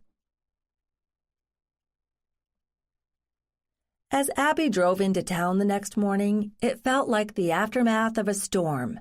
The townspeople were milling around, moving displays, tidying up, but just a bit more slowly than usual. Still, she reminded herself, it was school break week, and the museum would probably be busier than usual, or so she'd been told. She felt guilty, like she wasn't pulling her weight there, but she was still the new kid and didn't really know what needed to be done. But she was pleased that she'd weathered her first Patriot's Day without mishaps. When Abby walked into her office, Leslie was already there, with a sulky Ellie spinning back and forth in Abby's desk chair, looking like she'd rather be anywhere else. Leslie said sharply, "Ellie, sit still. Abby, can I talk to you a minute? In the hall?" "Sure." Abby followed her into the hall, presumably out of Ellie's hearing. "What's up?" "My darling daughter is in a pissy mood. Doesn't want to be here, but her daddy can't stay home and there's no one else to take her today. I've got something figured out for the rest of the week, but I'm afraid I really need your help today. You sure you don't mind?" Abby couldn't think of a good way to say no, even if she wanted to, which she didn't. "Don't worry about it. I promised you one day this week, and I'm kind of at loose ends today anyway, since I don't have any groups coming in. I was planning to catch up on the paperwork and maybe freshen up some of the presentations, but that can wait. What would Ellie like to do? I don't exactly know her well." "Poor kid. She's seen most of the historic sites around here since birth, and I have to admit they kind of bored me when I was her age, so I doubt she'd be too excited about anything historical." "Does she like nature?" "Depends on which day you ask her." "How about shopping?" Leslie laughed. "She's a classic tomboy, so you can't woo her with shoes or dresses. She does like books, but she's got a zillion at home." "Maybe she could write her own book," Abby said slowly. "Does she know how to use a computer or a keyboard?" Leslie laughed. "Better than me. Don't all the kids these days?" "Sure, that sounds like a great idea. And you can show her websites where she can find pictures to download, too. Or let her draw her own and scan them out for her. I love it. But try to get her outside for a bit, too, will you? Take her out to lunch, on me." "We'll figure something out. I'll let you know if we leave the building." "Thanks. I'll take her off your hands around 3, and I'll owe you." Leslie returned to Abby's office. "Ellie, honey, be kind to Abby here, and don't try to trick her, please." "Why would I do that?" Ellie asked her mother, staring at her without expression. "She's a nice lady. I'm sure we'll have a good time." She sounded scarily self-possessed and older than 7. "I hope so," Leslie said dubiously. "I'll be in the building if you need me." Abby wasn't sure whether that comment was meant for her or Ellie. When Leslie had gone, Abby turned and went back into her small office. There really wasn't much space for one person to do anything other than sit at the desk. For 2 people, especially if one of them was an active child, it was ridiculous. For a brief moment, she was tempted to sweep everything off her desk, leaving the surface bare, but she restrained herself. That would set a very bad example for Ellie, wouldn't it? In the end, Abby sat down in the spindly visitor's chair and contemplated Ellie, still sitting in the swivel chair behind her desk. Ellie's expression gave nothing away. "So, what do you want to do today?" Abby began. She could swear that Ellie looked disappointed at her lame salvo. Ellie gave the time-honored response, "I don't know." The ball was back in Abby's court. "Your mom says you're bored with historic stuff around here." Ellie shrugged but didn't deny it. "And your mom says you know how to use a keyboard?" "Yeah, everybody does." "Want to write a book?" There was a brief spark of enthusiasm in Ellie's eye. "You mean like a real book? Not just a picture book or a scrapbook?" "Yes, words on a page. Pictures only if you want 'em." "And I can write whatever I want?" Ellie asked, sounding suspicious. "Well, I might draw the line at disemboweled corpses, but yes, it's up to you." "You just trying to park me with a laptop and keep me quiet?" "No, not really. I'm trying to find something that you'd enjoy doing. I know I hate being bored." "What are you going to do?" "Consider me your editor. You know what an editor does?" "She edits?" "Well, yes, but what does that mean?" Another shrug from Ellie. "Okay, an editor can do many things. She can help you put together the basic story, tell you what sounds like a good idea or what nobody is going to believe. And she can help you with your language, show you how to tell your story more clearly and strongly." "Like a teacher?" Ellie was following Abby's comments closely. "Yes, but like you've got your own teacher, you don't have to share. And I have been a teacher, too." Ellie paused to consider. "But it would still be my book, right? You won't tell me what I have to write about?" "An editor is there only to make it better, not to write the whole thing.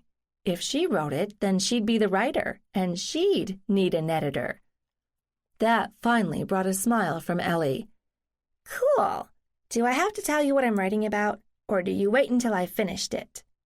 "That's up to you." "How do I start?" "Some people like to plan it all out before they start writing. Other people just jump right in and see what happens." "I like the second idea." "Then go with it. There's no one right way to do it, and you can always go back and change any parts you don't like." Abby debated about discussing the role pictures might play, but then decided that could wait until she'd seen what Ellie produced. She was figuratively holding her breath. Ellie could put together 2 pages and get bored by the whole process. She was, after all, only 7. Or she could put something feeble together that would force Abby to manufacture false enthusiasm. Or she could come up with some happy surprises. "You want me to open a file for you on my computer?" Abby asked. "Yeah, please." Ellie added the last word as an afterthought, but at least she had added it at all. They swapped seats while Abby opened a new file and a directory for Ellie, while Ellie sat on the edge of her seat watching Abby's every move impatiently. When Abby had finished the setup, she stood and gestured at the swivel chair.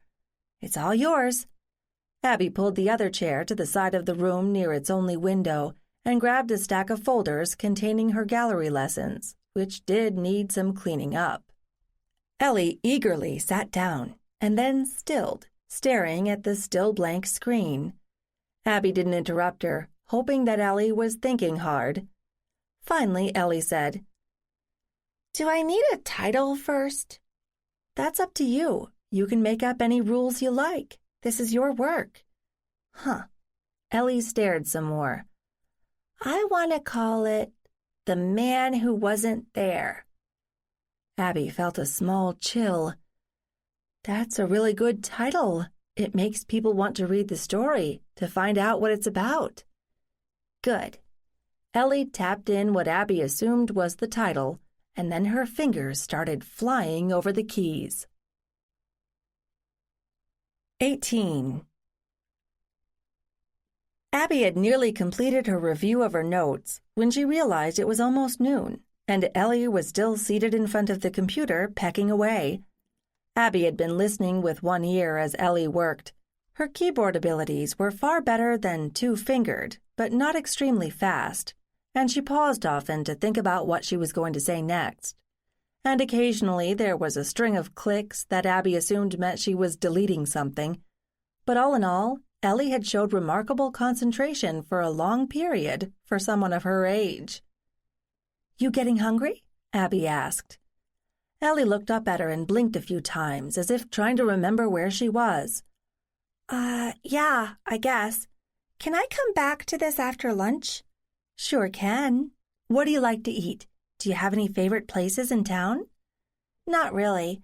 There's a sandwich place in town that Mom takes me to sometimes." "Then we'll go there, if that's okay with you." "Yeah, sure. We gonna walk?" "I could use the exercise, and it's a nice day out, so yes." "Okay." "Wait, you've forgotten one very important thing. Always save your work." "Oh, right. Can you show me how?"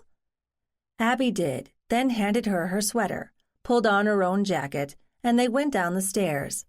She stopped at the front desk, where the receptionist, Sally, a comfortably padded woman a couple of decades older than Abby, greeted Ellie warmly. "Hi, Miss Ellie. Good to see you again. Are you having a nice time with Abby here?" "Yeah, I'm writing a book, and she's helping." "Well, now, that sounds wonderful." "We're going out for some lunch," Abby said. "If Leslie wonders where we are, we won't be long." "Have a nice lunch, then." Smiling, Sally turned to a family group that had just arrived. Once outside, Abby and Ellie turned toward the small green. Abby kept resolving to look up why it was so tiny, by New England standards, but she hadn't yet, and turned left onto the main street of town. "You come to Concord a lot, Ellie?" Abby asked. "No, not so much. We live the next town over." "I know. Your mother told me that when we met. Littleton, right?" "Yeah. When was that? That you met her, I mean." "Last fall, not too long ago. That's when I started working at the museum, mostly giving talks to kids." "Did you always want to be a teacher?" "I thought so. I like working with kids." "Are you married? Do you have any kids?" Abby laughed. Once Ellie got rolling, she was hard to stop. "No to both. Not yet, anyway." "Do you want to? Have kids, I mean?" "I think so, but not right now." Abby debated for a short second about whether now was the time to launch into a lecture about not needing a man or children to be a complete person and live a happy life, but it seemed kind of silly to be preaching feminism to a 7-year-old. At any rate, Ellie seemed content with her answer. "Can we stop at the bookstore on the way back? I want to look for some ideas." "Of course, after we've eaten lunch." They enjoyed a sandwich and chips and juice at a small lunch place Abby had visited before, and Abby bought a couple of cookies for later. Then Ellie all but dragged her to the nearby bookstore, after Abby had insisted that Ellie wash her sticky hands, and Ellie made a beeline to the children's section and started browsing intently.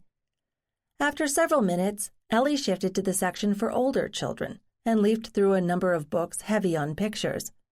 Finally, she made her way back to Abby, who was staring at a table full of current bestsellers and wondering if she'd ever have time to read any of them. "Can we go now?" Ellie demanded. "Sure. There wasn't any book you wanted to take home?" "Nope, just looking. I want to get back to work now." As Ellie led the way out of the bookstore, Abby thought again that she was an unusual child. Intelligent, obviously. Focused, surprisingly. Whether she was creative remained to be seen, For all Abby knew, Ellie had been typing the same line over and over again, but she suspected that was not the case. Back at the museum, they both waved to Sally at the front desk and went up the stairs, Ellie leading the way 2 steps at a time. At Abby's office, she scuttled behind the desk and moved the mouse around until her work reappeared on the screen, then nodded her approval. She set about writing once again. Abby smiled at the success of her idea as she went back to her own work. They were both surprised when Leslie appeared at the door. Abby looked at the clock and realized it was already 3 o'clock. "How's it going, you two?" "It's okay," Ellie said, throwing her mother a brief glance. "Abby, can you print this out? I want to read it before I go on." "Sure, no problem. Do you want your editor to read it too?" Abby slid around behind the desk and showed Ellie how to print, and the small printer behind the desk whirred into life. "Yeah, okay." "What's this all about?" Leslie asked, looking bewildered. "I'm writing a book, Mom," Ellie responded with enthusiasm. "But you can't see it yet because it's not finished. Only Abby can see it. She's my editor." Leslie flashed an amused look at Abby. "Well, I can understand that. I hope you'll show it to me when you're finished. You ready to go now?" "I guess. Can I come back tomorrow?" Ellie asked. Leslie looked at Abby again. "That kind of depends on your editor here," Leslie said cautiously. Abby smiled. "Let me check my calendar, but I think I'm clear. If my boss approves, that is. I'll call you later. Come on, Pumpkin, we're headed home." Abby handed the sheaf of printouts to Ellie. "Here you go." "You'll read it today?" Ellie said with a touch of anxiety. "Sure, I'll even find a red pen and make real editorial comments on it, if you like." "Yeah, that'd be good. Thank you, Abby." Leslie raised her eyebrows at Abby once more, but let Ellie drag her out of the building. When they were gone, Abby dropped into her own chair, then printed out a second copy of Ellie's work for the editor. She was tempted to read it right away, but she had her own work responsibilities to deal with, and she would have time later. She was still boggled by Ellie's intense concentration on what had been an offhand suggestion, and was curious to see what she had come up with.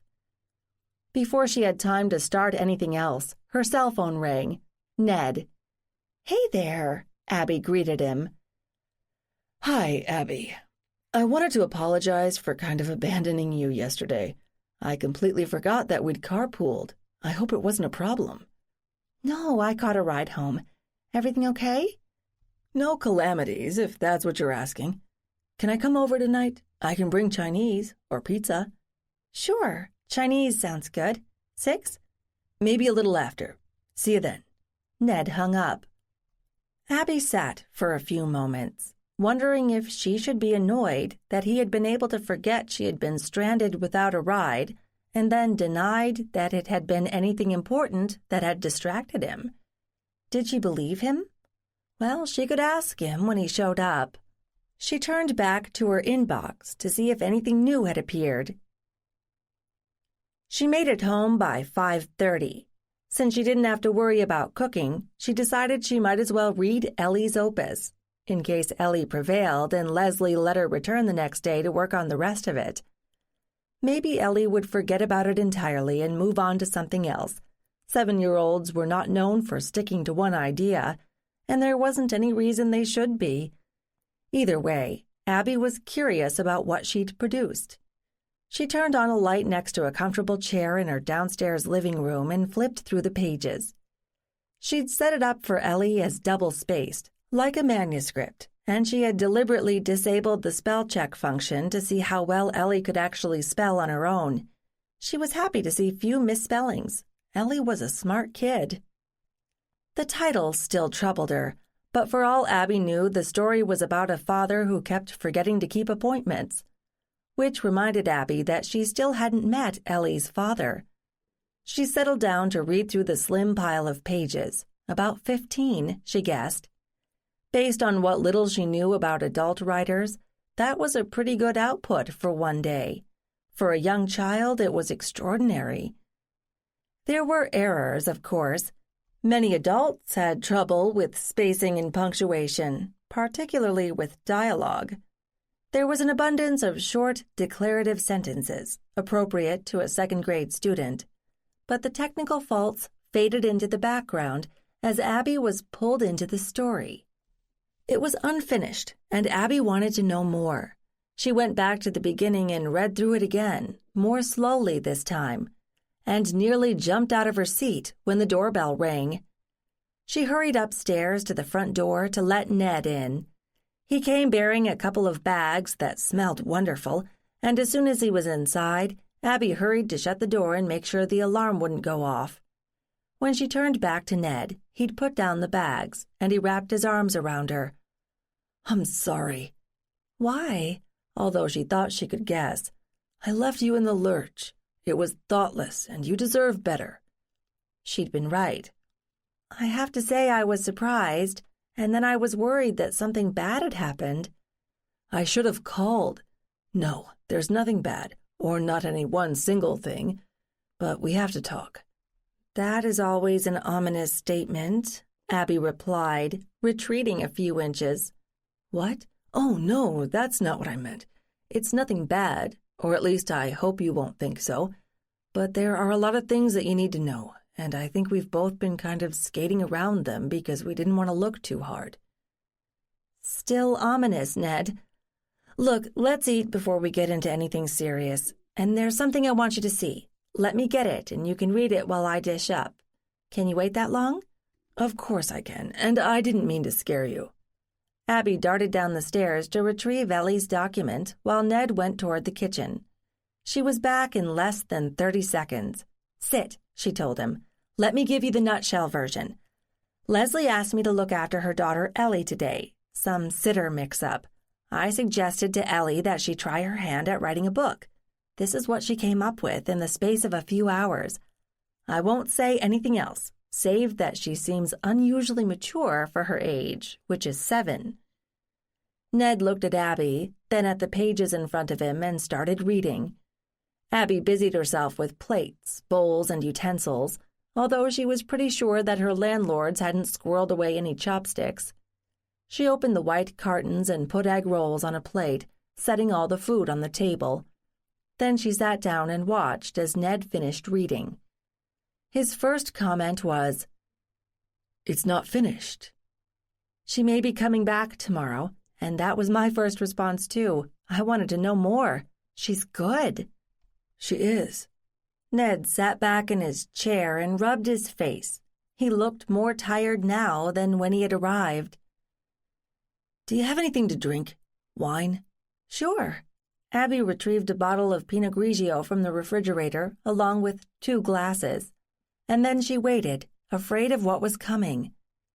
After he'd poured glasses for both of them and swallowed half of his, Ned said, "Let's start with Ellie, because she's one of the things we have to talk about, as well as what's in this." He held up Ellie's pages. "All right," Abby said cautiously. "I told you Leslie and I were engaged years ago. It didn't work out, but we parted friends. We've kept in touch since, as you know." "Yes, she and I have talked about you, although not in any detail. She seems to think of you kindly." Great. Now she was sounding like someone out of a Victorian novel. "Where does Ellie come into this?" "Ellie is my daughter." "What?" Abby's head whirled, and then some small part of her brain did the math. "Wait, you said you were engaged in college. That was more than a decade ago. Ellie is 7. "Yes, and I shouldn't be telling you this, not without clearing it with Leslie. I wouldn't have except for this." He held up Ellie's papers. "This changes things." "Go on," Abby prompted. "Leslie got married a couple of years after we split up. Her husband's a great guy. They have a rock-solid marriage. But as it turned out, George couldn't have kids. Damn, I hate to have to do this. You don't even know the guy, and now I'm telling you his most private details. It's not fair." "Ned, you know I can be discreet. I won't say anything unless Leslie opens the subject. But you can't stop now. I know I can trust you. Anyway, George has some obscure autoimmune disease where his own antibodies attack his reproductive cells. Once they figured it out, Leslie told him she still wanted children, and he agreed. So they asked me to be a donor. Abby felt simultaneously distressed and relieved. It was a better story than if Ned and Leslie had been carrying on an affair behind George's back. Both kids? Yes. And then Ellie comes up with this, Abby said almost to herself, waving at the pages on the table between them. Oh, crap. Ned, there's more I have to tell you, but at least it makes sense now. 19. Ned stared at Abby, confused. What? About Ellie? Abby nodded. Remember that Leslie asked me to entertain her one day last week? That was the first time I met her. She's seen everything in the museum, so I volunteered to take her for a walk. She asked if we could go to the cemetery down the street there. You know I like cemeteries, and I hadn't had time to tour that one, so it was fine with me. Well, when we were there, Abby swallowed. I think she saw someone, a man. I couldn't see him. And then when we went back to the museum, I made her take my hand across the street, and she said it tickled. And I felt the same thing. But if she's yours, it kind of makes sense. You told me you'd never talked to Leslie about this thing of yours, right? Ned shook his head. Of course not. I was too busy trying to pretend it wasn't happening, or that it had gone away as I got older. Obviously, I was wrong. Have you spent time with Ellie, or her brother? Again, no. I've met them both, now and then, but I can't recall that I've ever touched them. Leslie and George and I agreed from the start that we would tell the kids when they were old enough to understand, but I didn't think we'd reached that yet. Abby was torn in multiple directions. On one hand, her heart ached for Ned, who now had to face that he had inadvertently passed something that he hadn't even known about on to his offspring, something that could be a significant problem in their lives. If what Abby suspected was true, Leslie and George needed to know so they could help them deal with it. On the other hand, she was mad at him because his denial of his trait had brought this about, and only because he had ignored it. If he had been open to it, at least to himself, he might not have volunteered to father a child. How had it happened that she had been more accepting of this peculiarity than he had? Well, of course, she'd had him to help her, but she believed in facing issues, problems, head-on and dealing with them, not ignoring them and hoping they would just go away all by themselves. So here they were, and the problem, Ellie's apparently shared ability, had just blown up in their faces. And Leslie, Abby's boss, Ned's friend, didn't even know about it yet. There were going to be some really awkward moments ahead. The cat, newly released from its bag, now sat on the table between them, both a curse and a blessing. Without Abby's brilliant idea, maybe Leslie and Ned could have pushed the discussion into the future, but now it had to be in the open, and maybe Ellie's book had forced their hand. It was time that Leslie knew the whole story. "So, what do we do now?" Abby asked. "You know that Leslie is going to want to see Ellie's story. Ellie may lose interest in finishing it, but if what we suspect is true, it's going to come out one way or the other soon enough. Maybe through a teacher at her school who notices something odd. Maybe if Ellie throws a tantrum when her mother makes fun of her for seeing things." Abby hoped that Leslie would be more sensitive than that with her own child, but few people knew how to deal with a child who sees dead people. She certainly didn't.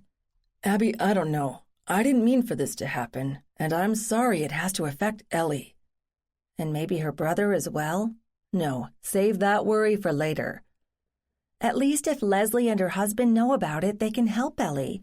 And you certainly had no reason to think you'd be passing this on.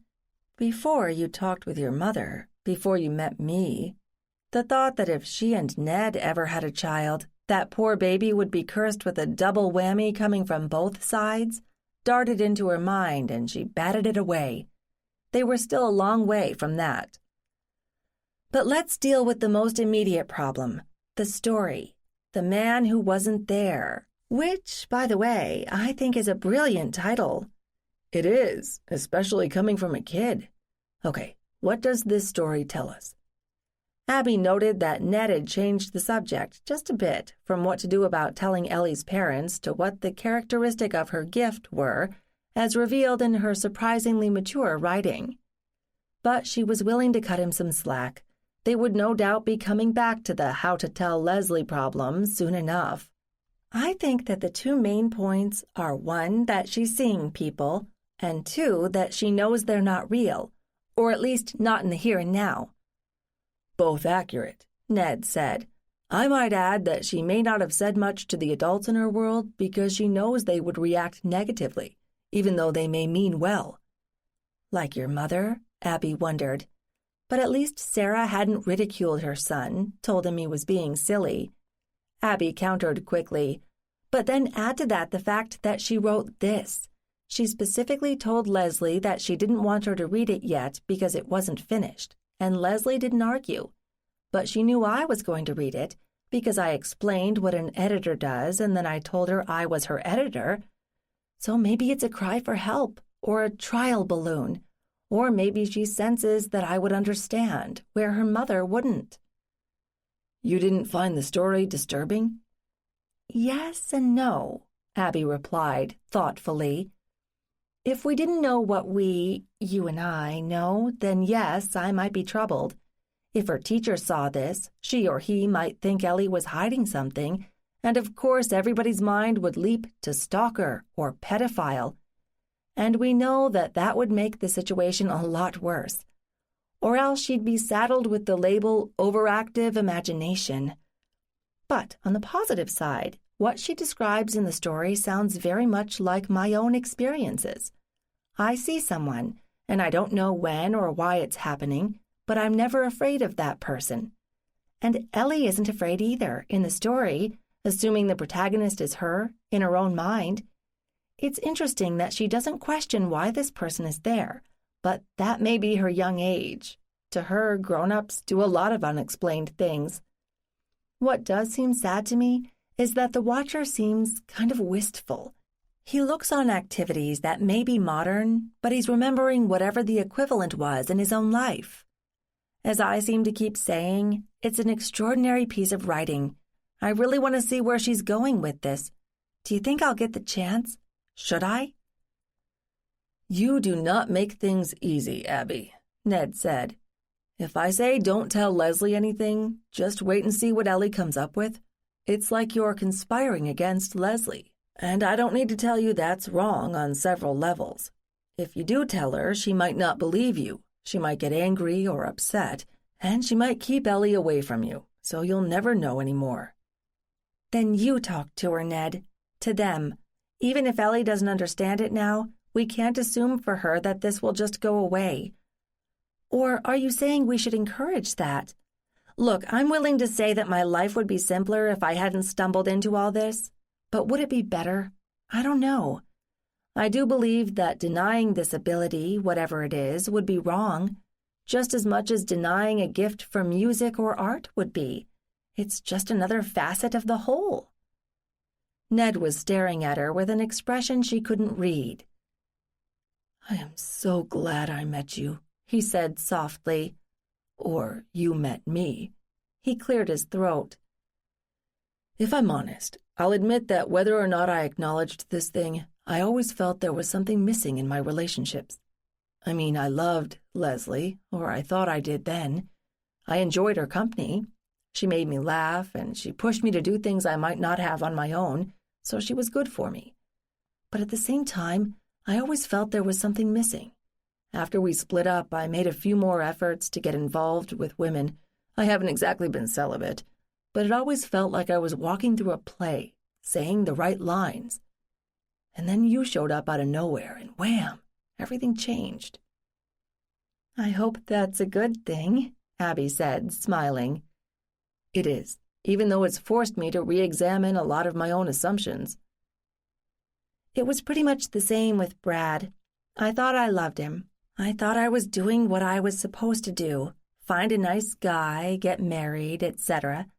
But I must have known there was something missing deep down. Look at how easy it was to break it off. It didn't hurt at all. I just took a realistic look at him and didn't like what I saw. I mean, he's an okay guy, but we didn't fit together. And don't give yourself all the credit for that either. I really tried to make it work with Brad, and I wouldn't have considered starting anything with you until we'd split. Although I have to admit that you were so much more tuned in to what I was feeling than Brad ever was, which was part of what made me start reevaluating my relationship with him. Glad I could be of service, ma'am. She ignored his flippant remark. So, what now? Ned thought for a moment and finally said, Much as it goes against my principles, I think we should wait until we see what Ellie does with the rest of this story. That will tell us something. I acknowledge that Leslie will want to see it, although maybe we should ask Ellie's permission to let her do that. And if Leslie reads it and reacts the way I think she will, then the two of us will have to sit down and have a serious talk with Leslie and her husband, but maybe Leslie alone first. Abby nodded once. I think I agree with you. It does feel kind of sneaky, but we'll tell Leslie the whole story ASAP. Will she take much convincing, or will she tell us that we're crazy and fire me? Let's give her a chance first. She's a good person, and she's smart, and I'm sure she wants whatever's best for Ellie. And so do you, right? Abby asked quietly. Of course. Ned stood up. I should go. Why? Abby said. Do you want to stay?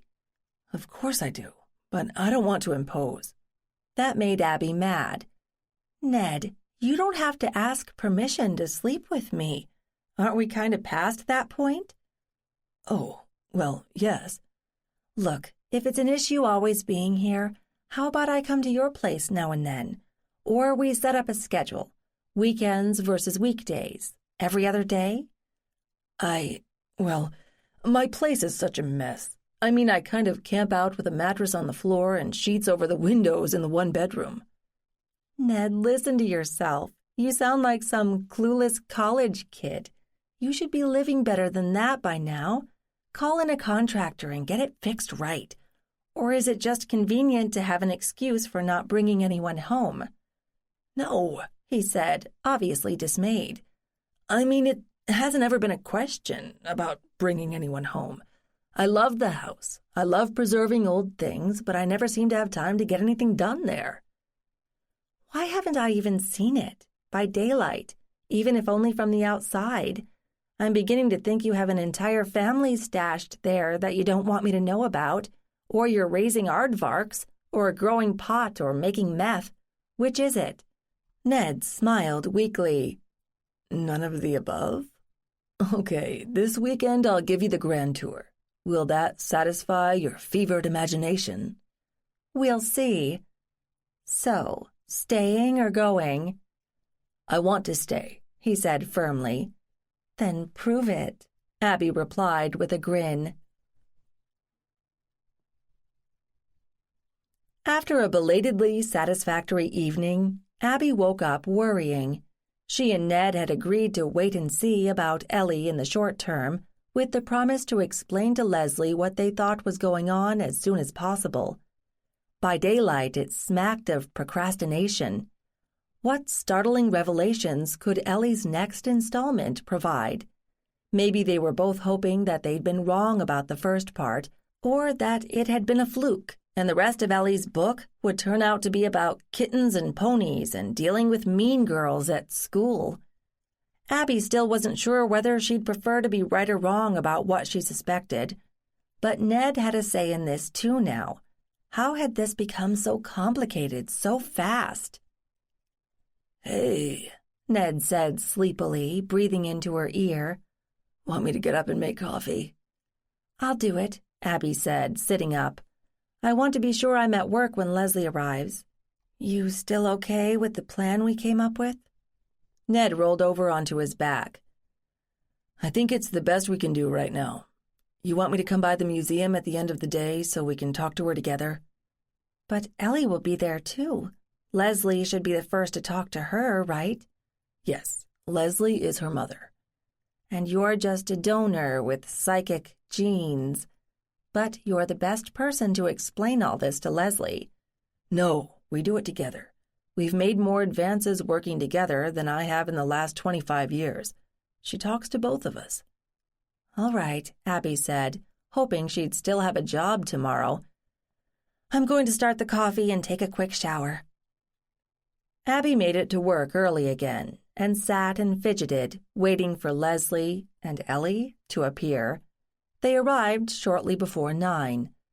Leslie looked unruffled, so Abby guessed that Ellie had kept mum. Ellie here has been very secretive about what you two were working on yesterday, but she said you promised she could finish it with your help today. Is that still all right with you? Of course. I can't wait to see how it turns out. Ellie, will you be able to let your mom see it by the end of the day? Maybe, Ellie said, her expression uncertain. Was she having cold feet? Abby wondered. I promise I'll help you with it. And I'll even show your mom all the great things you've done. It's really good, you know. Okay, Ellie answered, avoiding everybody's eyes. Well, there you go, Leslie said briskly. Let me know if you need anything. Maybe we could have lunch, just the 3 of us? Give me a call if you can get away, Abby said, crossing her fingers and hoping that Leslie would allow them the time to finish. We'll be here. When Leslie had left, Abby turned to Ellie, who was looking at her with a really odd expression. You don't want your mom to see it? Ellie shook her head. She won't understand. Abby chose her next words carefully. And you think I understand? Ellie nodded. You see them. I know you do. Abby sighed. There were so many ways to respond to that, and so many reasons not to. Ellie was a child, but a child with a special view of the universe, one that Abby understood, if imperfectly. Yes, Ellie, I do, she said gently. And your mom doesn't? Another shake of Ellie's head, silently. I love your story, and I really do want to see how you finish it. And when you do, I will do my best to help you explain it to your mother. All of it. Does that help? Finally, Ellie gave her a small smile. Okay. Is your computer on? 20.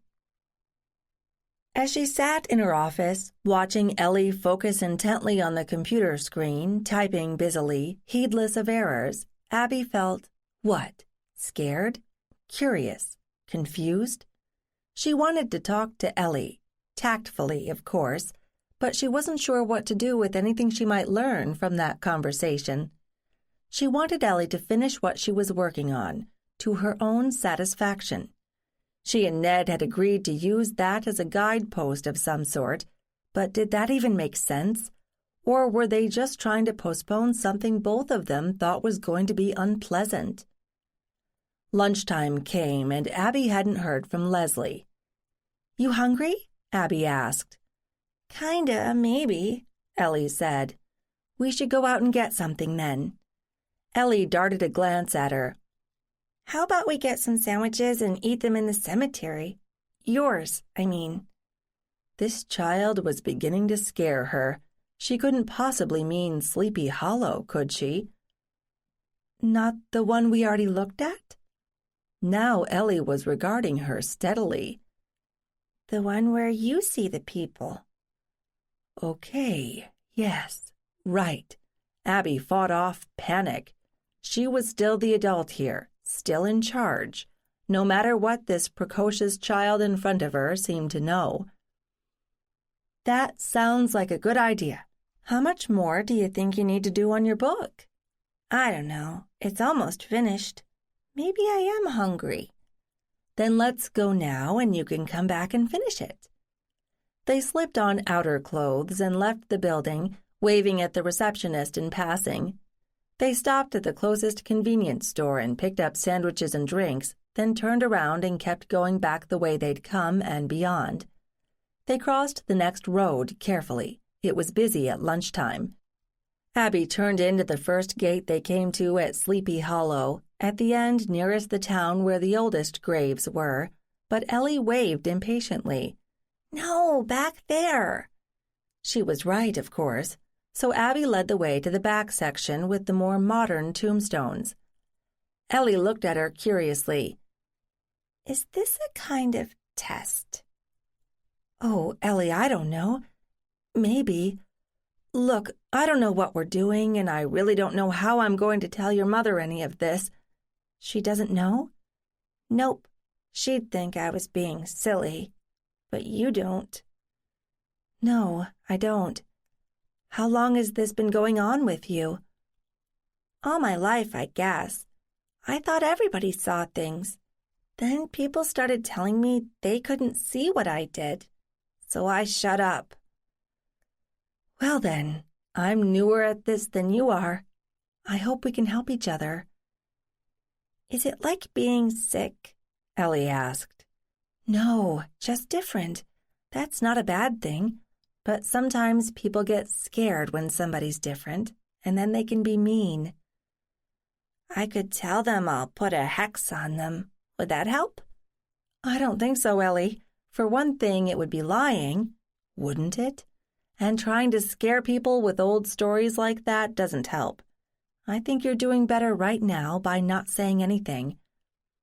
"Even to Mom?" "Well, we're going to have to do something about that. Is she in your story?" Ellie shook her head. "What about the man you talk about, the one from the title? Does he see you? Can you talk to him?" Ellie shrugged. "Mom and Dad told me not to talk to strange men." It was all Abby could do to keep from laughing. Of course they'd given her that advice, but they probably hadn't figured that it would apply to someone who had been dead for centuries. "That's a pretty good idea, and I'd stick to it." "Okay, let's go eat over there. There's a bench." She pointed, and Abby didn't know whether she'd chosen the seat closest to Abby's own ancestors at random or on purpose. They sat, and Abby did her best to avoid looking for reeds there. "You know about all the authors?" she asked. "You mean the ones up the hill there? Yeah, sure. Everybody around here does." "Have you read Little Women yet? That used to be one of my favorite books, when I was just a little older than you are now." "Not yet." Ellie took a large bite of her sandwich. "You don't see any of the people up on the hill here, do you?" Ellie shook her head, still chewing. Abby didn't know whether to be relieved or disappointed. What would it be like to watch the Alcotts or the Hawthorns in the former flesh? When Ellie had finally swallowed, she said, "You like it here." "You mean in this cemetery?" "Yes, I do." "Why?" "Because it was one of the first places I saw what you see. It scared me at first, but now I'm kind of used to it. They're my relatives, and in a way it feels kind of nice to spend time around them. They were all gone long before I was born, but I'm honoring them now. Does that make sense to you?" "Yeah, I like this place too, and the others. It's like the people are happy to see me because they're kind of lonely. They're only here because they were real sad here, but nobody cares anymore." "I can understand that." Abby fell silent as she finished her sandwich. After a while, she said, "I guess we should get back and finish that story of yours. Will it have a happy ending?" Ellie looked up at her. "Does it have to?"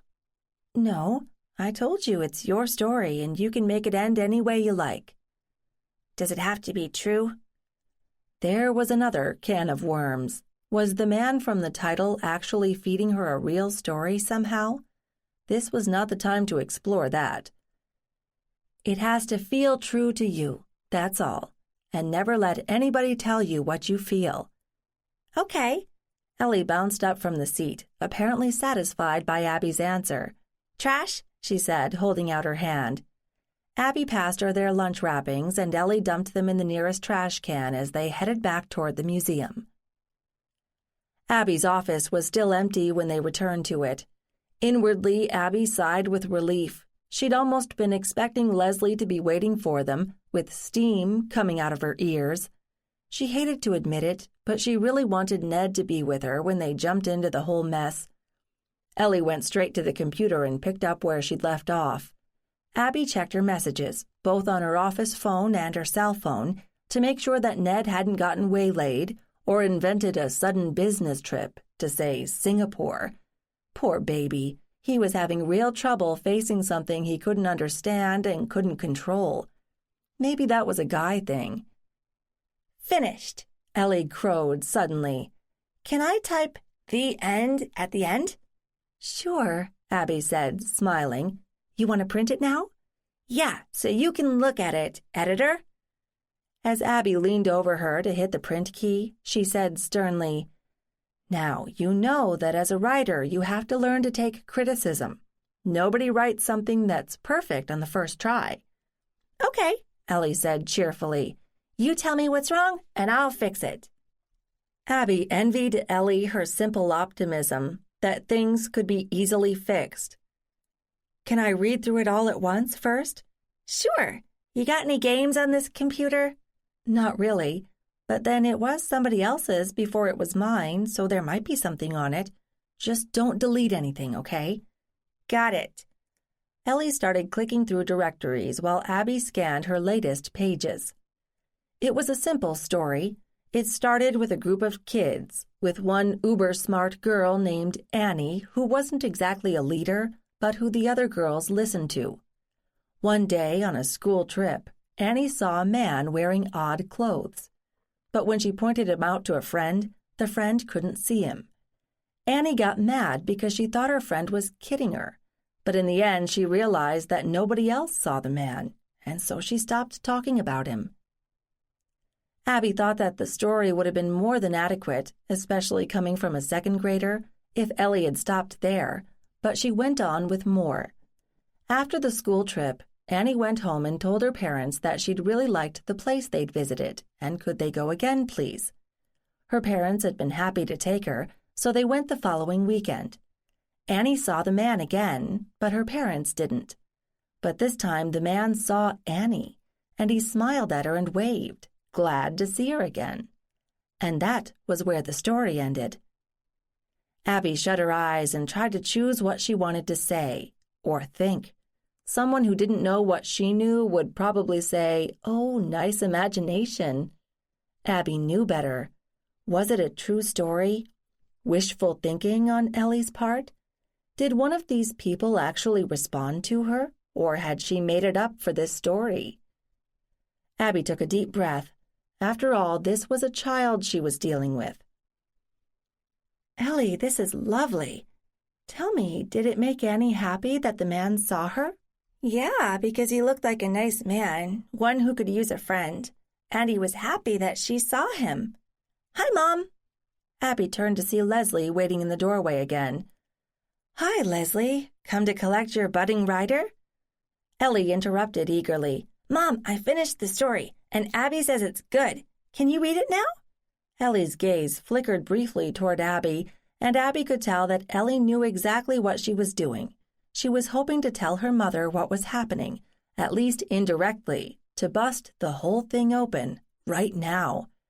Oh, God, she was not ready for this. Where was Ned? "You want to come to my office while I read it, Sugar Plum?" Leslie replied. Sure. Ellie stopped and turned back to Abby. Thank you, Abby. I had a nice day. I did too, Ellie. Leslie, let's talk after you've read the story, okay? Leslie looked harried. Sure, but I don't have a lot of time. I've got to pick up Peter at daycare and then start dinner. Whenever you have time, then, Abby said. She wasn't about to insist, but she had a suspicion that Leslie would be back sooner rather than later. Abby was glad to hear Ned's voice in the hall, and she realized she'd been gripping the edge of her desk like it was a life raft. He walked into her office, and the first thing he said was, "What's wrong?" Abby handed him the last part of Ellie's story. Just read it. Leslie's reading it now." He took it and sat in the other chair. It took him only a couple of minutes to read through it, and then he sat back and looked up at the ceiling. The kid can really write. "Yes. What about the content?" Ned looked at her for a long time before answering. "It scares me." "Good, because it scares me too. You think what she wrote is real?" "I don't know, but it's certainly possible." "What do you think Leslie's going to say?" "Why don't you ask her yourself?" Leslie stood in the doorway. "Ned, why am I not surprised to see you here?" Ned stood up quickly. "Leslie." Leslie ignored him. She held the printout of Ellie's story crushed in her hand. "Ellie really wrote this?" Abby faced her squarely. "Yes, she did. I didn't help." "She says it's a true story." "Yes," Abby said, then stopped, wondering where to go next. So Ellie had come out with it, and now her mother wanted an explanation, of course. "Yes, it is true, or yes, that's what Ellie told you," Leslie demanded, "because that kid has got one vivid imagination." "Here we go," Abby thought, then said, "Leslie, it's not just her imagination." Was that a flicker of fear in Leslie's eyes? Had she sensed something or discounted a few too many unexplained comments coming from Ellie? "What the hell do you mean?" Abby glanced at Ned, who looked miserable. We believe that Ellie sees people who aren't there, just as she described. People who are dead." Now fear and anger battled in Leslie's expression. "You've got to be kidding me. She's a child. Smart, yeah, but I didn't think she had this kind of problem. And why the hell are you talking about this?" "Because Ned and I see them too." The color drained from Leslie's face, and she made a kind of choking sound. It took her a few seconds to regain control of herself. When she finally managed to speak, she said, her voice hard, "Obviously, we need to talk about this, but we can't do it here, and I don't want Ellie to overhear us, in case we kill each other. Abby, I assume you know the whole story about Ellie and Ned?" Her gaze was cold. Abby wasn't about to back down. "Yes, but there's a good reason for that." "I should damn well hope so. Here's what I want. I'm going to call my husband and tell him I'm bringing Ellie home, and I want him to take both kids out for the world's greasiest fast food dinner, and then to whatever Disney movie is playing within 10 or 20 miles from here, and then we three can talk. Got it? Be at my house at 6:30. "Yeah, Abby, I know you've never been there, but I'm sure Ned can fill you in." She turned on her heel and marched toward her office before either Ned or Abby could say anything. Abby and Ned looked at each other. "Well, I guess it could have been worse," Abby ventured. "If she'd had a weapon, maybe." "It'll get worse. It's not over yet." Ned's expression was grim. That was not encouraging. "How can we begin to explain this to her? Is Leslie the type to explode?" Ned shook his head. "She's given herself some breathing room now. Smart move. She'll listen to what we have to tell her, but I don't think she'll be too happy about it." "I know I wouldn't be under the circumstances. Ned, I'm sorry this had to happen. All of it." "Well, it has, and it's just as well that it did now. Ellie's writing that story and sharing it means she's reaching out for help, and Leslie needs to understand that. And it's certainly not your fault. You couldn't have known this would happen when Ellie sat down to write the story." "And I thought Ellie would write something cute and simple," Abby said bitterly. "Look, Leslie knows about us, as a couple, I mean, but she doesn't know about the other thing, and you told me you'd never said anything about it to her?" "Right. I hoped I'd never have to." He looked so unhappy that Abby came out from behind her desk and laid a hand on his face. She felt an immediate relief. No matter what they were dealing with, at least the two of them were on the same wavelength. "We have to be careful that we don't come across like we're ganging up on Leslie, which I guess means that we have to give her the story from the start.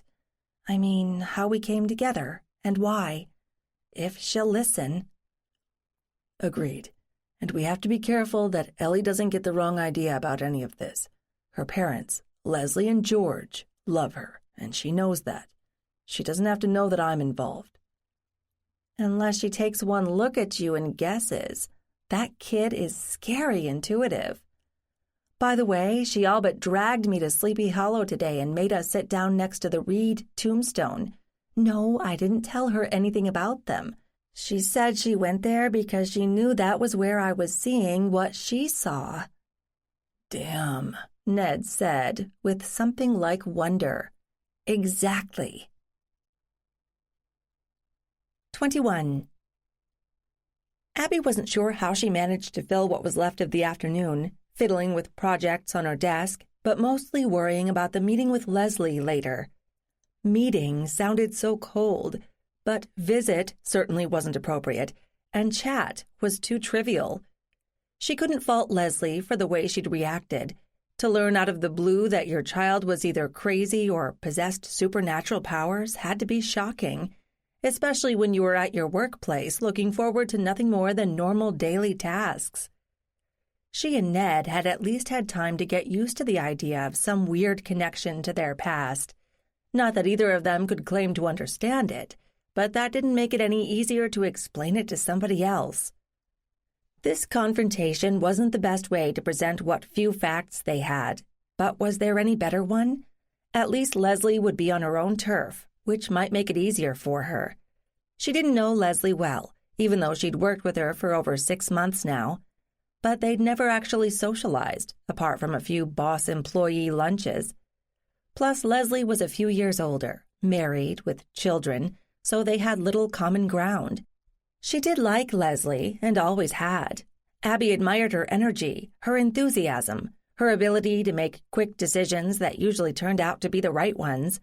She was a good employer, but they had never crossed over the line to discussing things like politics or religion or seeing ghosts.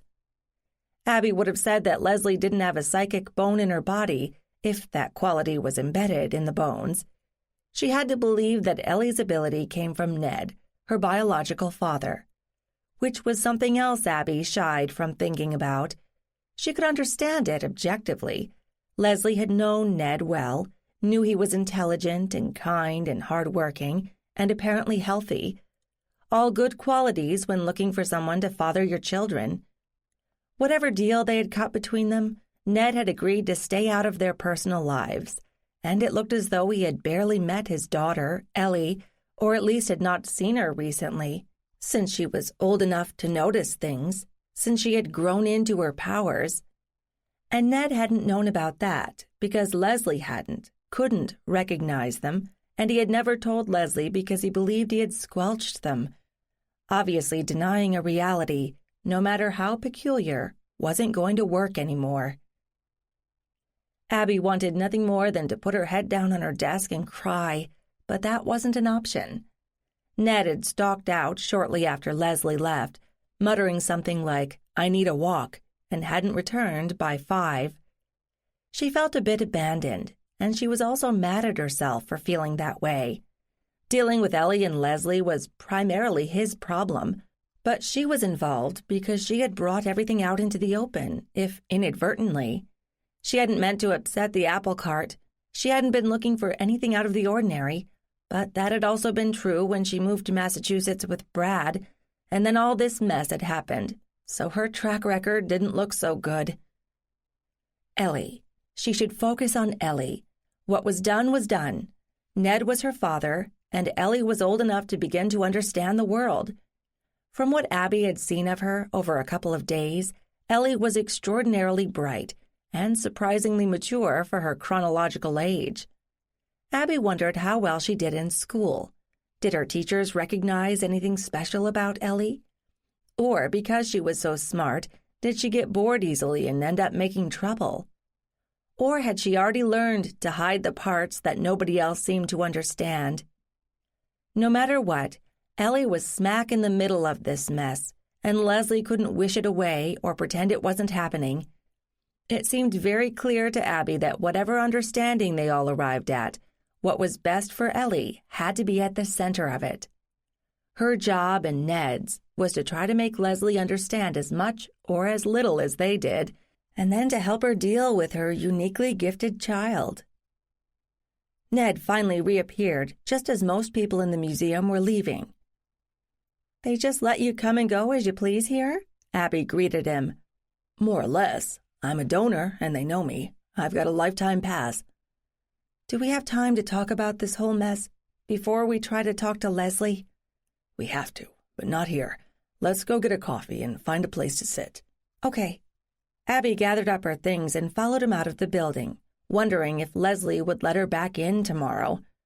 Of course, if Leslie fired her, she could sue, since she'd done her job well. It might be interesting to see Leslie try to explain why she had fired her. But that wasn't the point. Whether or not she had a job after today took a back seat to figuring out what to do with Ellie. She and Ned found a coffee shop, nearly empty at this time of day. They ordered coffees, then sat at a table away from the few other customers. Ned spoke first. "I'm sorry." "For what?" Abby burst out. "You didn't ask for whatever you have, and I'm just as guilty, because it looks to me like you'd been getting along just fine with whatever it is until I showed up and stirred up trouble." "Well, that wasn't exactly your fault either. And during the house tour, I could have handed you that cup of tea, waited until I thought you were steady enough to go home, and forgotten all about you. I was the one who prodded you to look further." "And here I thought it was because of my big blue eyes, not my visions of dead people." Ned smiled into his coffee. "Well, that was part of it, but I knew there was something else. Look, if I thought you and Brad were happy and well-matched, I would have stayed out of the whole thing."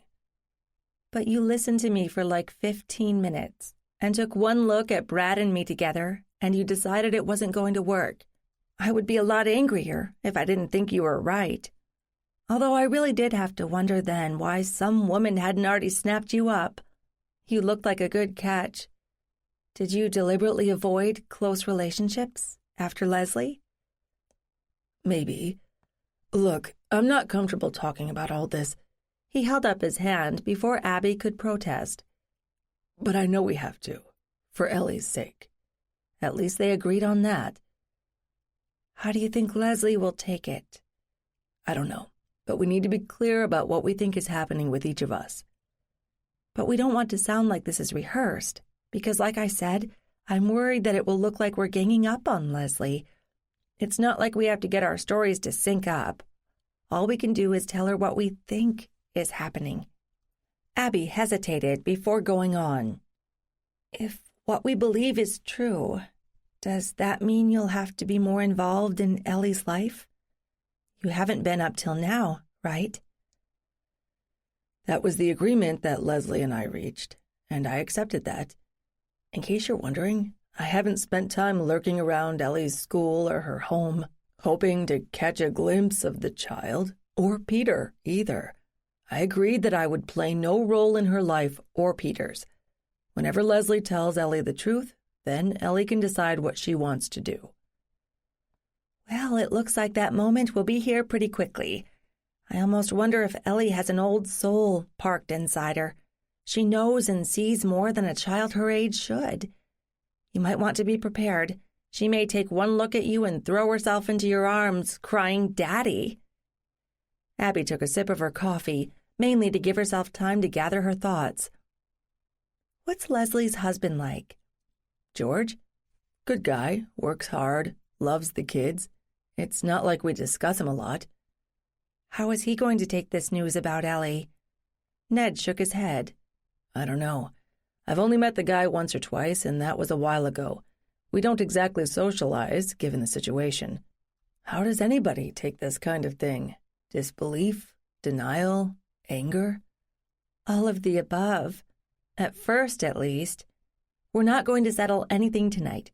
We're just going to explain how we got to this point. Right?" "Right," Ned said, looking unconvinced. Abby checked her watch. Still too soon to leave. "How did you do in school?" she asked Ned. "Huh? You mean grades or how I got along with the other kids?" "Both. And don't forget teachers. I did well, but wasn't pushy about it. I got good grades and teachers loved me, but I didn't volunteer to answer every question, because that would have been obnoxious and all the other kids would have hated me. Did you have many friends? A few. Never a lot. I mean, I didn't like clubs or group activities. I wasn't into sports, at least not competitively. What can I say? I liked to read, I watched television, I did my homework. If I was a kid now, I'd probably spend a lot of time playing high-end video games. Or designing them, Abby added. You noticed that in Ellie's story, the protagonist, the star, seemed pretty much like Ellie, except Ellie called her Annie, but she was part of a group of girls. When she saw the man, she tried to share that with the other girls, but it didn't take her long to realize nobody else was seeing him, so she clammed up. But she, the character, took it in stride, didn't make a big thing about it. And then this Annie got her parents to take her back to where she'd seen the man, to make sure she'd really seen him, and to check if her parents saw him too, which was pretty smart and pretty subtle for a child. But she didn't tell them that's what she was doing. And she learned that they didn't see anything, and she accepted that. If Annie is a proxy for Ellie, then Ellie's probably more well-adjusted and smarter than I am. Which is why she needs someone in her life who understands what's going on. Agreed, Abby said. You don't want to imagine what's going to happen when her hormones kick in a few years from now. Ned held up both hands. Please, can we not go there right now? I hope we'll all have a better handle on things by then. Now it was his turn to look at his watch. We'd better go. It would be a bad start to this whole thing if we showed up late. The ride to Littleton was brief, as Abby knew. They parked in front of a well-maintained contemporary house in a tidy development that looked like it had been built in the 1950s. Are you ready? Ned asked. Do I have a choice? I'm not going to wimp out and hide in the car. Then let's do this. They both climbed out of the car, but Leslie had opened the door before they were halfway up the front walk. She didn't say anything, just stared at them as they approached, then stepped back to let them into the house and closed the door behind them. In there, she said tersely, pointing toward the dining end of the living area. So she was treating this like a business meeting. They sat around the table with Leslie at the head. George and the kids are out for maybe 3 hours, Leslie began. If they get ice cream after the movie. I have a feeling that this little talk may take longer than that, but we have to start somewhere. Leslie's voice was tight, and Abby guessed she was trying hard to remain calm and reasonable. What does George know? Ned asked. Right now, nothing. I haven't decided what I'm going to tell him, or Ellie. But right now, I want to know what the hell is going on. A brief flash of anger. Leslie turned to Abby. How did you end up in the middle of this? Was that story that Ned fed me when I hired you true? Any part of it? Abby cleared her throat. Leslie, I think we have to start at the beginning. When Ned suggested me for the job, neither of us had a clue about what was going on. He was doing me a favor. He'd only known me a couple of weeks by then. Hear us out, will you? Because we don't have many answers, but we'll tell you all that we know. Abby started off, once again explaining how she had ended up in Massachusetts, and her tour of the Oaks mansion in Waltham, and Brad, all things that Leslie had heard at one time or another. Leslie sat stone-faced, but at least she was listening. Then Ned picked up the thread, explaining how he had directed Abby to sites he knew about where ancestors might be lurking, and what had happened to Abby there. Which of course prompted Leslie to ask, how had he known about them, which in turn led to a whole discussion of Ned's odd ability to see dead people, and how he had ignored it for so long, and how Abby had somehow ripped the bandage off and precipitated a whole new series of events, and how they had discovered that mainly they were seeing the same ancestral family, so there might be some genetic component. When they had run out of words, the three of them sat in silence for a time. Finally, Leslie spoke. Ned, you're telling me that you believed you had this, thing That you never mentioned it when we were together?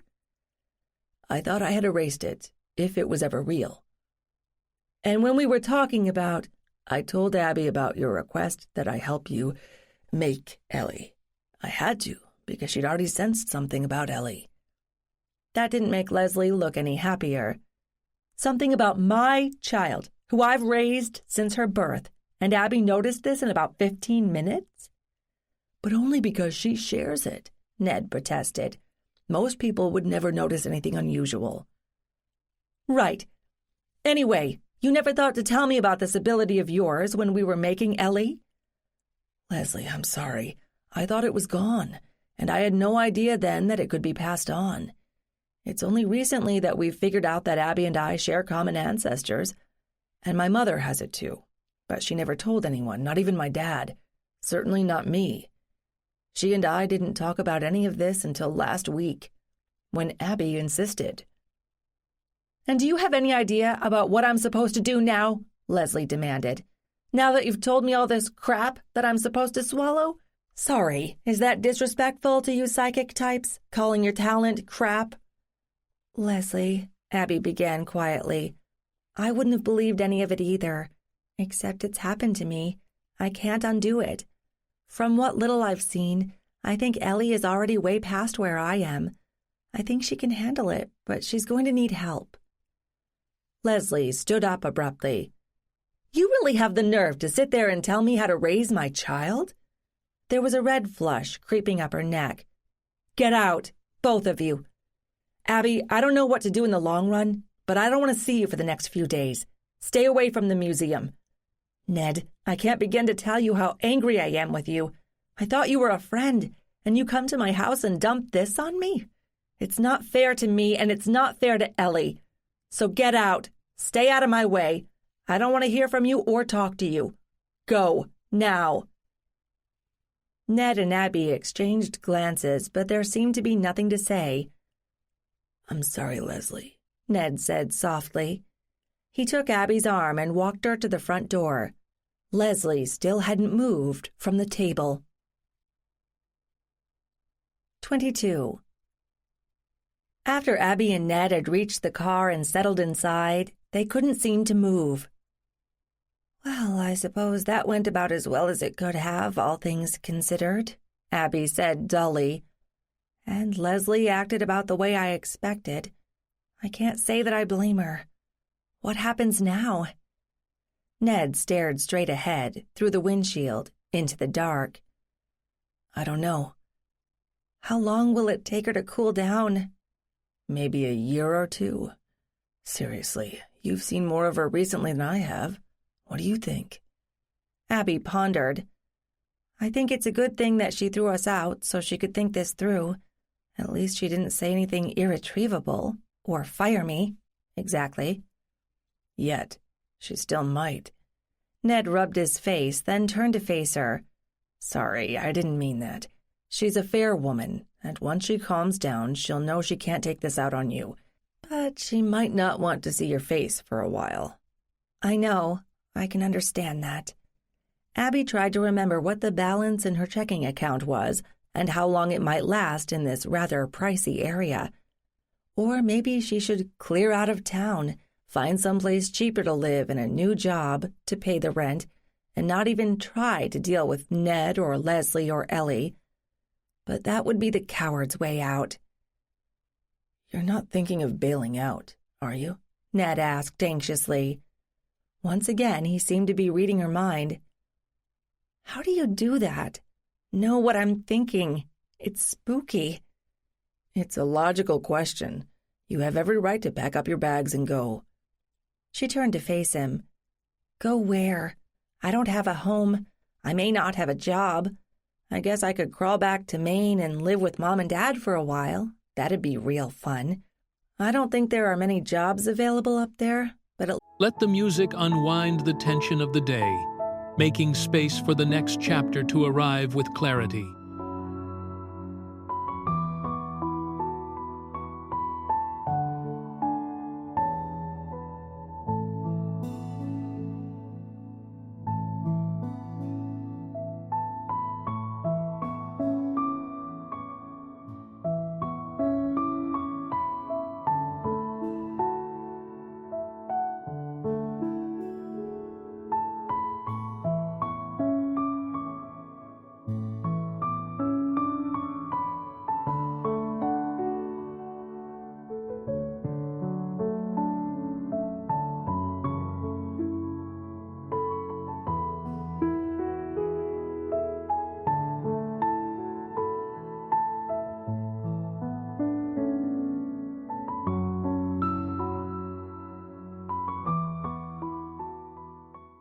At least they don't know about this seeing spirits stuff. My mother lives entirely in the present, or the near future, like when to buy new curtains for the living room or what to fix for dinner. In a way, that's reassuring, but at the same time, I couldn't begin to explain to her what's happened and why I ended up back on their doorstep. Remember, she liked Brad. And your father? Ned asked. Abby paused to figure out the best way to describe him. He's quiet, thoughtful, surprisingly observant, particularly when you think he wasn't paying attention. He loves my mother and still thinks she's wonderful after all these years. They have a good balance between them. And of course, they both love me, but like I said, I don't think they'd understand this psychic stuff. Maybe you underestimate them. You haven't met them, Abby said. Abby had gone to Maine for Christmas, but Ned hadn't gone with her. She hadn't seen her parents since. With Mom, what you see is what you get. She's a good person, warm, practical, supportive, kind, but she has no patience for things she can't see and fix. Dad, on the other hand... She stopped, wondering why she had never given much thought to her father's family tree. She knew he came from old New England roots, as did her mother, but Abby had come upon her mother's ancestors first, and had only begun taking genealogy seriously a few months ago. Her father's lines were still blank, but maybe she should check them out, too. She might just have the time to do that now, at least until her money ran out. She refused to contemplate what it would mean if everybody in the family proved to have this peculiar ability. But if she'd inherited this from her mother's side of the family, which looked likely, it had clearly skipped her mother. Maybe it was a recessive trait. Maybe it was erratic. Maybe there was no scientific logic to any of this. It was only then that Ned said softly, "Are you bailing out on me?" Abby was slammed with a wave of guilt. How, or why, had she put anyone, everyone, ahead of Ned? She loved him, didn't she? She needed him, especially now, if they were ever going to sort out this maybe hereditary, maybe paranormal thing she had fallen into. Oh, Ned, no. Of course not. I'm being selfish, worrying only about what affects me. But we're in this together. Ned didn't look at her. It seems to me that all I've done from the beginning is complicate your life. Abby rushed to reassure him. You can't say that. Maybe it was a huge coincidence that I started seeing my relatives at the same time I first met you, but it could have happened any time, and I would have been scared and confused, and I wouldn't have known what to do, and you know Brad wouldn't have been any help. Ned, I can't do this without you. Face it, we're linked forever. It sounds sappy, but we're connected in ways most people can't even imagine. Please don't think I'm pushing you away. She reached out a hand to him, and he took it, and Abby felt the tingle of connection immediately. Ellie had said holding Abby's hand tickled, and maybe that was the best way for a child to describe it, but it could be so much more, and Ellie would have to come to understand that, somehow, going forward. Okay? Finally, Ned smiled, relief in his eyes. Yes. Abby, we should eat. It's getting late. Reluctantly, Abby released his hand. I don't think I can face a restaurant. I can probably throw together something at home. Home, that was laughable. She was a passing visitor in someone else's house, where she kept her clothes and some food, period. Not hers. She didn't belong anywhere. Then let's do that. I'll stop at the museum so you can pick up your car. Oh, right. Thank you. She was so upset she'd forgotten that they'd arrived together and her car was still waiting in the parking lot. Ned pulled up at the museum a few minutes later and let Abby out next to her car, promising to meet her at her house. She stood for a moment, watching him pull away, then looking at the museum, all its windows dark. She enjoyed working here. She liked teaching kids, especially when she was talking about history, and she certainly had some rather unique perspectives about colonial history to offer, only she couldn't talk about those. But if Leslie was angry with her, a state that might go on for a while, it would be difficult to work with her. Abby was sure that Leslie would be fair and would go by the book, but there would be a tension between them that might interfere with Abby's effectiveness. She should volunteer to quit, to save everyone the trouble, even though she really liked the place. She'd have to make up a good excuse to give to the people she knew best. Maybe a sick mother would do. Something to think about. Abby started her car, pulled out of the driveway, and followed Ned's path to her temporary home. He was already there, leaning against his parked car, waiting for her. She parked alongside his car, got out, and walked into his arms. "Don't worry, Abby. We'll figure something out," he murmured into her hair. "Yeah, we probably will. I just wish I knew what." "Come on, I'm getting cold." She pulled away from him and walked to the door and slid the key in. Opening it, she disarmed the alarm, then let Ned in and turned on some lights. "I think I've got eggs and bacon and bread, unless you can find inspiration in my cupboards." How lame was she? Apparently she could barely feed herself. "Let me take a look." Ned started rummaging in the few cabinets that held foodstuffs and came up with several cans Abby couldn't remember buying. Maybe they'd come with the place. Leaving Ned to his search, Abby pulled a bottle of wine from the fridge, found a pair of glasses, and poured. Then she sat at the small table in the kitchen and watched Ned move competently around the kitchen. This was not the life she had planned, camping out in a stranger's house, afraid to stray beyond her own arbitrary, self-imposed boundaries, feeling like an intruder. She was past 25.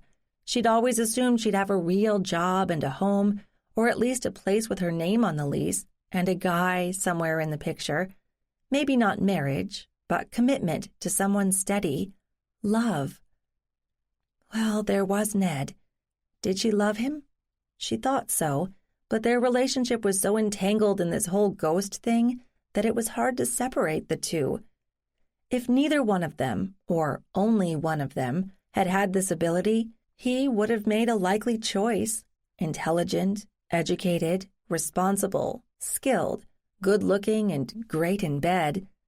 Abby almost smiled at the order in which she'd arranged those adjectives. Funny, Brad had shared a lot of those, at least on paper, but what he'd lacked was simple empathy. He never really saw her, or anyone else, for that matter. In her, he'd seen a nice-looking, appropriate mate who fit well in his career path, and that was as far as he'd looked. The minute she came home to him with a real problem, something that had her tied up in knots, he had bailed. Or maybe he had bailed before that, since by the time Abby reached out to him, he was already sleeping with the significant other of a colleague. What a jerk. Ned was not an alpha male. Ned was a loner. Ned was empathetic. But there were hidden reasons for that. Could they make it work? They probably understood each other better than the majority of married couples, but would their shared abilities make living together too difficult? Ned set a plate in front of her and sat down in the chair next to her. "You've been quiet."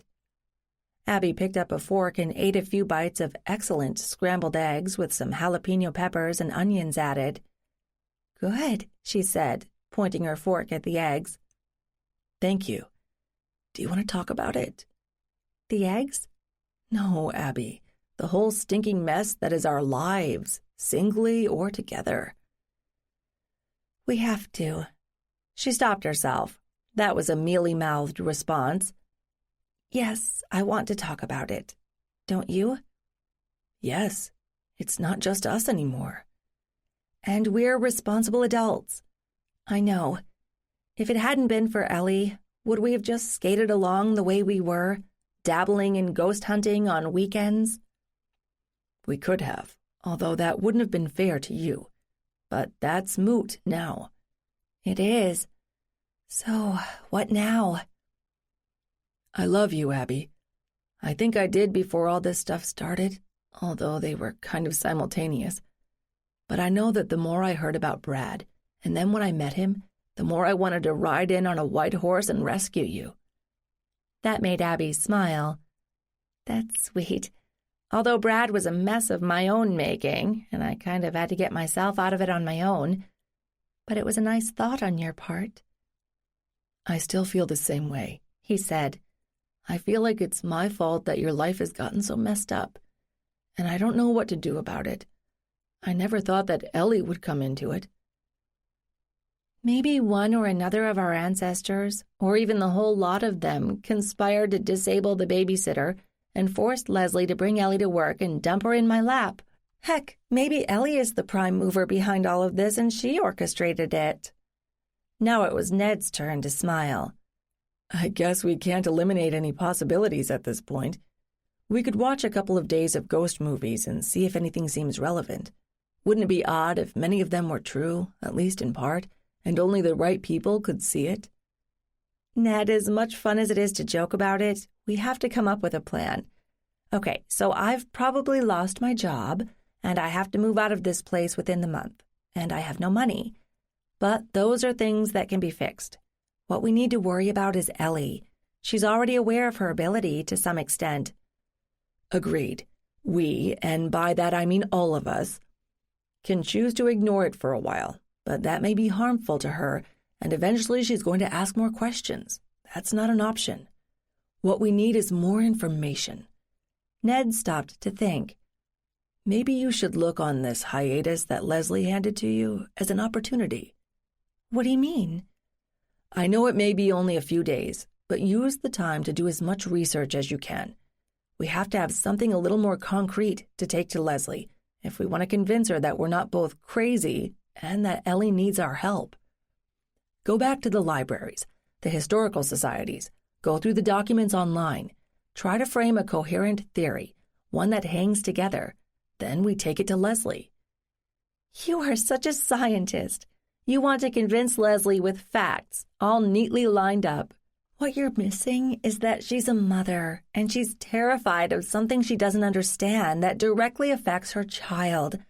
I don't think logic will be enough, not right now. Do you have any suggestions? Ned asked. Well, I agree I can use the time doing research, but somehow we have to humanize this, put a personal face on it, without scaring Leslie even more. And I hope Ellie knows that we're trying to help her. I don't know what Leslie said about me, and if Ellie asks, what she'll say about why Ellie can't see me again. Why don't we just hold a séance? Ned said bitterly. You know that's bunk, Abby told him. It's not like these people come when they're called. They seem to be attached to particular places.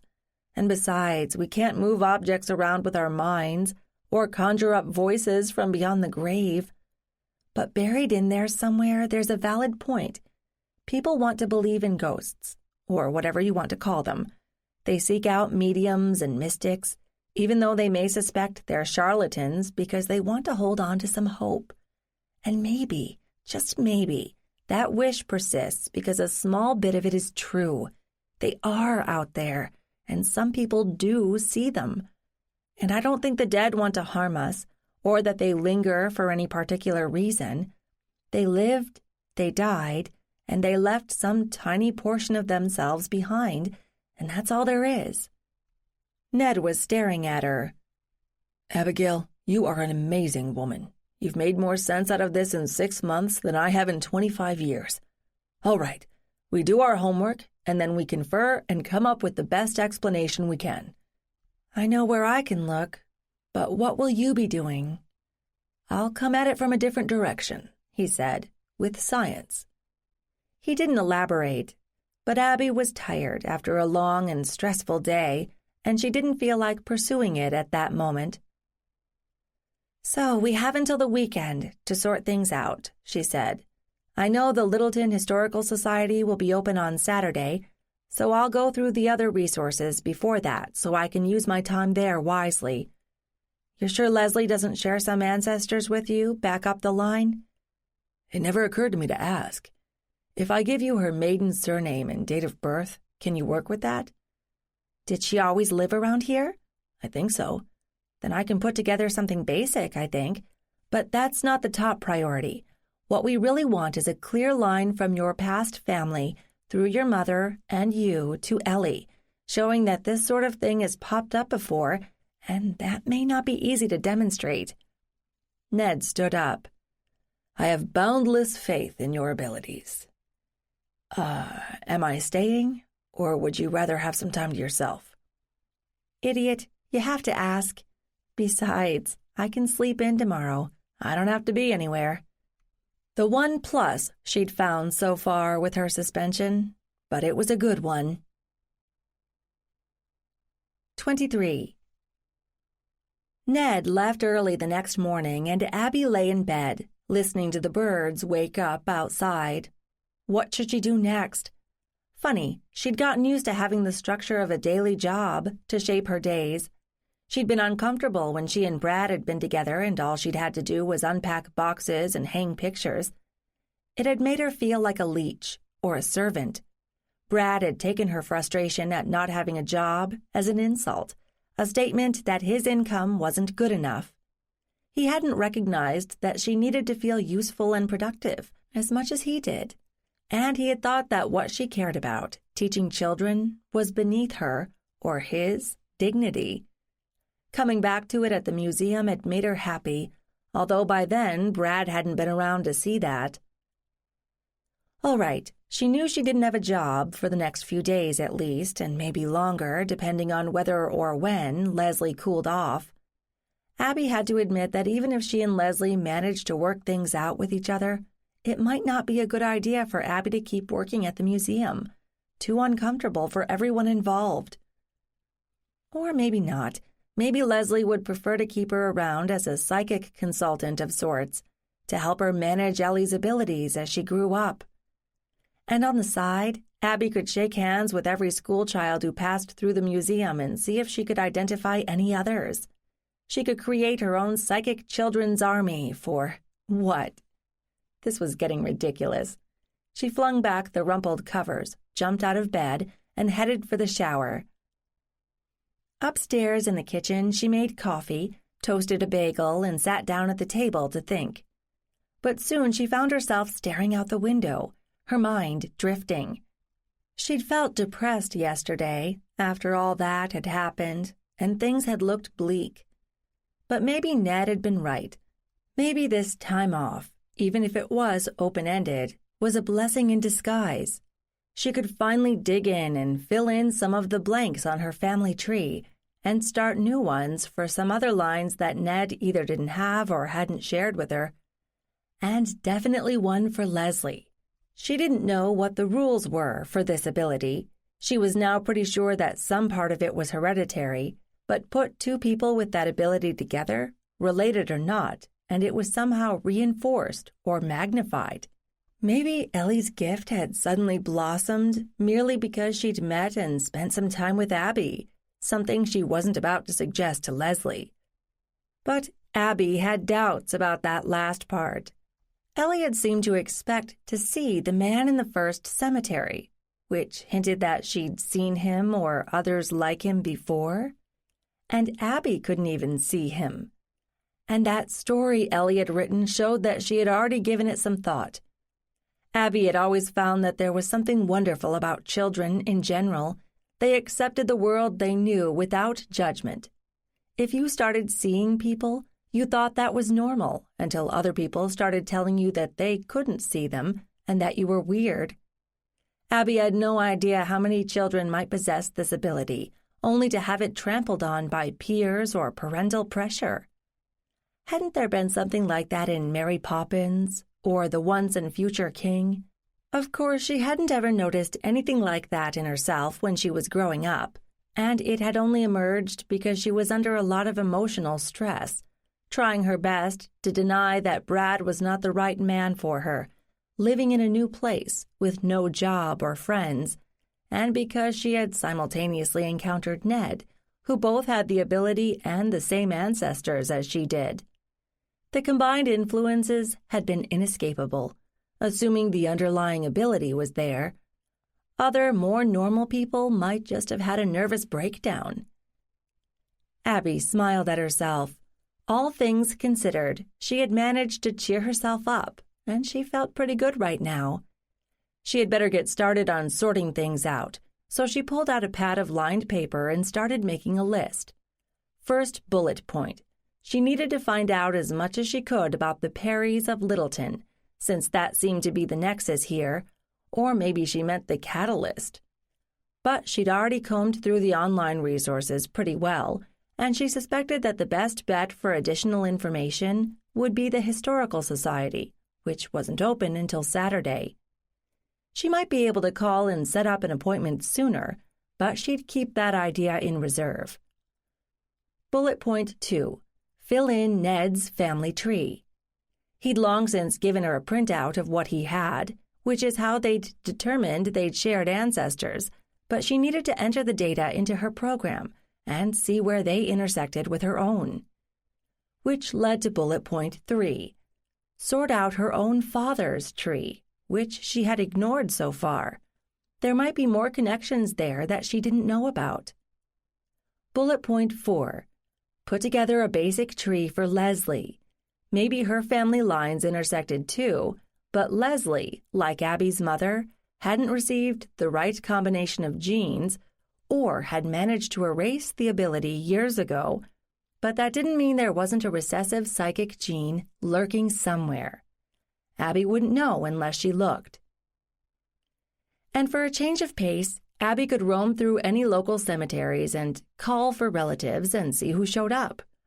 Or she could visit wherever the property records for Middlesex County were kept and see where Henry Perry and his family might have lived, and then check out those sites. Abby could picture herself laying hands on trees and rocks, or even a building if the earlier ones survived, and waiting for someone to appear. She'd probably get arrested. She smiled again, imagining how she could try to explain what she was doing to a local police officer. Not a good idea, although checking locations wasn't a bad one. She'd keep that on the list. While she had been sitting at the table, the sky had darkened and was now dumping rain on her view. April showers, or more likely, April downpours. That made her decision for her. Online research today. She cleared off her scant breakfast dishes, retrieved her laptop and her research folders, and spread everything out on the table. A few hours later, she took a break for lunch and to refill her coffee mug. The rain continued, spattering against the window. Starting from scratch to build, plant, anyone's family tree was painstaking and tedious. Sometimes that didn't bother her because it was like embarking on a hunt, weeding out the false trails, spotting errors. But now there was a greater urgency, and as she was well aware, when she got tired it was all too easy to make mistakes or overlook something, which only made things worse. After a quick lunch, Abby dug into her research again. When she was bored with trying to sort out tangled family relationships, she took a stab at finding land records. But for the areas she was interested in, only the last quarter century or so was available online. To view the real earlier records, she'd have to go to Cambridge. Another idea she filed away to think about. Right now, she had to decide what route would pay off most quickly, because she wanted to give Leslie as much information as possible when they met again, which could be as early as the weekend. What Abby found online convinced her that going back to the Littleton Historical Society was the best solution. While their holdings might be small, they were the most relevant, and most of their records had not been published, so weren't available anywhere else. How did it happen that Leslie and her husband had settled there? Was there a family connection? Or had the choice been driven by proximity to their respective workplaces and/or affordability? Had they bought their home before or after Ellie had been born? Abby shuddered to think that Ellie might have directed them to that location while in utero, because that's what her ancestors wanted. Abby stood up and walked around the kitchen just to get her blood flowing again. Outside it was growing dark, a damp, gloomy dark, and she fought to keep the weather from dragging down her mood. She boiled water for a pot of tea, which might be more soothing than yet another cup of coffee. If she drank much more of that, her fingers would be so jittery that she couldn't hit the right keys on the keyboard. While she waited for the tea to brew, she reviewed what she'd collected, trying to sort out the critical points.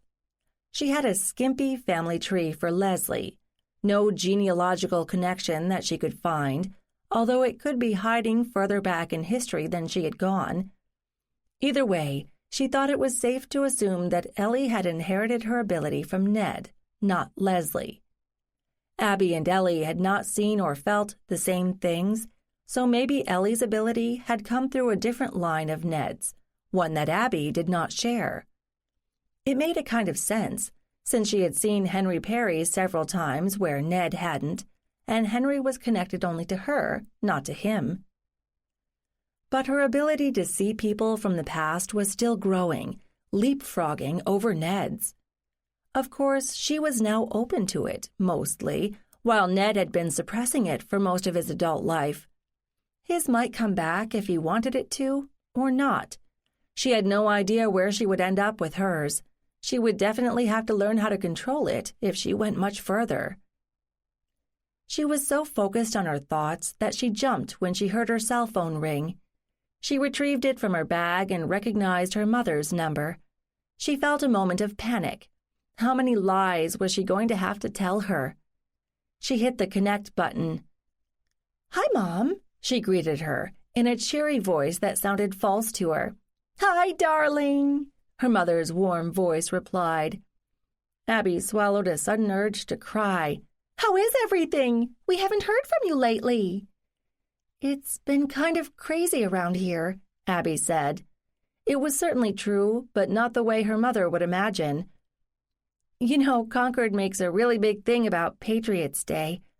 Oh, right, you probably don't pay much attention to that. But it's a state holiday here, and since Concord is where things started, they have a parade and reenactments and all sorts of things like that." "And your museum takes part in that?"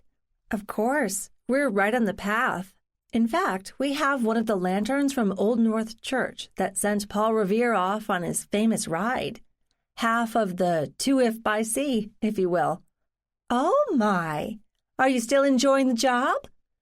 "If I still have one." "Oh, yes, the kids are great. I'm so glad to be working with them again. And of course, there's so much history to work with around here. It's easy to put together programs." "And didn't you tell us that you were going to have to move out of the house where you're staying? When's that happening? Do you know where you'll be going?" "I haven't really decided yet. I've been so busy, but I've got until the middle of next month to find something." With no income, that was going to be fun. "What about that nice young man you told us about? Are you still seeing him?"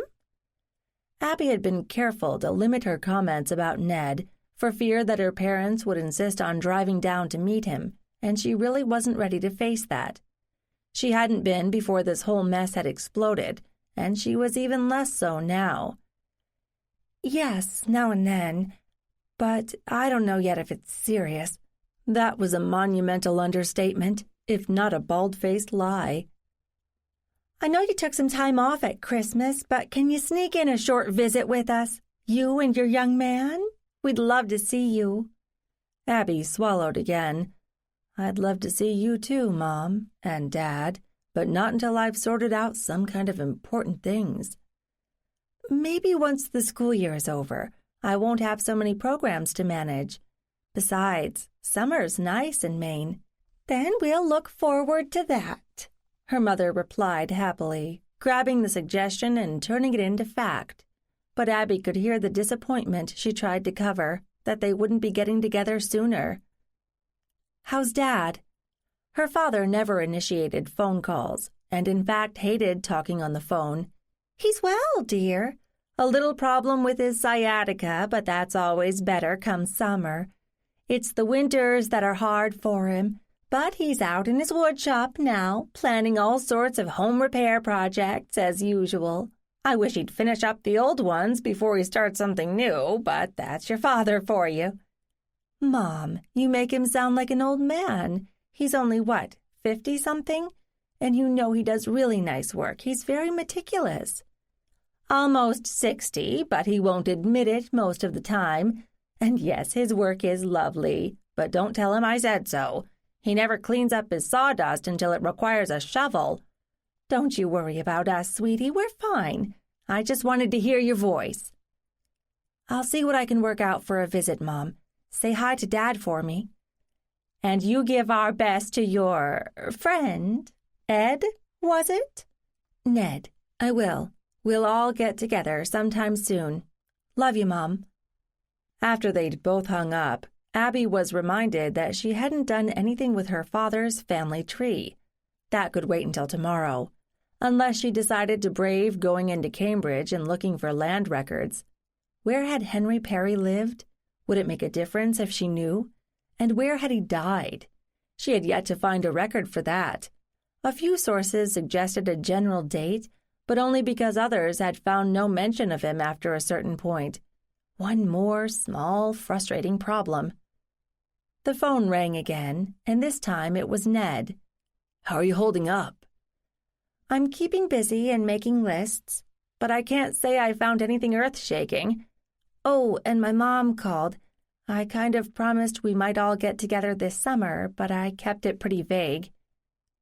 Abby, you don't have to hide me from your parents, and I'd be happy to meet them, as long as you're comfortable with that. I know. I'm just being weird about it. You have anything new? Have you talked to Leslie? No, I'm not going to try to call her yet, and she hasn't called me. I'm not surprised. What's on your agenda for tomorrow? More of the same. If I'm feeling brave, I'll look for land records in Cambridge, but I think I've got enough else to keep me busy. Why don't I come over after work tomorrow and we can compare notes? I'd like that. I'll go food shopping. Good idea, Ned said, and she could hear the smile in his voice. I'd hate to find your shriveled corpse after you'd starved to death. I'm not going to let that happen. Besides, I've got other plans for you. Ned chuckled. See you tomorrow. 24. The next day was much the same, although at least the rain had stopped, and Abby was beginning to go stir-crazy. Damn it, she liked having a job. And while for the moment she had a project that occupied her time and most of her mind, she still felt like it was a little self-indulgent. And then she corrected herself. She and Ned had stumbled on a problem that went beyond themselves, affecting Ellie and who knew how many other people. Leslie might not like what they had to tell her when they met again, but she couldn't just wish it away. Or, heck, maybe she could, with the right psychotherapist for Ellie and the right medication. Wasn't that what people did with kids these days? If a pill could control ADD, was there a pill that might work for seeing dead people? She shook her head, although there was no one to see. This was not a matter for jokes. She poked around the internet, looking for additional useful geological information, but all she found were snippets, nothing that explained anything, although there were some nice stories. In between, she looked at listings for apartment rentals and was horrified at the rents. At that rate, she'd have to live in a cave in the woods if she didn't have a job. Even if she did have a job, maybe. Not encouraging. She called up the lovely colored maps of local towns that she had already downloaded. Looking at them, both for the region and for the individual towns in the immediate area, she was reminded once again of what a newcomer she was. She hadn't even realized where the towns were in relation to one another. Mostly Ned had driven her around the area, or she had gotten in her car and followed a main road or GPS instructions without paying any attention to whether she was going north, south, east, or west. With the old maps in hand, now she could see the lay of the land, and as a result, some of her research into various family lines made more sense. Ancestor A and Ancestor B might have lived in different towns, each with their own sets of records, but in reality they had lived only a mile or two apart. She pulled up one image for Littleton in 1856 and looked at the details. One of the nicest things about the older maps was that they actually named who lived in which house, although the names could be read only if you had very sharp eyes or a magnifier, or could zoom in on your computer screen, which Abby did. The map probably didn't show everyone who lived in town, since only homeowners, not those who merely rented, would have been included on the map, but at least it gave Abby a snapshot of who was where for the mid-19th century. She pulled up another website and looked through censuses for Littleton. Henry appeared in 1810, but not in 1820, which had led to the inference that he had died between those dates, absent a death record, something she had not been able to find. However, his son Reuben appeared up until 1860.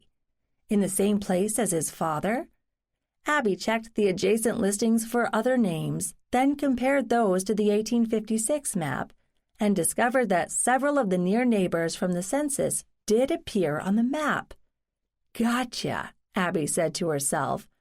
Maybe you didn't own land, but I know where you were.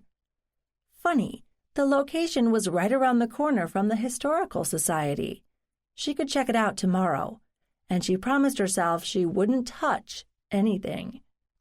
That small discovery was the high point of her day. After that, she hit a long series of dead ends, and by mid-afternoon she decided to give up and go grocery shopping, as she had told Ned she might. Maybe she'd pick up a bottle of wine, too.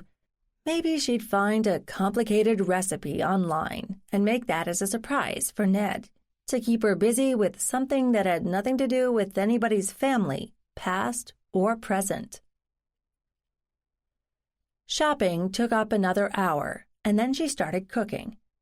She was still at it when Ned arrived, also bearing a bottle of wine.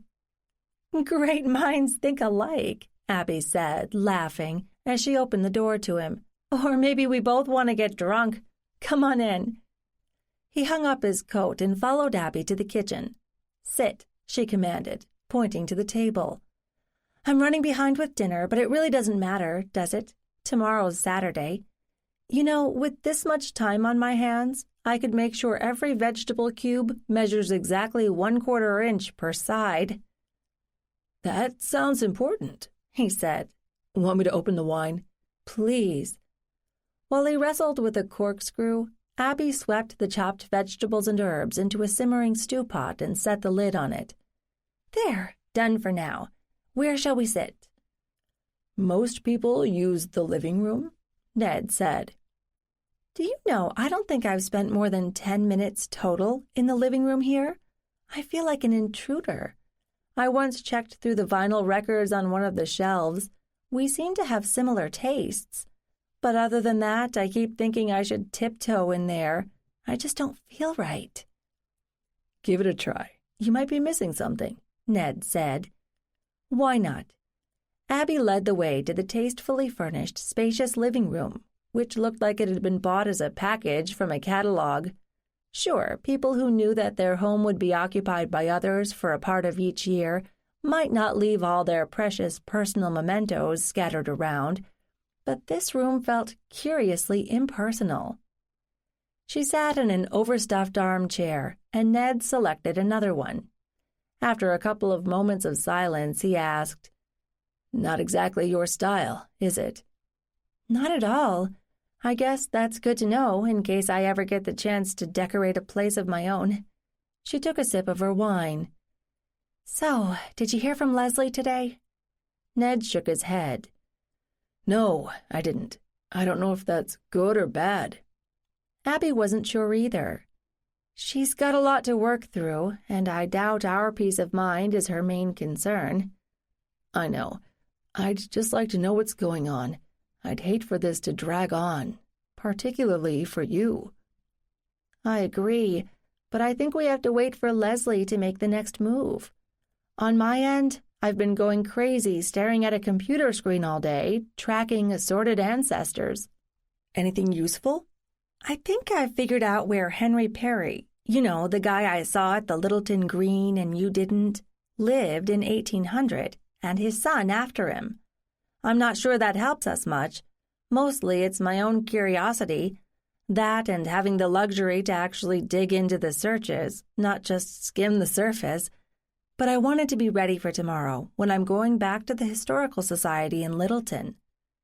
"What do you hope to find there?" Ned asked. Abby sighed. I'm not sure I know anymore. I've been trying to figure out Ellie's background. Of course, it's entirely possible that her ability is just a coincidence, but given her link to you, I don't think so. It's too bad the two of you can't spend more time together. Maybe you could figure out if you both see the same people. But either way, working at the local level is fun. You never know what you might find. There's always the chance that things or papers that somebody stuck in the attic a century ago and forgot about, then gave to their local historical society rather than throwing them out, thank goodness, may hold an important clue. But if I come up dry there, I have no idea what I'm going to do next, and I won't have any answers for Leslie. You and I share a common link. You and Ellie must, and so far I can't link Leslie to anyone. What about you? I haven't had time to do much digging, or thinking, for that matter. I'm sure you're doing a great job covering the online research, but I don't know where else to look either. If my mother had been more tuned into this all along, she might have collected information, but she wasn't and she didn't. I'm sorry, that doesn't help you much. Help us, Abby corrected him gently. We're in this together. So we are. Thank you. A timer went off in the kitchen and Abby jumped up. Time to add the next installment of Chopped Whatever. When is this going to be finished? This week, I hope. The recipe suggests cooking it for 5 hours, adding ingredients at intervals, but I think we can compress that a bit. More wine? Great. Ned followed her into the kitchen and resumed his earlier seat. Anything else we can talk about while we wait? World affairs? Good books? As Abby stirred the pot, she said, I looked at rental listings today and got depressed. Everything is so expensive around here. If I'm not working at the museum, I can't afford to stay in this neighborhood. Well, without a job, I can't afford to live anywhere, so where is kind of irrelevant. Abby, I can help, Ned said. Abby replaced the lid on the pot and turned to face him. But I don't want your help. I don't want anybody's help. I'm a competent adult. I've got a good education, and I've got relevant experience and references. Well, maybe not from the museum. And I want to work. I want to prove that I can live on my own. What about me? Ned said, his voice low. I don't really know how to answer that, Ned. And I'm not being coy or asking for any declaration from you. Are you offering me money?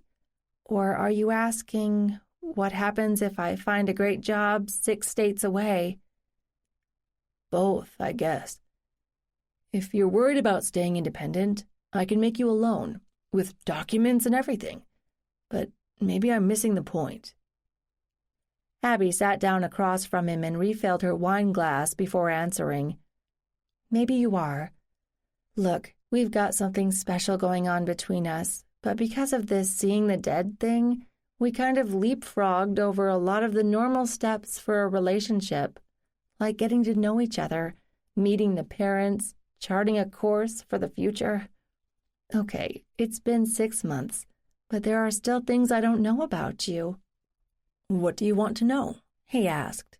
For a start, where do you work? I've never even called you there. I've only got your cell number. Ned looked briefly embarrassed, and Abby wondered why. Was he going to tell her he was unemployed and dead broke, or that he'd been pretending to go to some office every day? Maybe he was a pimp and didn't want one of his girls to pick up the phone. Finally, he said, About 10 years ago, I started a small company called Newhall Analytics in the suburbs west of Boston. We were one of the first labs around here to do detailed analyses, mainly of DNA, for a variety of purposes. You mean CSI kind of stuff? Medical? What? Some of each. We have contracts with some of the state agencies to look at things that might affect criminal issues, and they pay pretty well. You've probably read some of the news coverage about the shortcomings of the state-run labs, and sadly enough, we've benefited from that. The income from that side of the business supports our research efforts, We undertake some studies that the pharmaceutical companies have passed on because they couldn't see a big enough payout down the line. You founded this company? Abby said slowly. Just you, or were there other people? Friends? Investors? Yes, to both, but it was my concept, and I still retain a majority of the stock. Their stock? Yes, we went public a few years ago. Uh-huh. Abby tried to figure out how to phrase her next question. What's your net worth, if you don't mind my asking, since you haven't bothered to volunteer even a hint of any of this until now? 8 figures, last time I checked. I see. Well, that wasn't exactly true. In fact, it wasn't true at all. Abby did not see. Ned had, from the beginning, presented himself as an ordinary guy. He wore khakis and plaid shirts and volunteered to give tours of old houses. He drove an ordinary car. He wore an over-the-counter watch. He got up and went to an office somewhere every day. Now he was telling her he had millions? He was watching her anxiously. Abby, say something. Anything. Much to her surprise, what Abby found herself saying was, "You've been lying to me all along.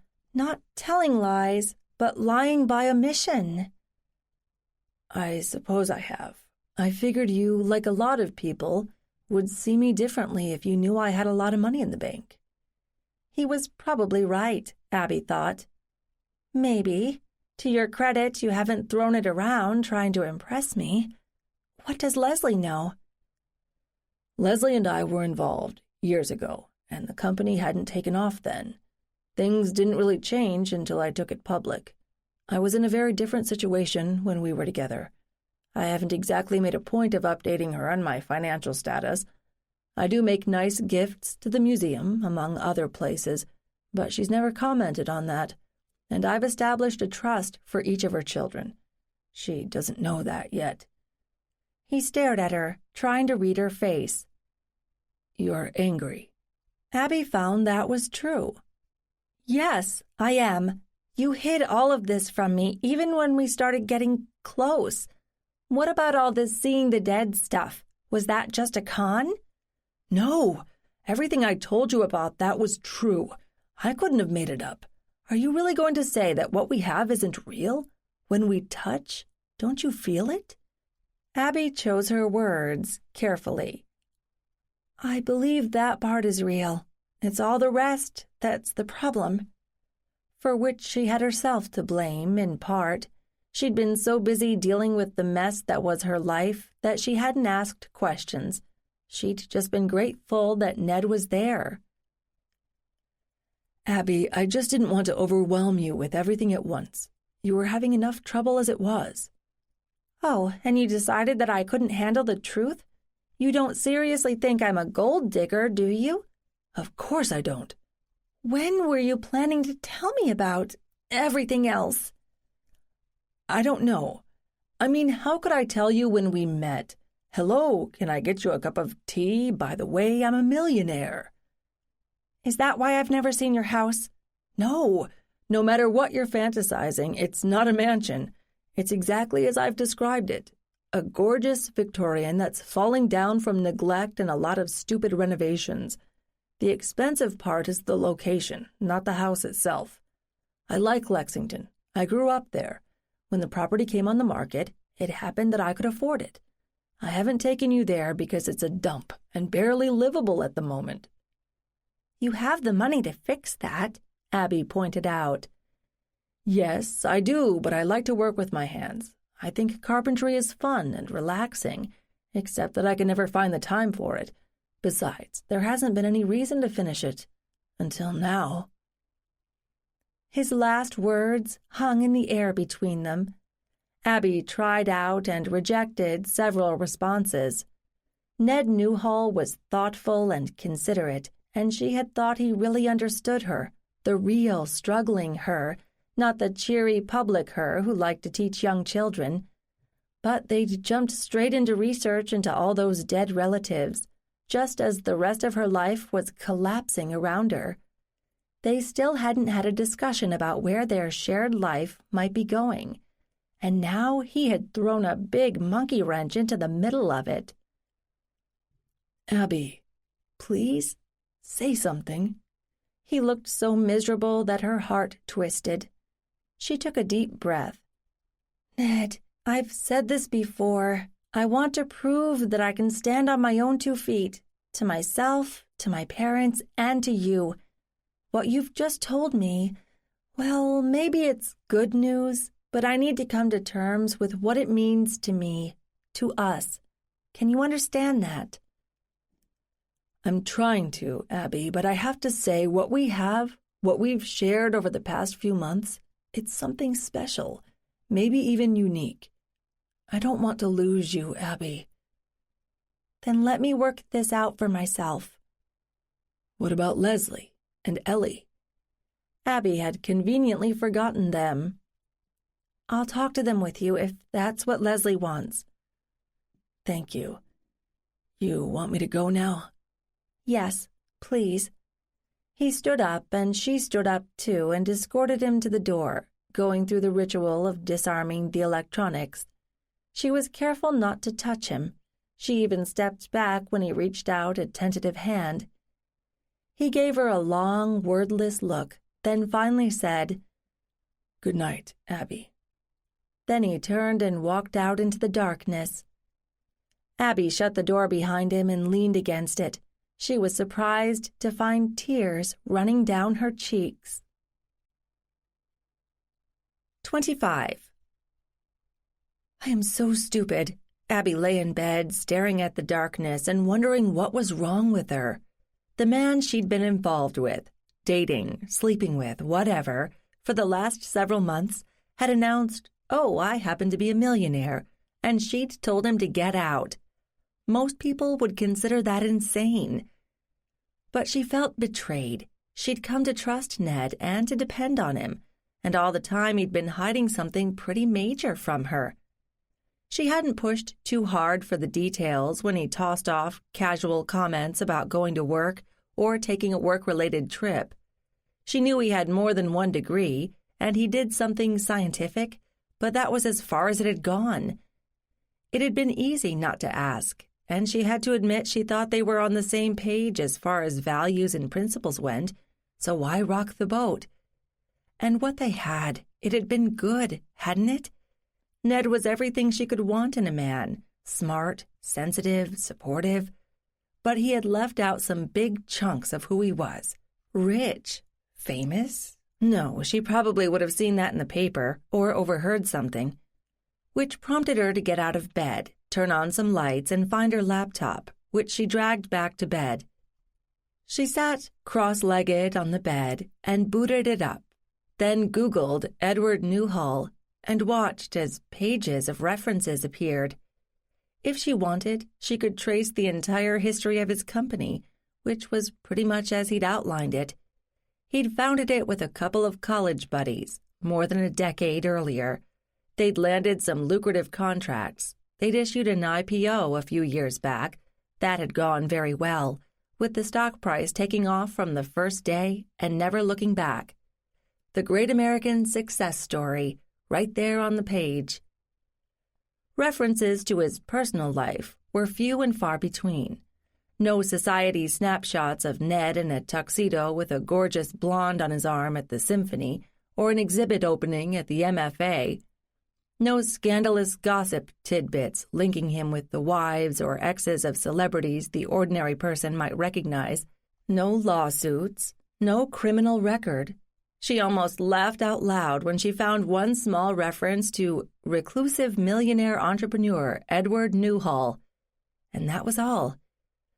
Okay, so Ned wasn't living the lifestyle of the rich and famous. That much was pretty clear.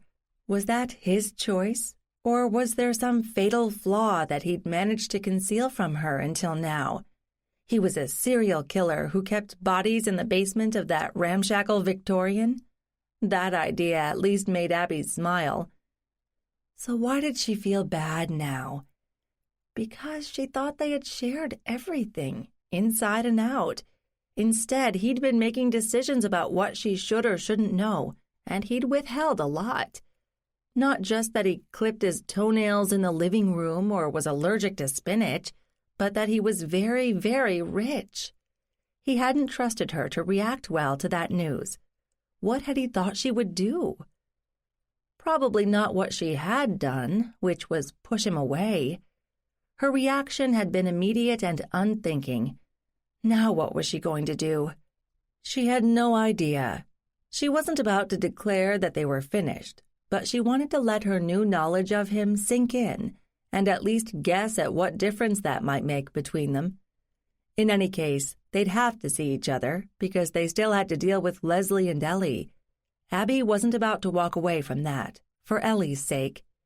If this seeing the dead thing was real, if she wasn't psychotic or hallucinating, and Ellie shared it, she would do anything in her power to help Ellie understand it and manage it, and to keep Leslie from freaking out, if Leslie would even talk to her, about which Abby had some doubts. But Ellie needed help, and that was Abby's first priority, not Leslie's feelings, not her own job security, not even her relationship with Ned. When she had chosen to become a teacher, it was for the children. Ned was an adult who could flounder his way through any coming conversation as best he could, because he'd kind of failed to fill in Leslie about some important aspects of his life as well. There seemed to be a pattern here. He liked to hide things. Or was he in deep denial? He didn't believe he was different from anybody else. Seeing dead people and making millions were just little quirks. For a smart man, Ned Newhall could be kind of dumb. That conclusion made Abby feel better, although she didn't want to examine too closely why. She shut off her computer, turned out the lights, and managed to go to sleep. Things did not look brighter in the morning. I have a rich boyfriend, Abby thought, except he never bothered to tell me he was rich. What a ridiculous problem to have. At least she'd cooled down a bit now, but she thought Ned should stew in his own juices for a short while. He'd probably call when he heard from Leslie, and they could talk after. In the meantime, she could look forward to some precious hours at the Littleton Historical Society, although she didn't expect to make any startling discoveries. Mostly, she hoped to confirm the bare outlines of what she had learned from other sources. She was waiting at the door of the Historical Society when a woman approached, clutching a heavy ring of keys. "Good morning," the woman said brightly. "Are you here to do research?" "That's what I hoped. I wish you were open more often." "You're not the only one. But then we've got only the administrator, that's me, and I'm Helen, and volunteers. If we're real lucky, now and then we get a grant, but that usually has to go for operating expenses or to patch the roof. Come on in," the woman said, turning on lights as she went. Abby noticed her nudging up a thermostat on one wall, too. The interior felt a bit damp. "What are you looking for?" "I'm doing some genealogy research on the Perry family that lived here in the 18th and 19th century. I already got a good start a couple of weeks ago. Esther Jewett was helping me. Is she around?" The woman was staring at her with a peculiar expression on her face. Not right now, but maybe I can help you today. What have you learned so far?" "Well, I've done a fair bit online, and—" Abby outlined what she had discovered so far, ending with, "And then Esther showed me the original town record books in the back room." "Oh, dear God," the woman whispered. Then, in a stronger voice, she said, "You were lucky, then. The public isn't usually allowed back there. Did you find what you were looking for?" "I did. Lots of Perrys, going back to the Revolution and before. That was all I had time for the one time I was here. I wanted to find out more about Henry and Reuben Perry. They were my lineal ancestors. You know, where they lived, what they did, where they're buried. I looked in the cemetery in the middle of town, but I didn't find them there. But then I know a lot of people never had tombstones made, so they could be there and I wouldn't know it. What do you suggest?" "Let me see what we've got in our files. I know there's a transcription of a 19th century journal here. It's never been published. And I think we may have some property records, too. Give me a second. Oh, sit down and make yourself comfortable." Helen hurried away toward the back. Abby took off her coat and extracted her notes and printouts. Helen was back in a couple of minutes. "Here's what I mentioned," she said, laying some yellowed manila folders on the table. Then she hesitated before saying, "You might want to push the Perry line back a couple of generations, too. There are some interesting stories there. Well, I'll leave you to it. Come find me if you want more." "Thank you," Abby called out to Helen's retreating back. She had left in a hurry. Then she dug into the new material. The more she read, the more she was amused by the picture of the Perry family that emerged. Father Henry had been a model citizen, serving in 2 wars, raising a family, including 2 sons who had served in the Revolution. His namesake, Henry Jr., had lived nearby and had followed his father's model. Reuben, on the other hand, came across as what Abby could only call a loser. He seemed perpetually short of money, to the extent that he had been on the public dole for a while. The town had offered him money to take in his aged mother after Father Henry had died, but that hadn't lasted long, since the next entry in the town book reported that Mother had moved herself out, saying she couldn't tolerate living with her son. Reuben had died penniless, and the town had had to cough up the funds to bury him, although she couldn't find where. Was there a potter's field in Littleton? Her ancestor Reuben was a real charmer. It didn't surprise Abby that his daughter Mary Ann had left town quickly and married a man from somewhere else. All this was fascinating, but it wasn't contributing anything to the problem she faced with explaining things to Leslie and Ellie. What had Helen said? She was supposed to look further back into the Perry history? That wouldn't take long. She leafed through the hard copies of the vital records the Society kept on hand and found nothing noteworthy. It was only when she returned to the early years of the town records that she came upon what Helen must have been hinting at: the record of the death of Henry's grandfather, John Perry, in a prison in Cambridge in 1692. He had been awaiting trial for witchcraft. Oh, boy! Abby swallowed hard. All right, she knew what most people knew about the brief witchcraft frenzy around that time: the accusations, the trials, the hangings. There were a lot of theories about what had really gone on. Suggestions had included mass hysteria, which seems most likely, some sort of widespread poisoning by a substance that could have been ergot in grain, which caused hallucinations, or even local economies, since most of those accused had been widowed women who were sitting on nice inherited pieces of property that other people coveted. Which didn't stop a handful of people from believing in witchcraft, or stop modern Salem from selling crystals and candles and going a bit crazy around Halloween, or so she'd heard. But what if John Perry really was a witch? What if he'd passed down... "Excuse me." Abby was jerked out of her reverie to find Helen standing in front of her. "Can we talk?" Helen asked. Sure, fine.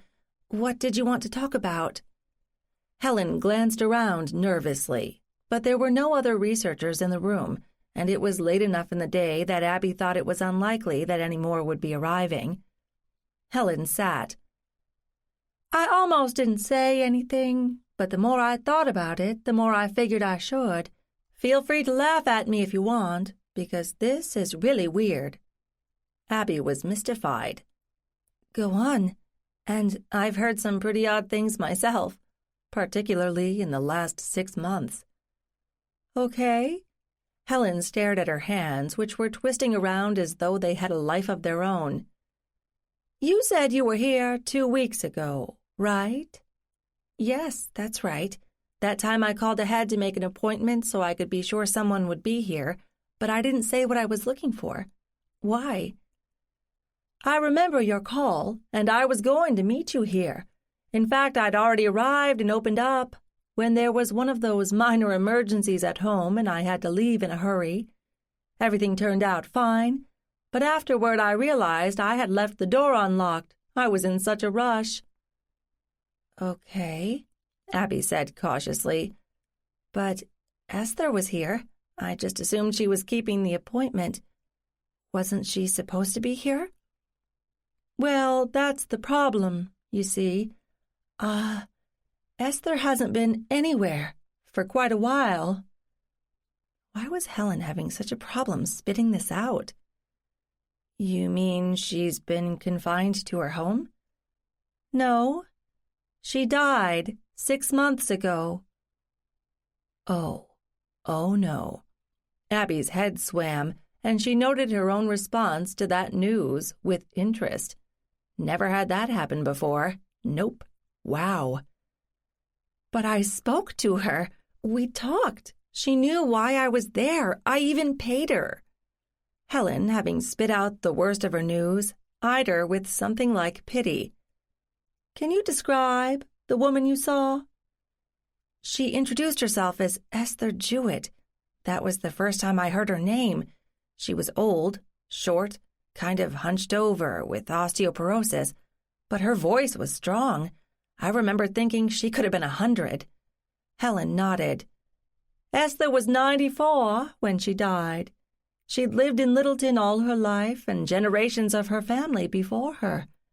She volunteered here for years and knew more about the history of the town than anyone else I've met.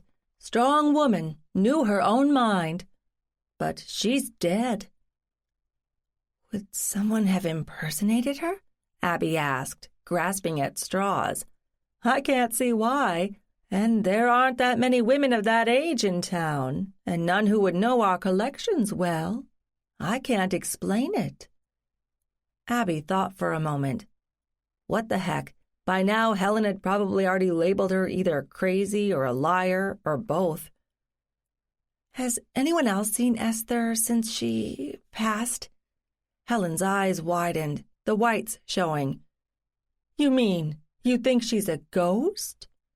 Helen, I don't know. What I do know is that I talked to an elderly woman, and she pointed me toward the right documents. Other than that, she left me pretty much alone. Do you happen to have a genealogy for her family here? Abby said, surprised that she managed to keep her voice steady. Of course. Esther did one decades ago. You want to see it now? I mean, you look kind of pale. If you want to leave and come back another day, that's all right. Abby suspected that Helen would be happy never to see her again. I'm fine, really. I'm just trying to make sense of what you've told me. I talked to Esther here 2 weeks ago, but Esther couldn't have been here. Did she have children? A sister? Helen shook her head. No, Esther was the last of her line. She'd outlived every relative she knew about. She stood up. Let me get you her family tree. Abby was glad to have a moment to sort out her chaotic thoughts. It couldn't be. She was used to seeing the dead now, but had she really had a conversation with one of them? She tried to remember the details of her visit. The door had been open when she arrived. Helen had said she left it open by accident, so Esther hadn't had to open it. Could ghosts move objects? Esther had certainly looked solid, but where was it written that ghosts had to be transparent? Then Esther had directed her to the town records, in a part of the building usually off-limits. But the books had already been on the table, so Esther hadn't needed to move them either. Abby had paid Esther, but Esther had asked her to leave the money on the table rather than taking it from her. So as far as Abby could remember, Esther had not touched or moved anything while Abby was there. But they had talked to each other. They had carried on an actual conversation. This was not an echo of the past. This was here and now. And Esther was dead. Here we go, Helen said, laying a sheaf of papers in front of Abby. I'll give you a minute to look it over, and if you want, I can give you a copy. But then I really should be closing up. Sure, I'll be quick. Abby was pretty sure Helen wanted to get rid of her. She wondered if she would be allowed back in the building. She pulled Esther's genealogy toward her and started leafing through the pages. But she was pretty sure what she would find, and it didn't take long. Esther was descended from Thomas Perry, son of her, Henry, by his first wife. and Henry was the grandson of a witch. "Did you want a copy?" Helen interrupted her yet again. "Yes, please. Oh, can you tell me where Esther is buried?" "Certainly. The cemetery just across the highway, outside of town. I'll get you those copies now." The cemetery she hadn't seen, not the one she had. It figured, and she'd have to go directly by the property where Henry and Reuben had lived. It all made sense in a crazy way. 26. After accepting the copies from Helen and paying her for them, Abby went out the front door of the building, which Helen slammed shut behind her, and sat down on the granite steps, her legs suddenly weak.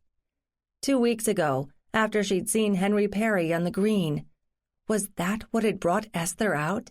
Out from where? Of course, Esther didn't have any sort of schedule, so she could have popped out whenever Abby showed up. Had she been waiting for her? Would she have tracked Abby down if Abby hadn't visited the Historical Society? What was Esther's range? Could she go anywhere she wanted? Or was she somehow tied to Littleton? What were the rules for this ghost business? She shut her eyes, the better to recall the woman she'd seen. She hadn't sensed anything out of the ordinary. She'd seen what she expected to see, a living, breathing woman, although she'd been older than Abby had expected. Obviously, Esther had been the right person to talk to, since she knew the Perry family history inside and out, and had pointed Abby in the right direction. Had Esther somehow engineered Helen's absence? That seemed ridiculous. More likely it was just a lucky coincidence. Why was it that every time she thought she had a handle on things, the universe threw another curveball at her? She was okay with seeing flashes of dead people if she interpreted it in terms of residual energy. That made sense to her. They had left an imprint behind that for some reason she could read, and it seemed that the imprint faded after her first sighting, like the electricity had been discharged. But Esther was a different case altogether.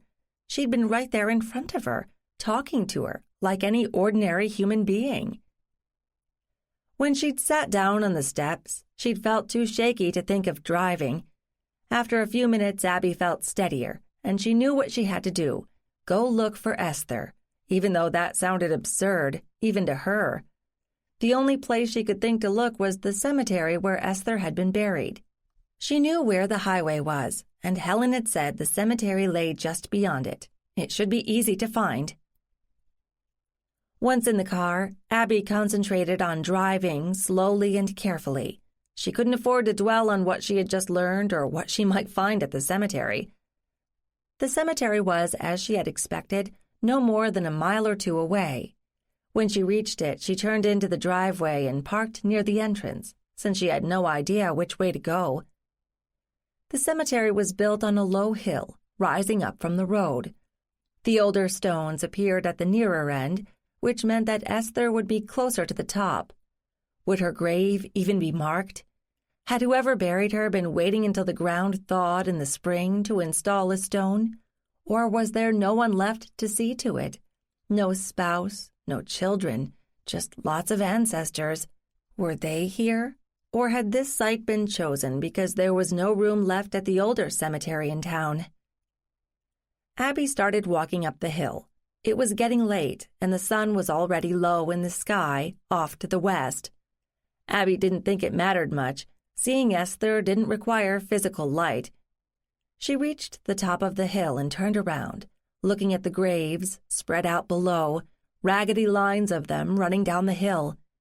She could hear the sound of traffic on the highway, not far away. A lone car passed on the road in front of the cemetery. Abby shut her eyes. "I wondered when you'd show up," a voice said from behind her.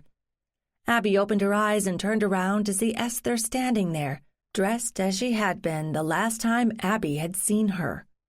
It was less appropriate here outside, but then Esther couldn't feel cold anymore, could she? Here goes nothing, Abby thought. "Hi, Esther. You were expecting me?" "I thought you'd figure it out. I certainly gave you enough hints. You want to sit? I think I'd better. Esther pointed toward a bench along the one-lane road that led up the hill, and Abby walked over and sat. So did Esther, which puzzled Abby. Was she just being courteous, or was it a habit from the last days she'd been alive? Look, I'm kind of new at all this, and I don't know how it all works. Forgive me if this is rude, but you're dead, right? Abby said. I am. Died in October last year. I can't tell you what they put on the death certificate, probably heart failure, but I died of old age, pure and simple. It was my time. So, no murder, no violent death, and nobody to grieve for her. Why are you here? Abby asked. Damned if I know. No, I am not some mystical messenger sent from the great beyond to tell you something important. I'm just here. Here for me, or here in general? Nobody else has seen me, if that's your question.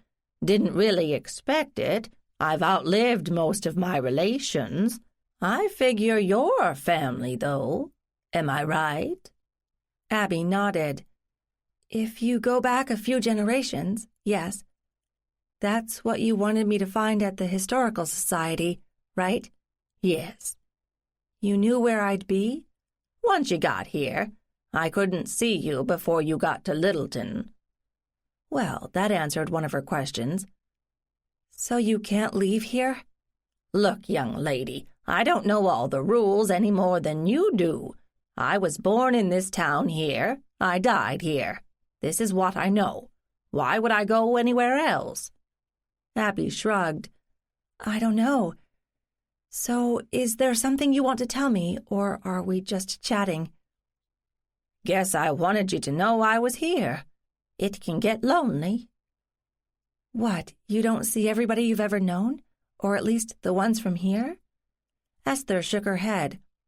Like I said, I'm new here. It's not like everybody who ever was is milling around, and we all stop and have tea and swap gossip now and then. Abby thought a moment, trying to figure out the most important questions to ask a ghost sitting next to her on a bench. She wasn't going to touch, is there a God, or are there angels? Did you see others like you when you were alive? Dead people, you mean? Maybe, when I was young, but nobody believed me anyway. When I got older, I said to myself, what the hey, if they want to visit, let 'em come. Caught some glimpses, maybe. Relatives or strangers? Abby prompted. My pa, my grandpa, a few others. Some I knew, some not. No strangers. Nobody famous or important, either. George Washington hasn't stopped by. That confirmed what Abby had guessed. You told me to look back up the Perry line. Esther looked at her then. I did. What did you find? Her look challenged Abby. Abby returned the look. John Perry, who died in Cambridge in 1692. Was that the one you were thinking of? You're smart, I'll give you that. They called him a witch. They called a lot of people witches around that time. Were there any? Real ones, I mean? Hard to say. I wasn't there, no matter how old you think I am. I never met one face to face, but that doesn't mean they don't exist. Was John Perry a witch? Abby said. What do you think? Esther replied.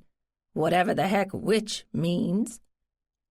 If she was forced to give a description at that moment, Abby would have to say someone who has powers that most people don't, which scares people. Abby shelved that question for further thought. She tried a new tack. Did you ever meet other people who could see the way you and I can? Maybe, but nobody ever talked about it. You? Yes, more than one now. People still don't talk about it. but so far it's only people seeing their own family members, like you. Abby was seized with regret that Ned could never share this conversation, could never ask the questions Abby was trying to put together now. What would he want to know? You think it's something in the blood, something passed down through the generations? That'd be my guess, but I can't say for sure. But here you are, in your blood. I guess so. Abby fell silent and realized she was getting cold. She hadn't dressed for sitting in a cemetery at dusk, talking to a ghost. Will you come back to talk to me like this? Can you come back? She asked at last. To talk to you? Maybe. Like I keep saying, I don't know how all this works yet. You got any more questions, you'd better ask them now. For the life of her, Abby couldn't think of anything else.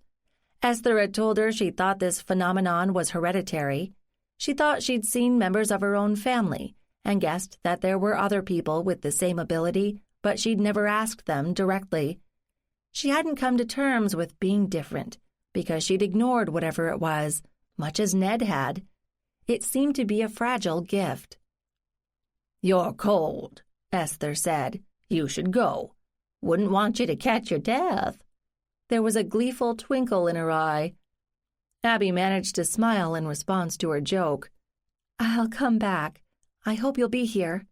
Maybe, but it's been a pleasure to make your acquaintance, young lady. Keep looking, will you? Esther said. I will, I promise. Abby turned for a moment to see how dark it had become, and when she turned back, Esther was gone. But Abby wasn't alone. Halfway down the hill, there was a child who looked a lot like Ellie. Abby shook her head to clear it, but when she looked again, the child was still there. Real? How ridiculous was it to have to ask yourself if what you're seeing was real? Abby stood up, dusted off her pants, and started down the hill. The child didn't move, watching her approach.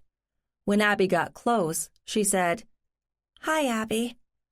Hi, Ellie, Abby said. What are you doing here? Mommy's mad, and I like it here. My house isn't very far away. Over that way. Ellie waved vaguely toward the top of the hill. Abby couldn't remember how she and Ned had reached Leslie's house, but she didn't remember passing the cemetery. You come here a lot? When I can. Not so much in winter. Why do you come? Abby asked. To see Hannah, Ellie said, and looked beyond the nearest tombstone, where Abby saw a child close in age to Ellie, but dressed in clothes nobody had worn for more than a century. Can she see me? Sure. Ellie motioned to the ghost girl. Hannah, was it? Who came a little closer, then stopped. Apparently she was shy. What's her last name, Ellie? Abby asked softly. Perry, see? Ellie pointed toward the closest tombstone. Abby knelt to read it in the growing dark. Hannah S. Perry, died 1848, she read. Reuben's youngest daughter, who had died at the age of 8, close to Ellie's age. Abby glanced around quickly, checking to see if there were other Perrys nearby. Were they always hovering, or did they have other places to go? It was an odd little stone, set by itself, close to the driveway that led up the hill. After reading about Reuben's questionable lifestyle, Abby had to wonder whether the other Perrys had been buried here, but no one could afford to purchase stones. She tucked that thought away for later. Abby looked up to see Hannah had crept closer and was watching her. Hi, Hannah. Nice to meet you. I'm Abby. That brought a smile from Hannah, although she couldn't speak. It was nearly fully dark now, and cold. Ellie, does your mother know where you are? Ellie looked at her shoes and shook her head silently. Did you have a fight or something? Ellie looked at her then, with a hint of defiance. She said I couldn't talk to you anymore. That's not fair. Ellie, your mom must be worried sick. Do you know your phone number? Yeah, of course. Then give it to me, and I'll call her and tell her where you are. No, Ellie protested quickly. Then she won't let me come back here. Ellie had a point. Leslie would probably ground her for the next 5 years and keep an eagle eye on her, even without knowing where Ellie had been going. I can take you home then, but I'll have to explain where I found you. Ellie stared stubbornly at her. Abby knelt down in front of her. Look, Ellie, you must have figured out by now that there's a lot going on, and your mother doesn't understand most of it. But it's time to try to explain things to her. She's going to be upset, and she's going to be mad at me, but only because she loves you and worries about you. You're a smart kid, and you can do this thing that most people can't do and can't even understand, so it may take a while before it makes sense to your mother. Can you understand that? I guess. Ellie wouldn't meet Abby's eyes. But I want to see you, because you're the only one who understands about Hannah and the others. So there were others around? But this was not the time to worry about that. I know, but you're going to have to be patient. I know that's hard, but I think your mom will come around once she gets used to it. Want me to call her now? Ellie nodded. Abby stood up and pulled out her cell phone and thought for a moment. She'd had it turned off at the Historical Society, and she saw she had several messages, mainly from Ned. She realized that if she was going to face Leslie now, she would need his backup. So she hit the return call key. He answered on the second ring. Abby, where the hell are you? In a cemetery in Littleton. Ellie's here with me. What? You kidnapped the kid? No, I did not kidnap her. She was already here, and I just happened to find her. I assume Leslie's been looking for her? Damn straight she has.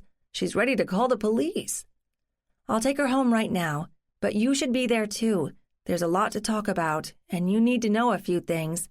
I'll meet you at Leslie's in 15, and I'll call her and tell her you're on your way with Ellie. He hung up abruptly. No surprise, he was pissed off. That was nothing compared to how Leslie was going to be shortly when they showed up with Ellie, but there was no escaping it. Abby held out her hand.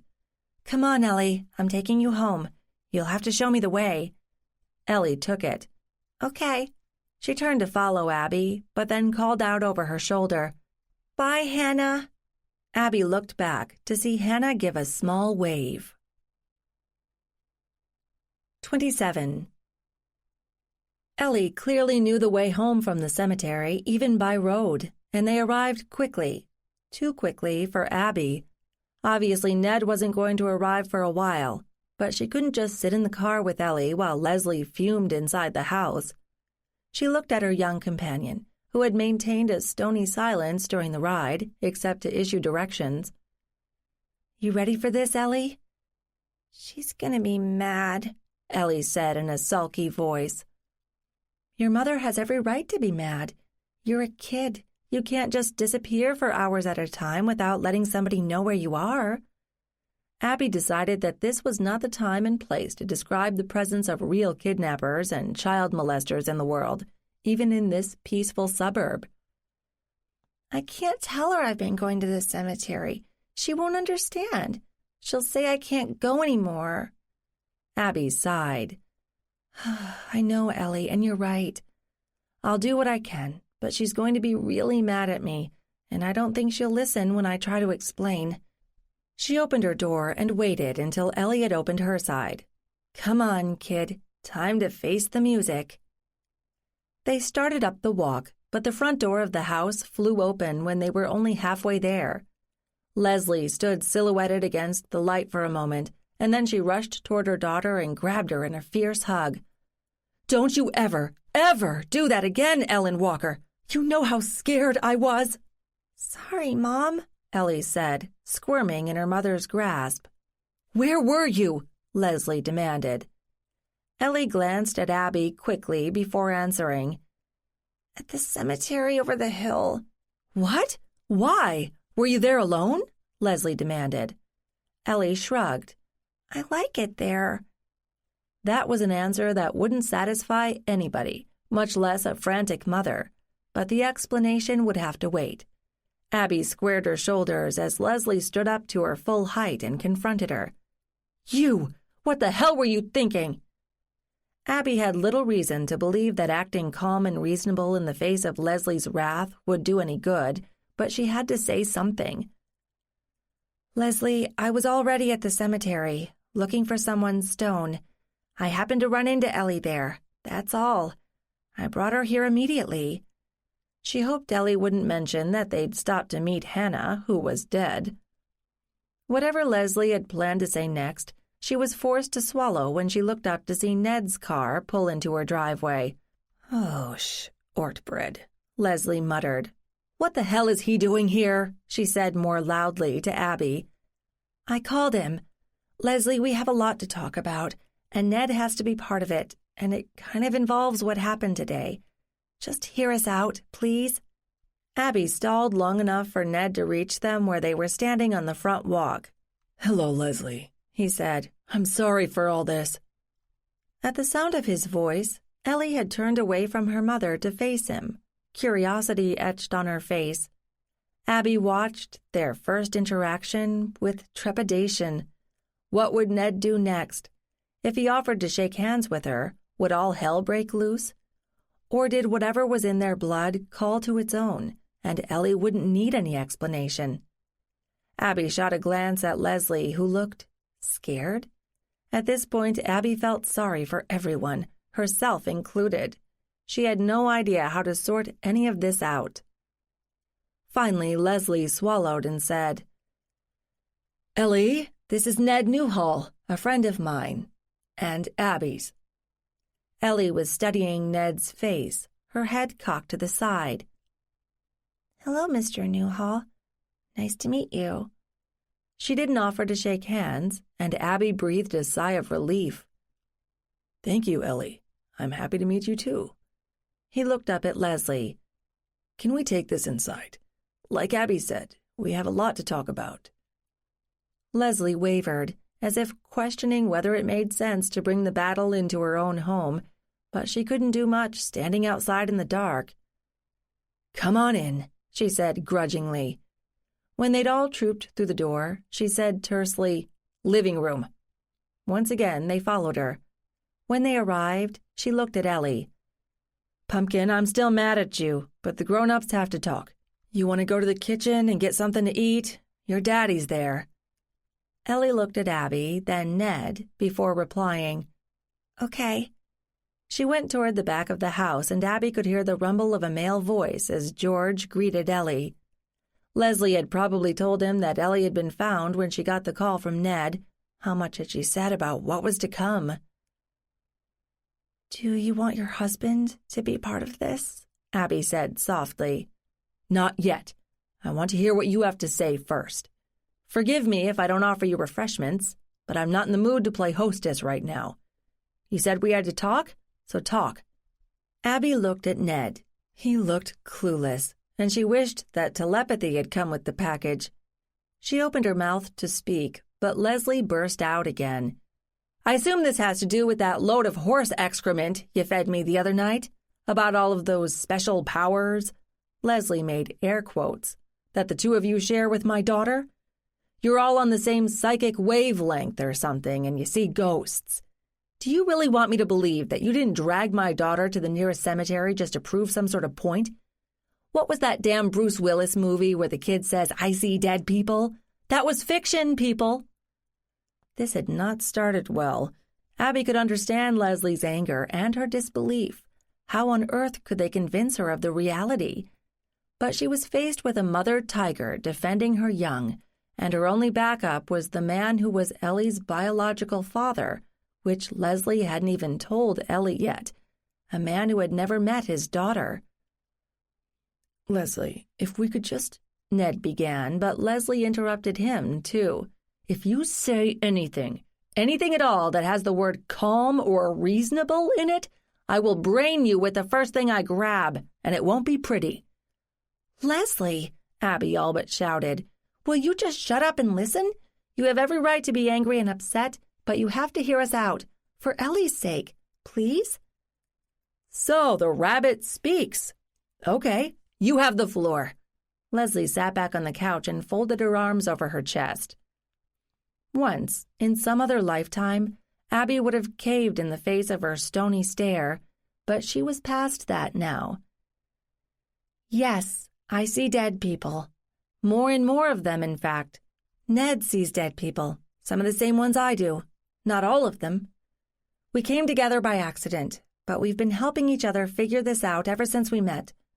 We don't have all the answers, and there aren't exactly a lot of instruction manuals. Every time we run into a new ghost, it adds to what we know. But I know you don't care about this stuff. What matters is that Ellie sees them too. And Ellie and I saw the same one at the cemetery over the hill this afternoon, together. That comment brought a quick look from Ned, but Abby waved him off. Leslie remained mute. We told you before, we think it's hereditary somehow. We see only people we're descended from, and with Ned and me, our lines intersect here and there. And not everybody who comes from the same family line sees anything at all. My mother doesn't. Ned's mother does. Abby pushed on. So far, there's nothing that we can prove scientifically. No machine that records whatever we see or how we react. Before you ask, no, we haven't gone to a neurologist or a shrink to see if there is something physically wrong with either of us, singly or together. Look, Leslie, you've known Ned for years. Do you think he's crazy? I know you haven't known me long, but do you believe I am? Or that somehow we've infected each other with some kind of hysteria? Or we somehow traded some mysterious virus that causes very specific hallucinations of dead people wearing out-of-date clothes? Abby was quickly learning that getting mad felt kind of good. Or do you think that this is some kind of elaborate scam? Although I can't see who stands to gain anything from it. Ned plans to snatch Ellie and spirit her off to a country without extradition and raise her himself? We know you don't have money for a ransom. What on earth do we have to gain by making this up? Leslie held up both hands. Stop, please. My head is going to explode. They all fell silent, and Abby could hear them each breathing.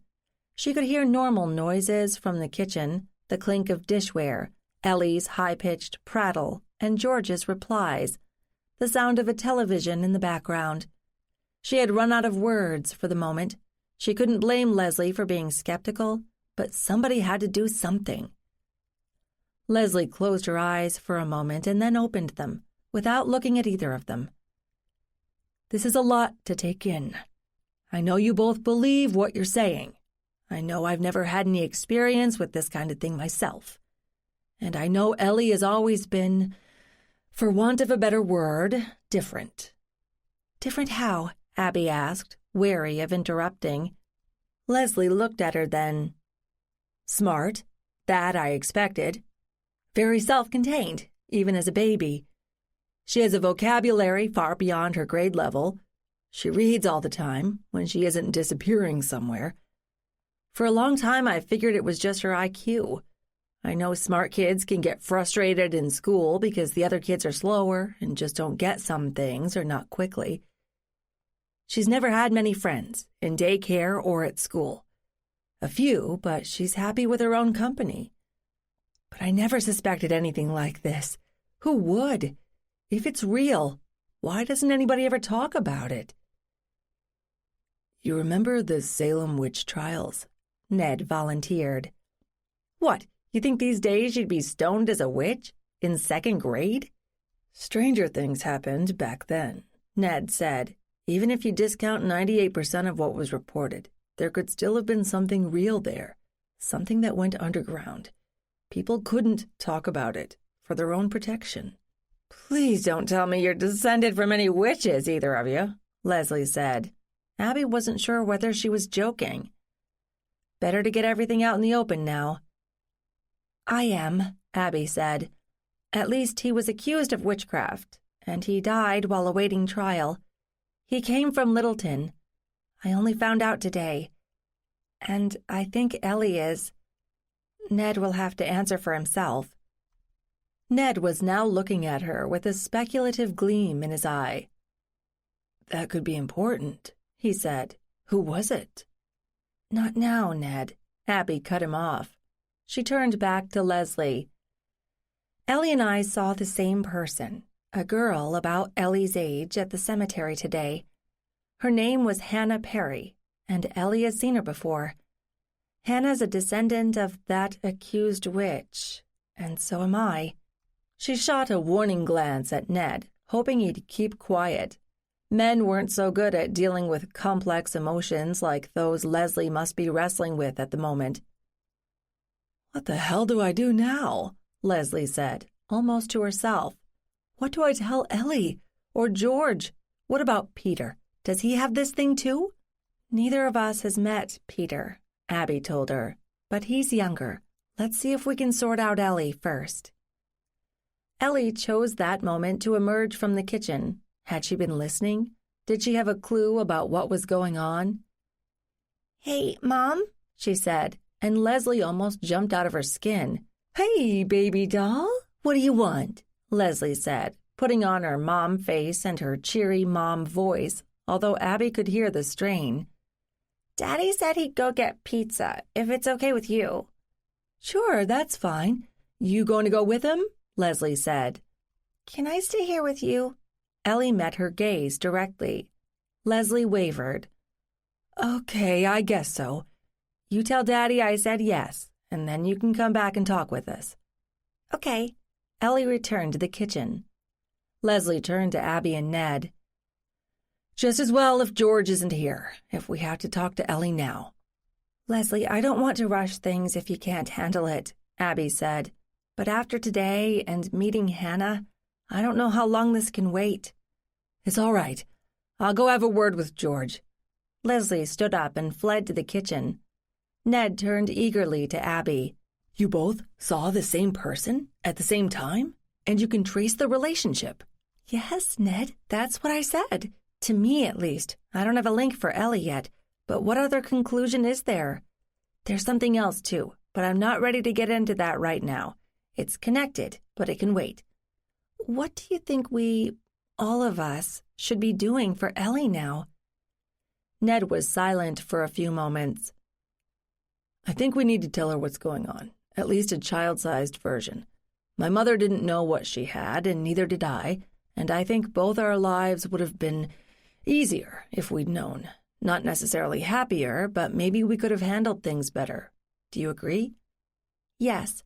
Maybe I don't have the right to say that since I never noticed anything while I was growing up. But Ellie's already realized that she's different, and she's going to have to learn to deal with it." Leslie came back with Ellie trailing behind. "George said he had some errands to run, so he'll be back in about an hour. He's taking Petey with him. How do you want to do this?" Abby caught Leslie's eye and nodded at Ellie, who was staring at Ned with an odd expression on her face. Before anyone could stop her, she walked up to him and laid her hand on his cheek, and she broke out into a huge smile. "You see them too," she crowed. Leslie shook her head. "Here we go." 28. Ned smiled back at Ellie, then glanced at Leslie. "Did you?" Leslie shook her head. "Nope, not a word." Ned looked back at the child standing in front of him. "You're right, Ellie. I see them. What do you call them?" Ellie shrugged. "People." Ned's mouth twitched in a half-smile. Ellie went on. "And you know Abby, too, right?" "I do, pretty well," he said. "And you want to talk now about seeing the people," Ellie said. Abby envied her the ability to come right to the point. Why did adults make things so complicated? "Do you know what ghost means, Ellie?" "Yeah, sure. That's what other people call them," she said matter-of-factly. "I know they're dead, but part of them is still here." Abby sneaked a glance at Leslie and saw a hint of fear in her eyes. "Leslie, how long have you lived in this house?" Abby said, to try to dilute the tension. "Since before Ellie was born. Why? There's nobody here, is there?" "No, Mommy. This house is too new," Ellie said with scorn. "Nobody died here." Leslie didn't look any happier after that comment. "Ellie, when did you first see Hannah?" Abby asked. I don't know. I don't remember. A while ago. Abby turned to look at Leslie. Leslie, did you ever visit that cemetery? Take Ellie there? It's not a long walk as the crow flies. I don't think so.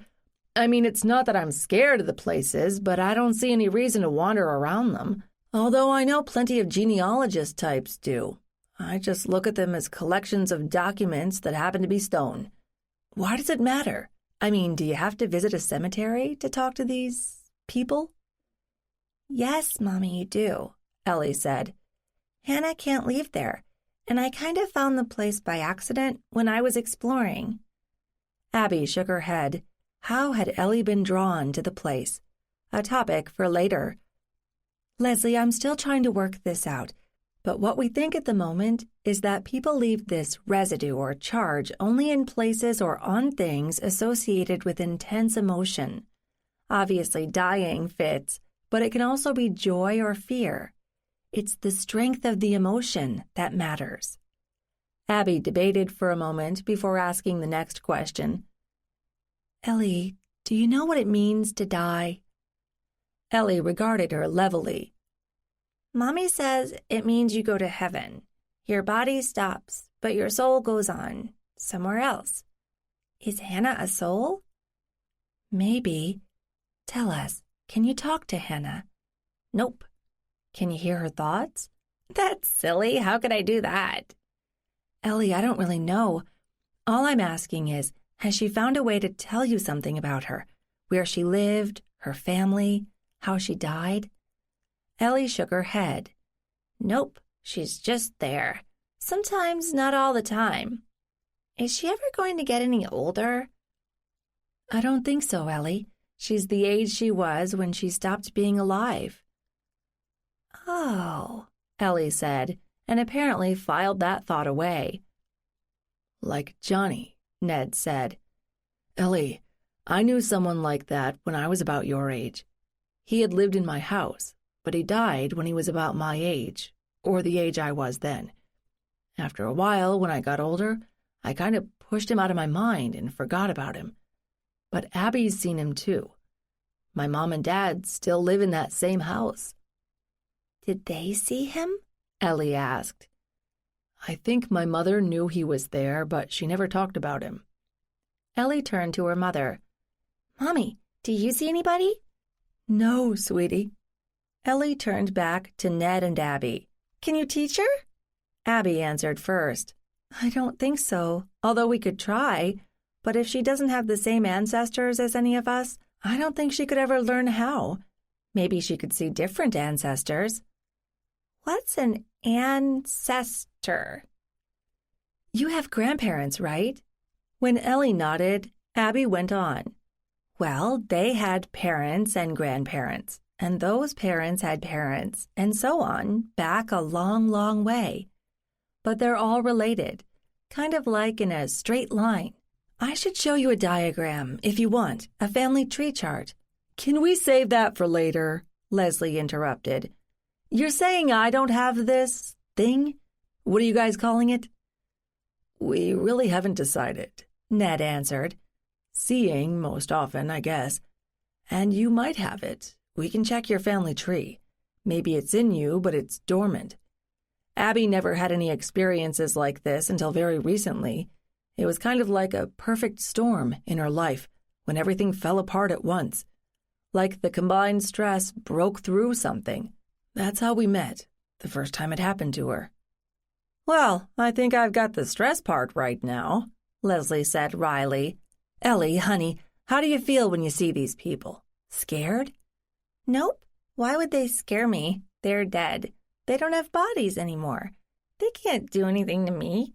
And they're glad to see me. Apparently they get lonely, Abby told Leslie. It's not like some giant crowd scene wherever they are.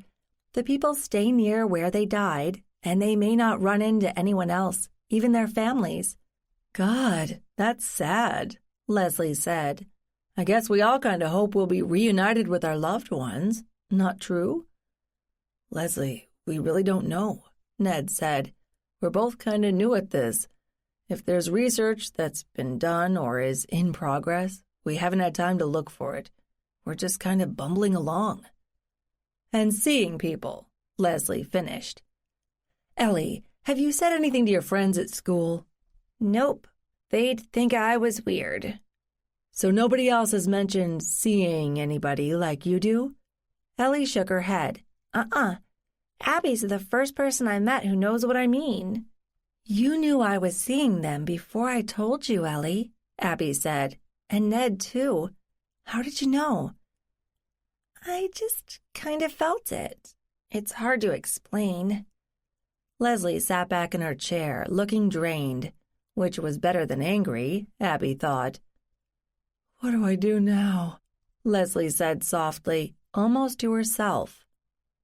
You don't have to do anything right away, Abby said. Ellie's been getting along fine with this. She knows better than to talk about it to other people, but I bet she's glad you know now. Right, Ellie? Yeah, I just figured it was better not to talk about it. But now I can talk with you, right, Mommy? Even though you don't see them? Of course, sweetie. What about Daddy? He doesn't see them. Let me think about that and talk to him first, okay? Normally I wouldn't tell you to keep secrets from your daddy, but I need to figure out what the right thing to do is. Deal? Okay, Ellie said. When's he coming back? I'm hungry. Soon, baby. Why don't you go and get out paper plates and napkins and stuff? Put them on the kitchen counter so we'll be ready when he gets here. Sure.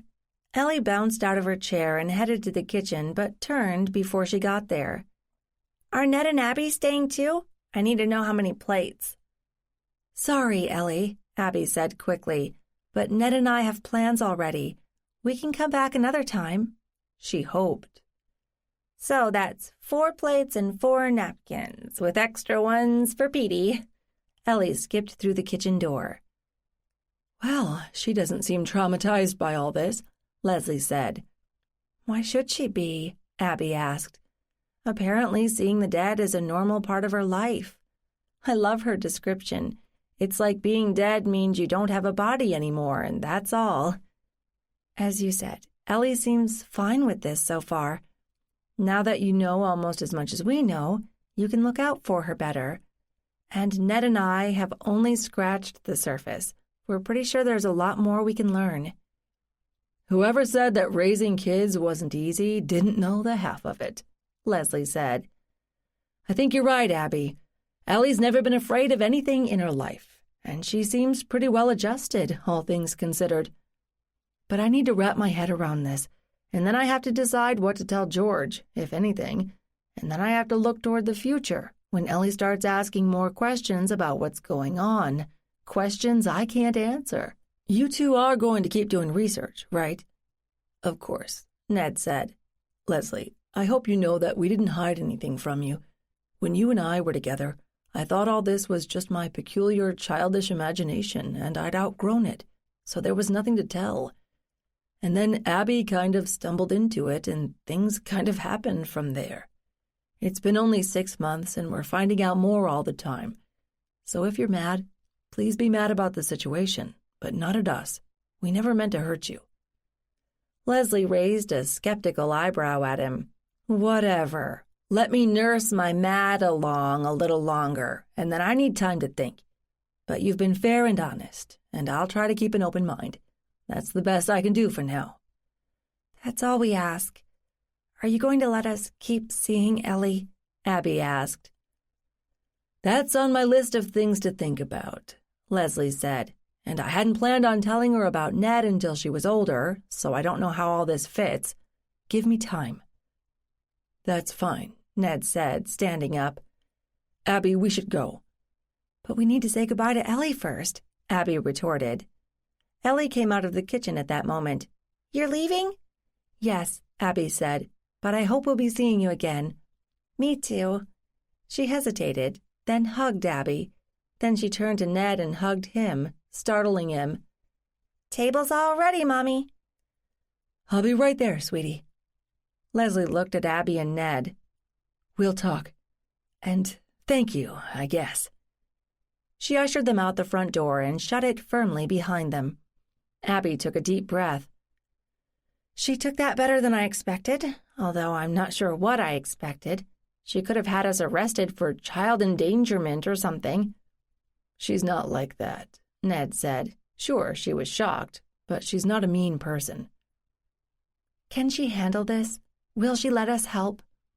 I hope so. Look, Abby, you and I need to talk too.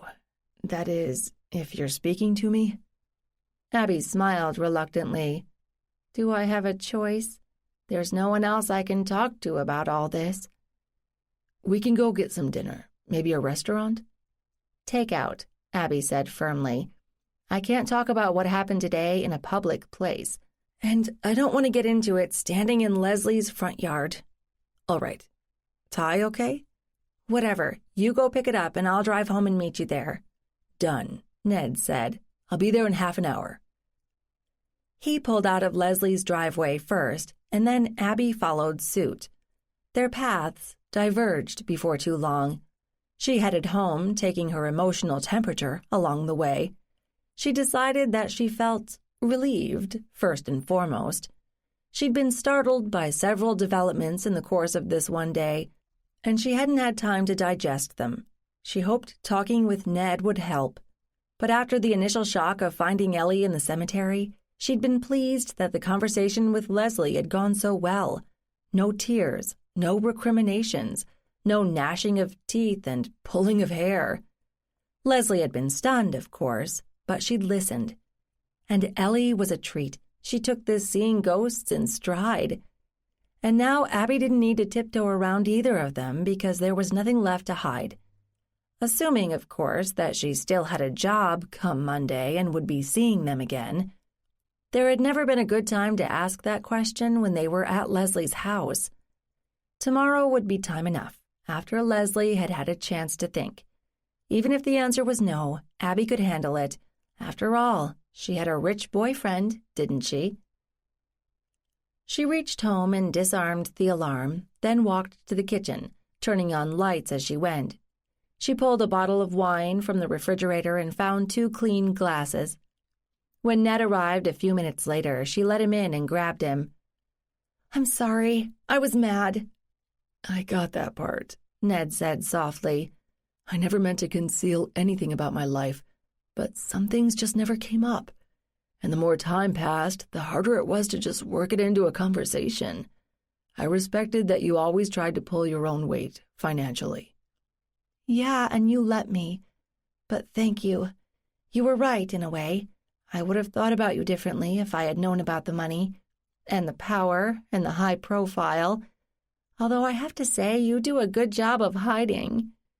Anyway, like Leslie, I need time to get used to the idea." "And you are now?" When Abby nodded, Ned said, "Then come here."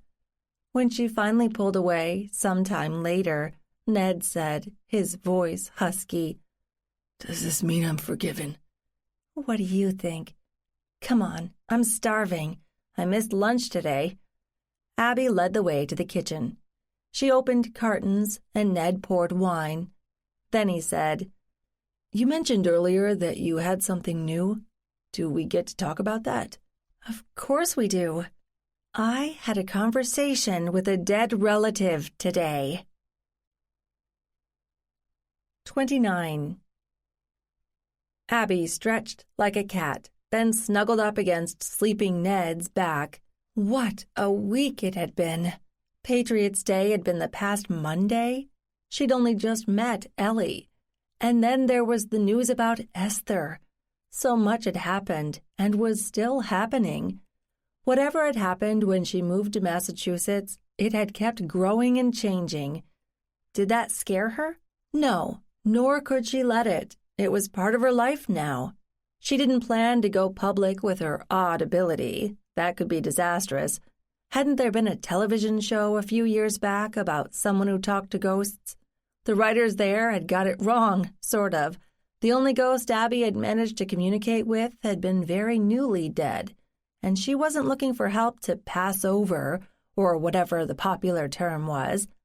In fact, Esther had helped her, and handed her a whopping big clue by pointing her to John Perry, the maybe witch.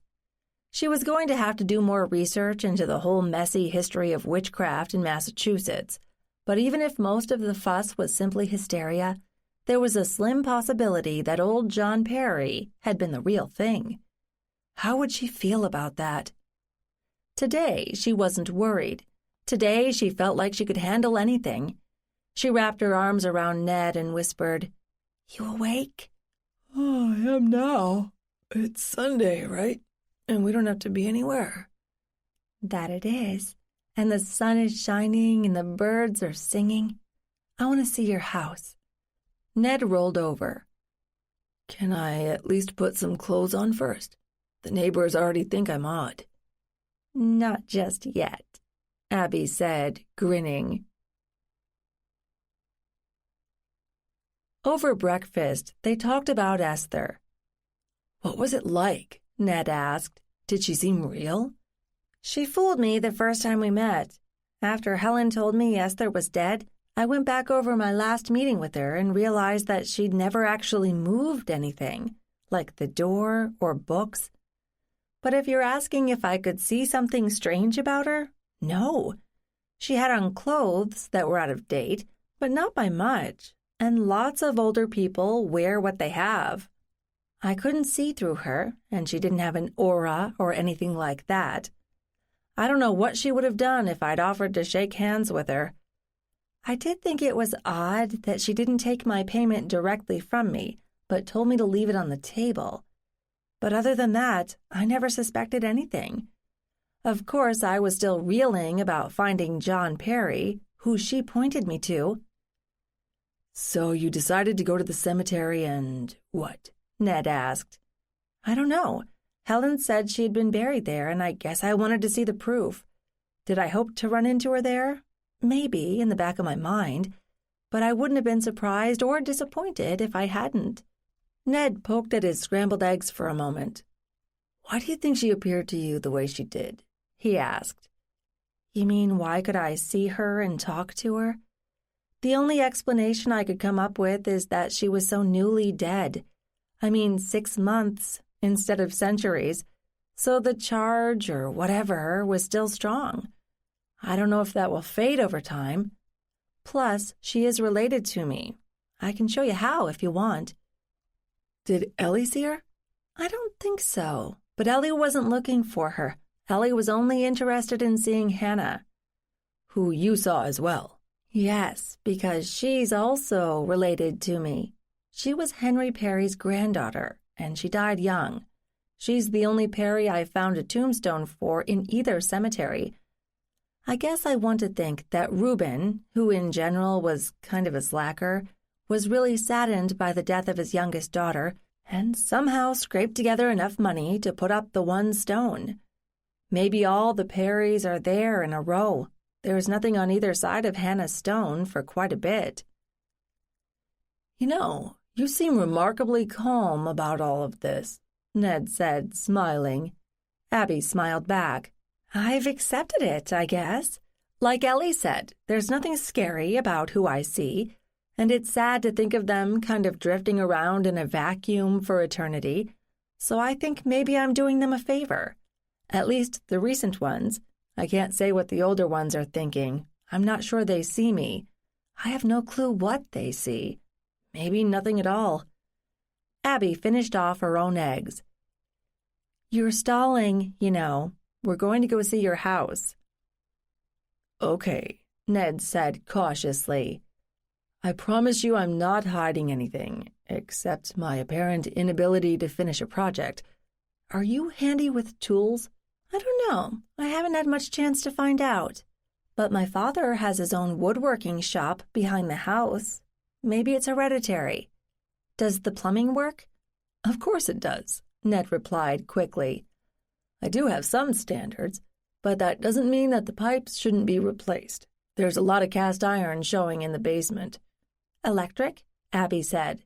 "Some. Still a lot of knob and tube. My insurance company took one look at that and refused to issue a policy. But since I could afford to replace the house, not that I'd want to, and owned it outright, I didn't follow up." What else should I know?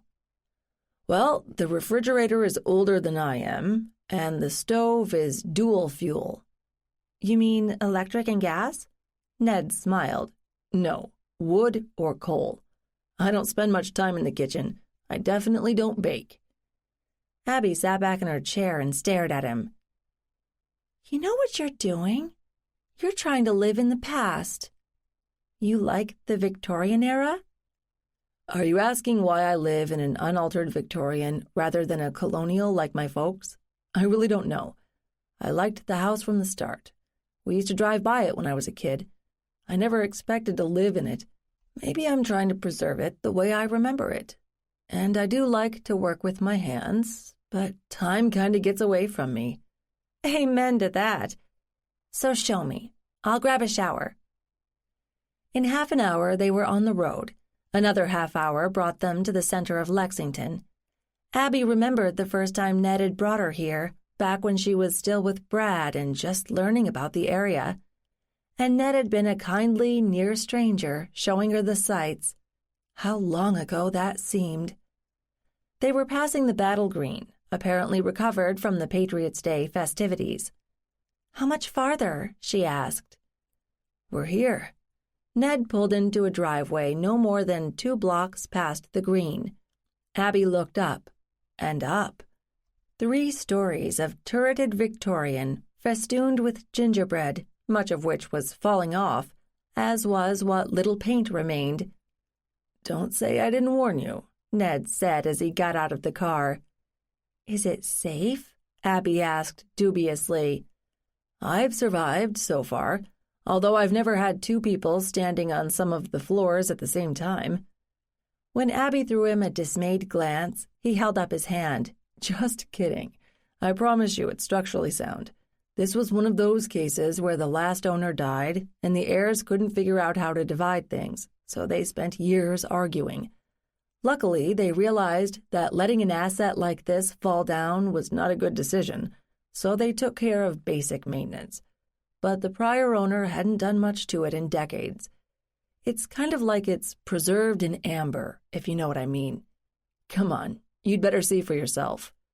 He led the way to the front door, with a wealth of moldings and a beveled glass pane inset, and opened the locks, then stood back to let her pass. Abby took a few tentative steps into the broad hallway and looked around. A typical layout, with a parlor with pocket doors on one side and what must be a dining room opposite, based on the built-in glass-fronted cabinets. There was probably a second parlor behind the first, and a kitchen behind the dining room. How many bedrooms? 4 on the second floor, 2 more, probably servants' quarters, on the third. Half bath up top, only 1 on the second floor. Is that one original? Pretty much. Clawfoot tub, pedestal sink, lots of old tile.